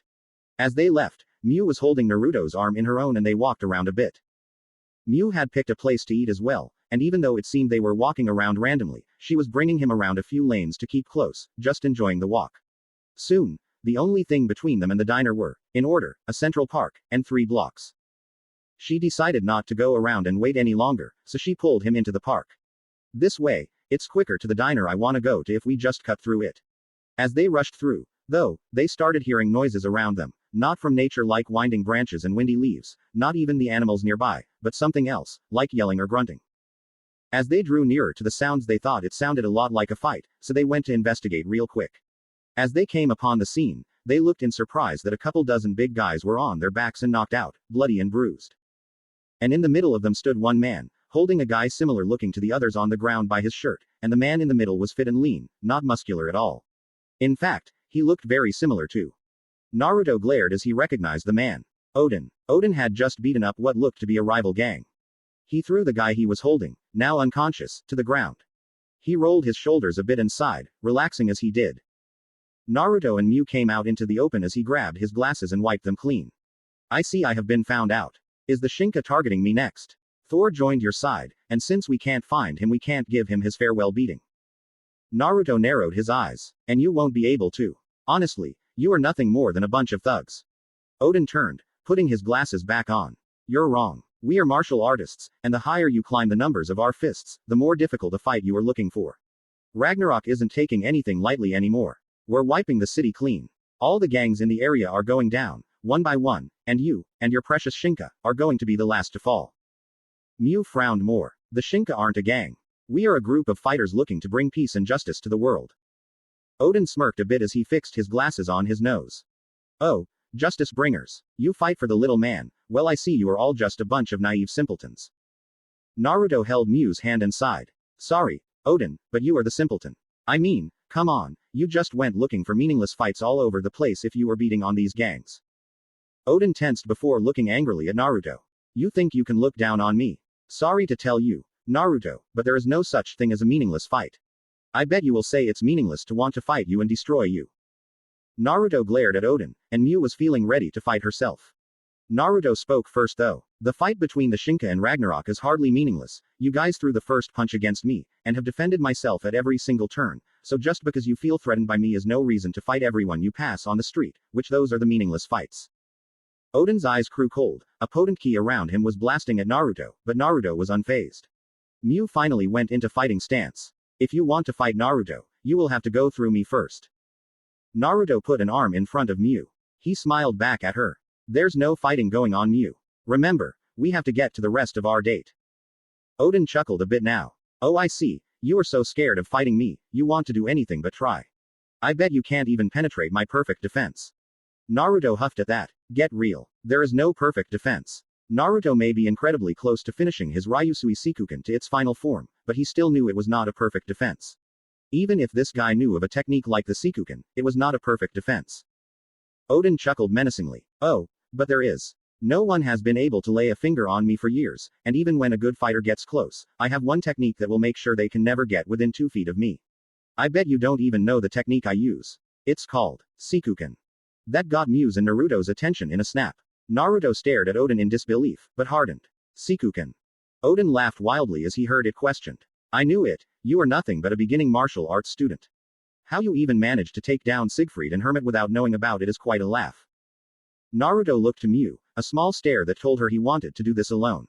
Mew nodded, and stepped back as he took off his jacket, rubbing his wrists. Alright, if you think this technique can stop me, then please, attempt it. Odin smirked and got into a fighting stance, a loose but alert stance, and Naruto seen clearly the circumference of defense emanating from him within his arm's reach, a sphere made of ki. Naruto hummed as he seen it. It was built well, it was a ki field that was being exerted to the point it needed to strain. Apparently, he seen, Odin was very experienced with the Sikuken. Naruto decided to go for the Wing Chun style stance and got up a little near Odin. Naruto knew the ki was strong, but he was used to the Elder's ki, so this was nothing compared. Instantly, Naruto threw a hard, but slower than usual, punch at Odin. The punch was still pretty fast, actually, but it was slower than what he would throw during training or sparring, and it managed to penetrate Odin's Sikuken with ease. This made Odin shocked as hell, but he still managed to catch Naruto's arm. Naruto could have sworn he seen Odin sweat at this sudden intrusion. Odin's catch of Naruto's arm did impress Naruto widely. Apparently Odin was quite skilled, but one thing he knew, Odin's Sikuken was not as advanced as he first thought, because his knuckles were just a single hair away from Odin's nose. Naruto pulled his arm back and away and he relaxed. If that is the extent of your Sikuken, then you are not as advanced as you would like to believe. Odin blinked a bit before growling. I trained with the greatest martial arts masters I could find, and my greatest master, the great sage Fist, taught me this technique. Naruto looked to Mew and she looked to him, both wondering who he was to know the technique the elder had created. Naruto turned to Odin. Fine. You think you have the greatest Sikuken ever, fine. I do not suppose you know its second form. Odin looked mirthful as he was generating a high amount of ki. There is no second form, the Sikuken is the perfect defense. You would know this if you ever practiced this technique. Naruto shook his head. You have absolutely no idea then. Apparently you are so full of yourself on your high horse, thinking you are better than everyone else, that you cannot see the truth of the martial arts skills you have learned. When your Sikuken advances to its next level, then come talk to me about perfect defense. He grabbed his jacket and slipped it on, and as he did his back was turned to Odin.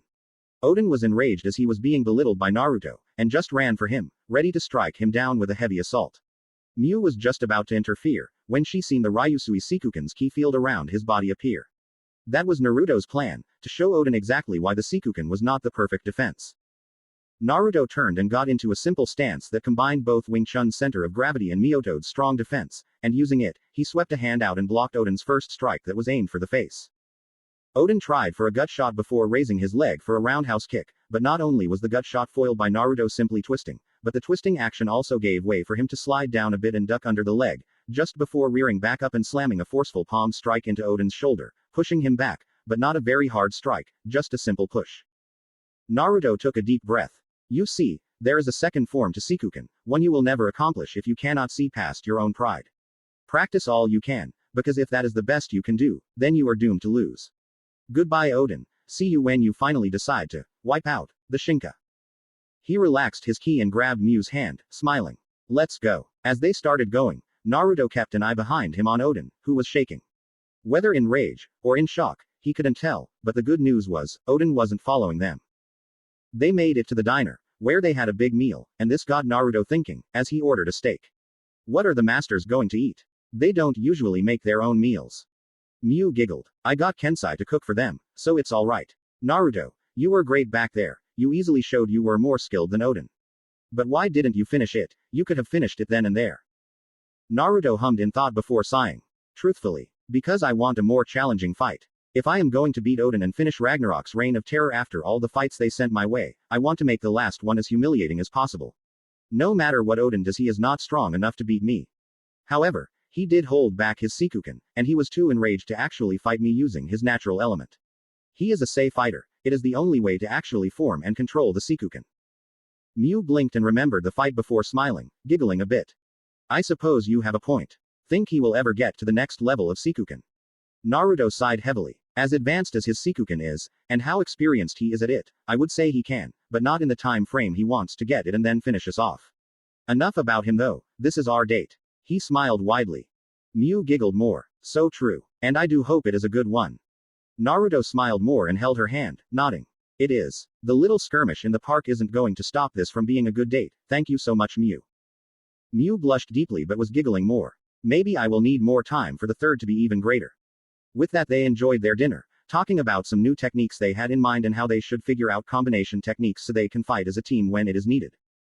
As they were walking home, Mew stopped them before getting there and looked all around, searching every single place that could be seen, as if looking for something. She stopped and blushed more, giggling as she came up to Naruto.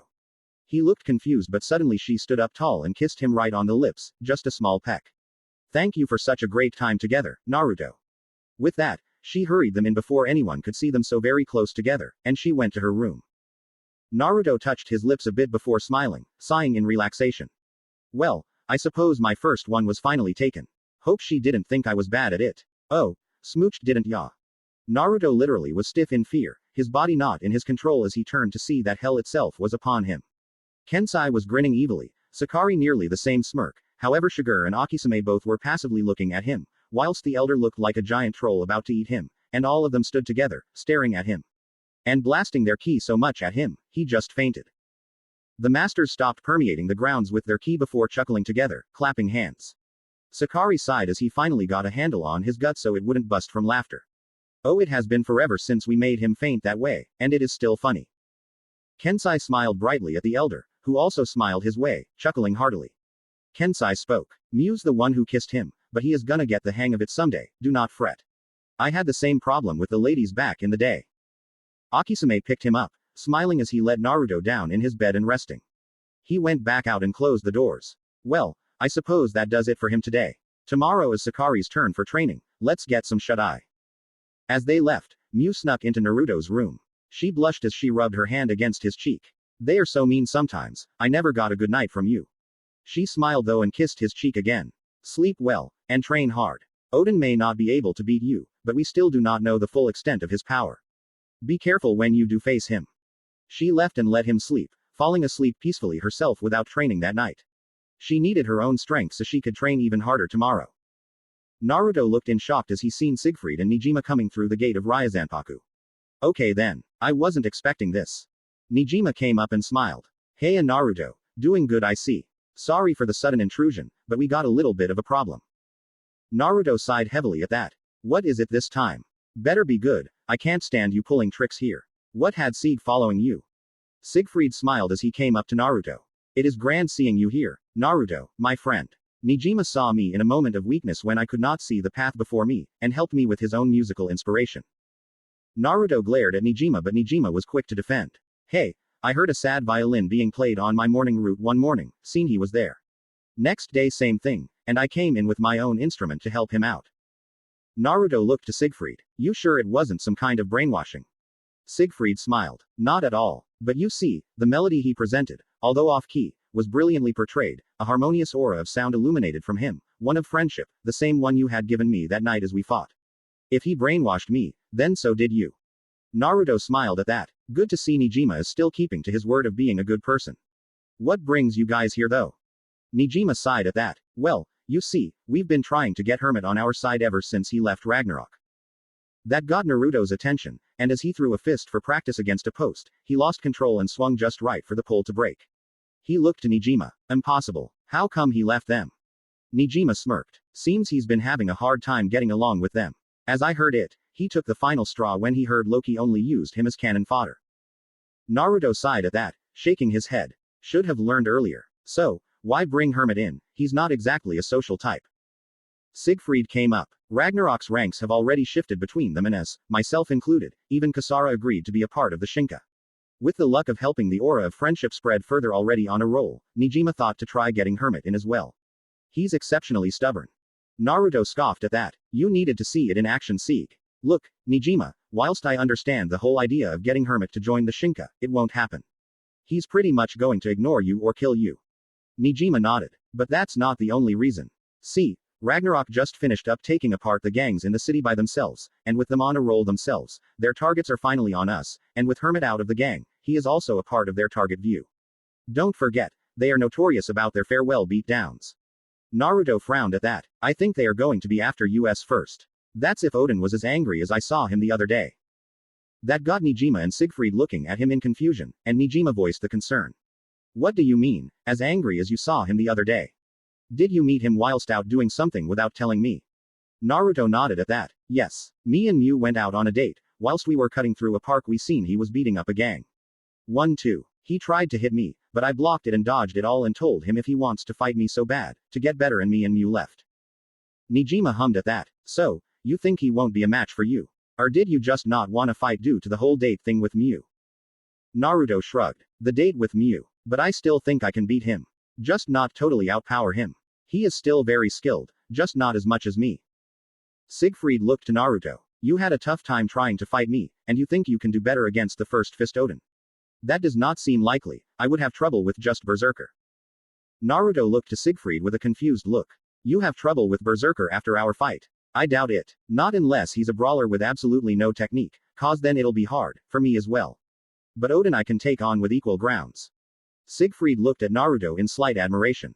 Brilliantly deduced. Indeed, Berserker is nothing but a street brawler. I have not seen him practice anything but throwing limbs around wildly. He has also been known to have the most significantly high amount of luck, no matter if it is in a fight or in playing cards. Naruto hummed at that. Luck. As in, he's one to get lucky when fighting. I don't know how that is any kind of true martial arts skill.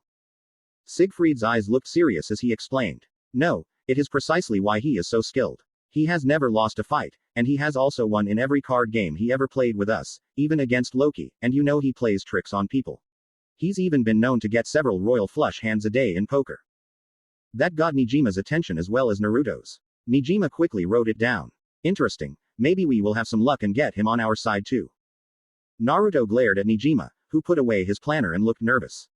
Thought so. Nijima, we can't expect every single fist to join us. Hermit already isn't wanting to after your multiple attempts. But if Berserker is so lucky to get the most impossible hand to get in poker, often and regularly, then he's more dangerous.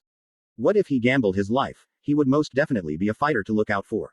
Add in he may be extremely experienced with fighting to always win, he will be difficult indeed. But still, there is one flaw for him. He's never lost. Siegfried looked very confused by that. What do you mean, Naruto? If he has never lost, that is a strength, not a weakness. It means he is incredibly skilled. Naruto looked to Siegfried and smiled. Not entirely. See, if he never lost, he wouldn't realize how hard he needs to work to keep winning, and one day he will have to meet someone who will always beat him because he never learned to lose and train harder to win. Losing, or understanding how it feels to lose, and knowing you will lose eventually, makes for the greatest teacher to make a strong martial artist in anyone. Trust me, I still lose in my spars with Mew and Renka, from time to time, and I always lose sparring my masters. Siegfried looked stunned by that comeback speech and smiled brightly, yelling as he grabbed his paper and pen. Magnifico. The wisdom of the true strong-willed martial artist, knowing humility in defeat and confidence in victory. Another string of my crescendos have come to mind. Just as he was writing the first note for it, a crash from inside the dojo was both heard and seen, as the doors burst from the inner sparring room, and Mew flipped in the air out of it. As she landed, Renka sprinted out and at her with amazing speed. Mew flipped back and planted a foot against the wall of the property and kicked off, spinning like a top before throwing a harsh swipe kick at Renka, who had pounced, planting her hands on the ground and swung everything below her shoulders forward at Mew, using her momentum and arms planted on the ground to counter Mew's aerial down strike, and both kicked the other's foot with such strength they both blasted each other backwards. Renka was pushed off balance and thrown to the ground as Mew rocketed back and hit into the wall. Mew landed on her feet and didn't falter, groaning as she used all her willpower to keep upright and in her fighting stance, whereas Renka cartwheeled back on her feet, but this time taking a different stance, the stance of drunken kung fu, Zui Quan. Mew ran forward and kicked off the ground, but not in the traditional way, as she kicked and didn't go any higher from the ground than she was. However, her body flipped at a very fast pace at Renka, who rolled her body back and onto her back, her foot raising up and blocking Mew, who had tried a horrifyingly speedy axe kick. What happened was Mew was forced to flip backwards and land on her hands with her legs in the air, whereas Renka, using the momentum she gained from Mew's axe kick, was squat on all fours like a sitting cat, but still wobbly. This was a secret of Zui Quan, To use your enemy's momentum as your defense so that you can attack using any part of your body that flows with your dodge. Unlike Go no Sen, which you use your opponent's strike to increase your own momentum for a counterattack. Miu shifted her hand to the side and used a technique that she created using moves learned in gymnastics, by swinging her legs downward, but to the side, swinging her legs out from the side to strike Renka with a side kick. However, Renka rolled over it and used her flipping roll to trap Miu, tucking her legs in and under Miu's arms and folding her legs under her as she laid Miu on the ground, forcing her to stop twisting around to get into stance. Renka held Miu to the ground before pushing off the ground and into the air before punching down at Miu, her fist passing by her head and slamming into the ground. Yield. Renka made sure to lighten her hold on Miu's arms when doing that, so she didn't break her arms, but having Renka's full weight on her back with her arms bent, Miu was in a bit of pain. Miu grunted in an effort to get out of the hold but failed. She sighed in defeat and relaxed. I yield. Renka quickly let go and got off Miu, landing on her feet. She smiled, offering a hand as she began to huff in exhaustion. You're no pushover. 3 hours of non-stop sparring, your stamina is remarkable. Miu grabbed Renka's hand, panting even harder as she was raised to her feet. You too, you've got a poker face about it too, I see, not letting up even for a quick breather. I guess you won though. Naruto looked to Nijima and Siegfried, who both had jaws agape. Pick the jaws up, boys. Nijima, you were saying. Nijima nodded and shook from his shock from the battle that happened before him. Right, so, as I was saying, the main point I wanted to bring here today was 2 things. 1, meeting tomorrow at school, and 2, I wanted to see if you could help convince Hermit to join the Shinka, even if it is only for the day the Shinka gets attacked. Naruto hummed at that. Having Hermit on their side when the entirety of Ragnarok, which was greatly decreased after losing 4 fists to the Shinka and their respective numbers, attacks them, it would increase their chance of surviving a full-on assault, so it would be best to try and shift the odds a bit. But he wouldn't force it on anyone. Naruto sighed and looked to Nijima. Look, I will talk to him. If by the time I am done talking to him he still says no, then no more trying to force him, cause he ain't going to join regardless. So give me 1 chance, if it fails no more trying. Deal. Nijima smiled wide and nodded. Wouldn't think of asking for more. See ya tomorrow, Naruto. I have my routes to take, spreading the word about the meeting. Siegfried watched Nijima wander off and turned to Naruto. Thank you for your agreement to help spread Shinka's friendship further. Hermit needs it more than anyone else I have seen. He has an aura of loneliness and despair, and when I last saw him, it had only grew more so. You helped me find a better way, and taught me everyone deserves a chance to be better in their hearts and souls. I hope you can do the same for Hermit. With that he bowed, and Naruto did too. Naruto smiled as Siegfried walked off. See you around, Sieg. Try not to get into trouble from Nijima's antics. As he seen them go off, he seen the elder and Kensai talk to Miu and Renka. He came up. Took long enough. I've been waiting for my turn for a while, but I suppose I won't be getting it today. Renka nodded in sadness. Sorry, I could not spar you a final time before I left. I was hoping for it, but it isn't possible. That caught Naruto's attention. Before you left. Wait, what do you mean? Kensai put a hand on Renka's shoulder. Renka's time in Japan is coming to an end. See, I won't leave the dojo, and Renka understands this, but she cannot keep my wife, her mother, waiting in China forever. She has to go back, and will be gone for a fair amount of time. Naruto looked to Renka in shock.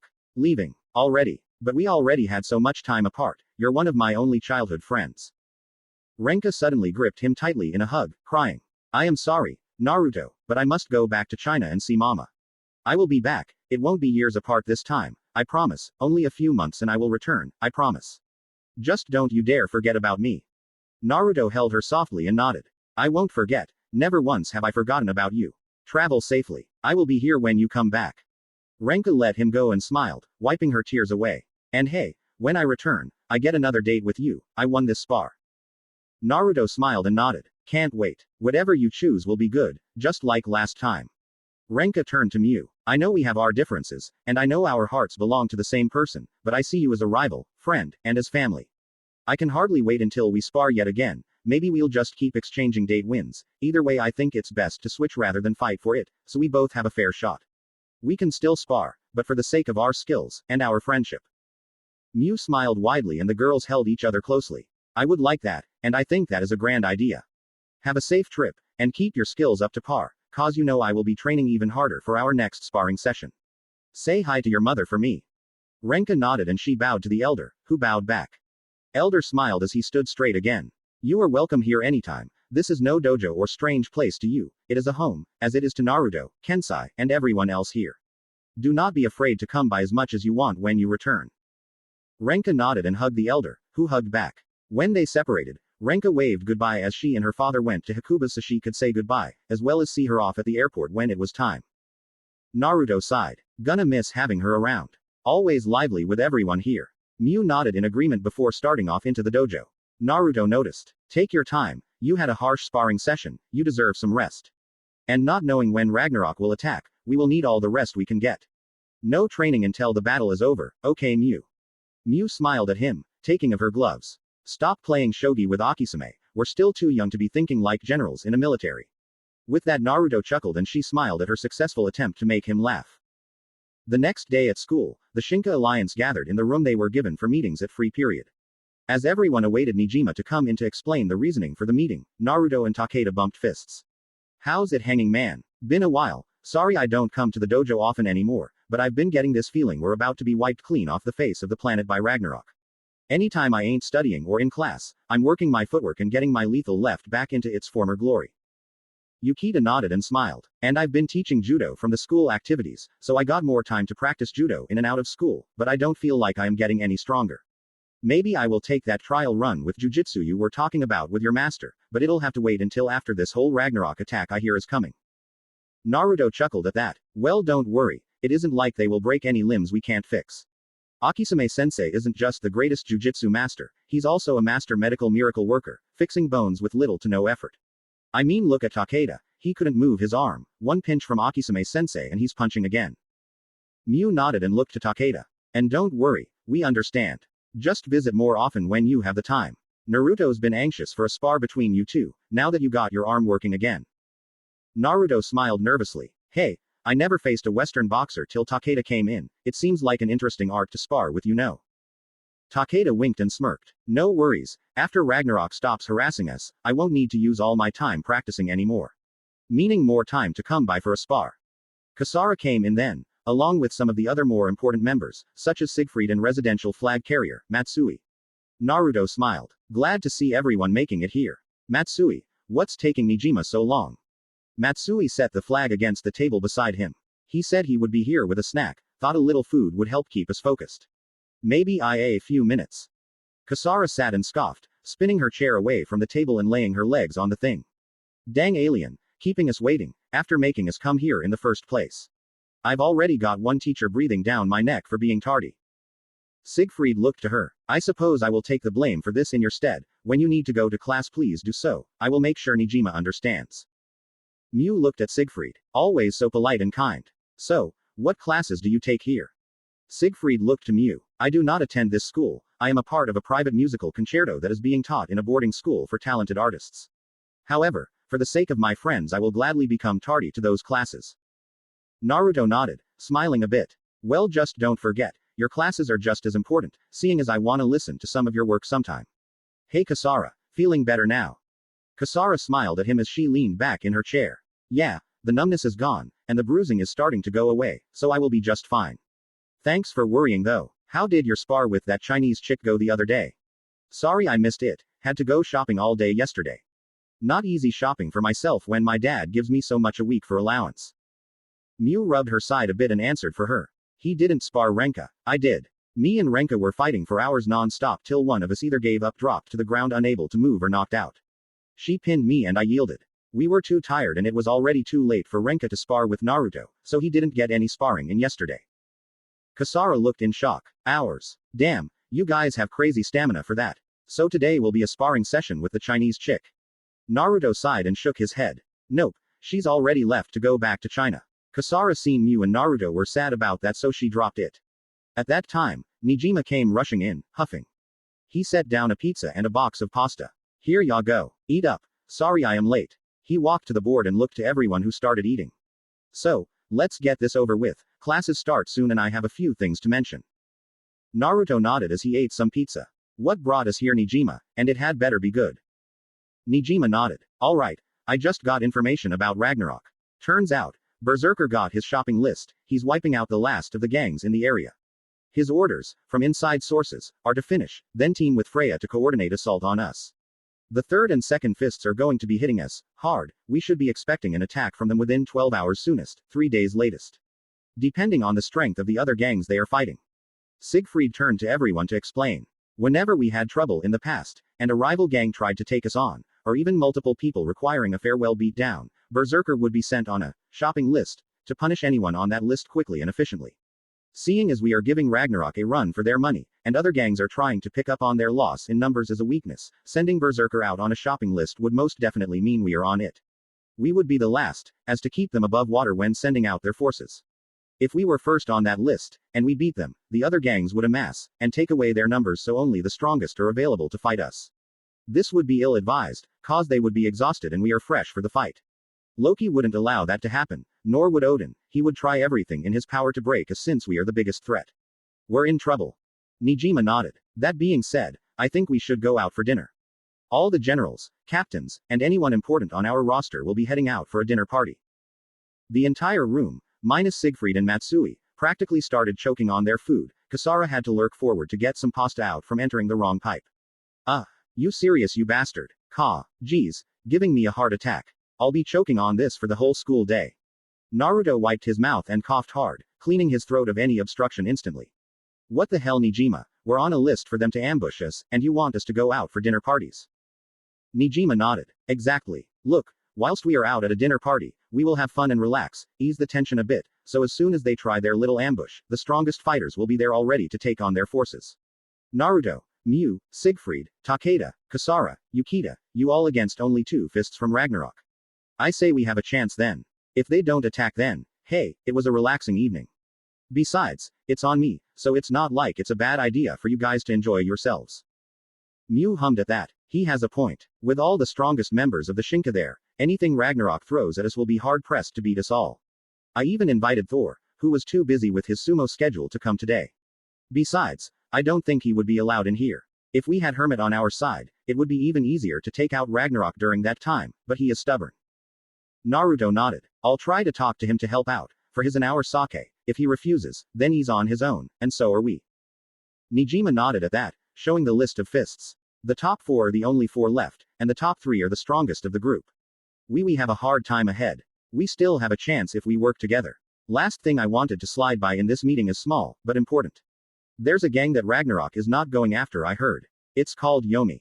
Siegfried and Kasara looked at Nijima with a glint in their eyes, and Naruto noticed. You two know this gang? Kasara scoffed. It's a new upcoming gang. Not really been a problem for us, but as Loki puts it, it's a gang filled with only martial artists, and one that is focused on it to the point that it's not really a gang. Thing is, it only has around. What was it again? Siegfried hummed. I believe it had, as I counted before, 12 members. We do not know who is in it, but recently, one of these members have been taking care of other smaller gangs by themselves. The member is called Spark, who has some kind of strange technique. Suddenly he had a realization. It is like Renka. Mew and Naruto almost got whiplash on that. Mew was first to say anything. What do you mean, Sieg? Like, Renka is the one you saw? Siegfried put his hands up with a serious look in his eyes. No, it was not. The girl, Spark, is indeed a girl like Renka, but has long blonde hair. No, what I meant was her technique. Just yesterday when I came by the dojo, you and Renka were fighting, and right at the end of your spar, she performed a technique similar to that of Spark. The styles are alike. Naruto and Mew looked at each other before Naruto looked to Nijima. Nijima, start looking into Yomi. As soon as Ragnarok is finished, I suspect they will be trying to take us out. Nijima nodded and started to the door. Before he reached it, he turned to everyone.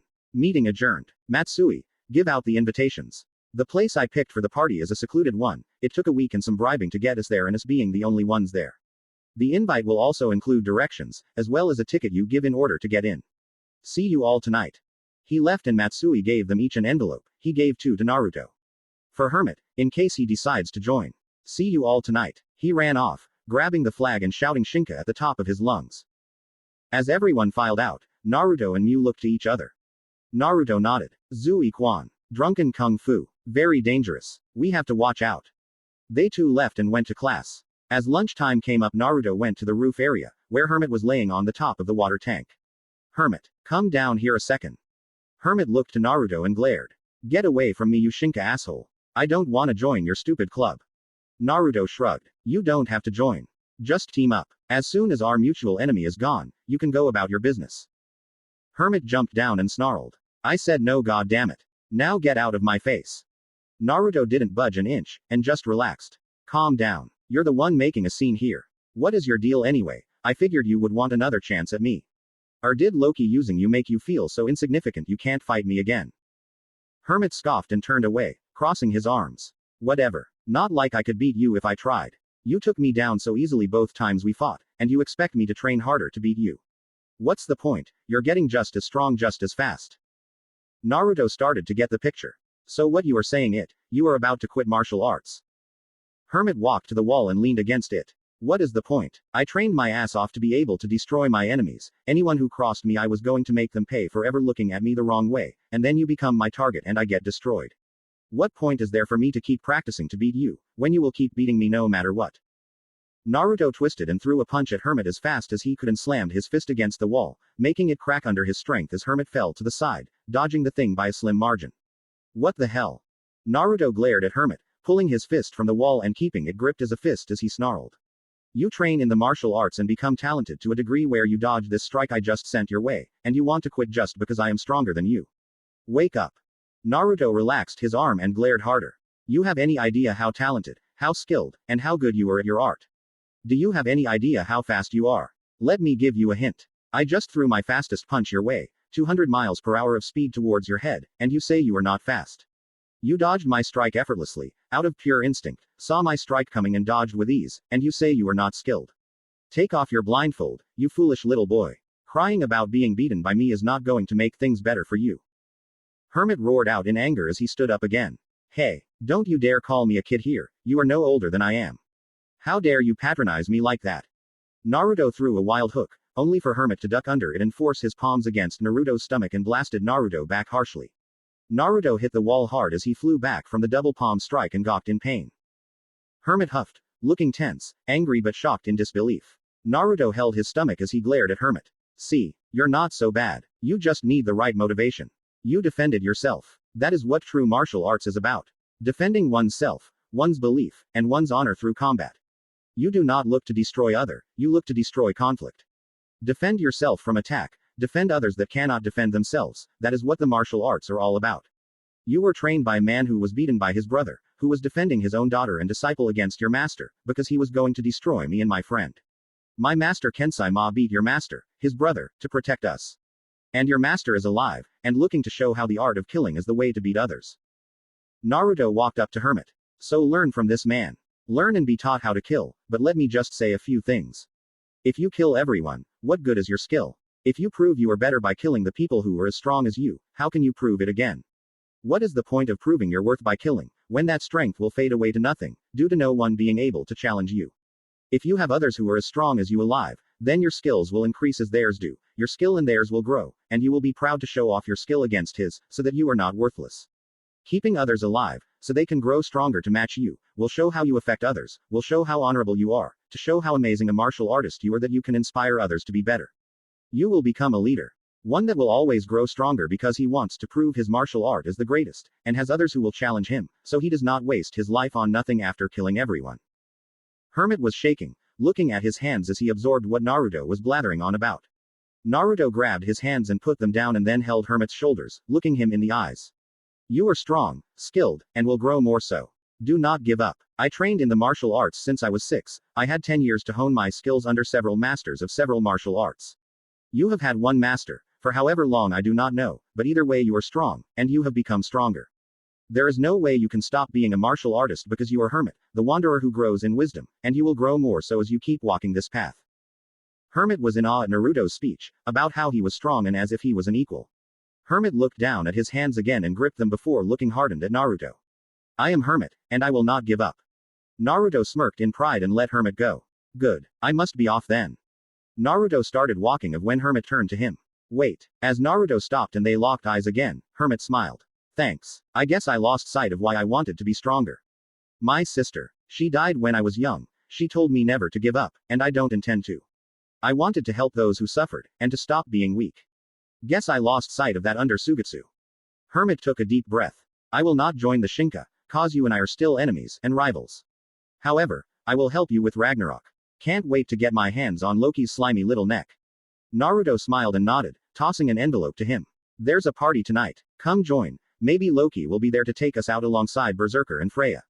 Who knows? If you do not decide to come, keep updated with Nijima. So whenever Loki does appear, you will be there waiting for him. Naruto walked back to have lunch with Mew, and Hermit looked at the invite. He tore it up and scoffed. Loki won't be there. But I suppose I can talk more to that alien, maybe then I can find and kill Loki. He deserves to die, not Naruto. Hermit walked down to mingle with the girls of his fan club yet again. Knowing full well they would be coming up to torment him anyway, so might as well get it over with.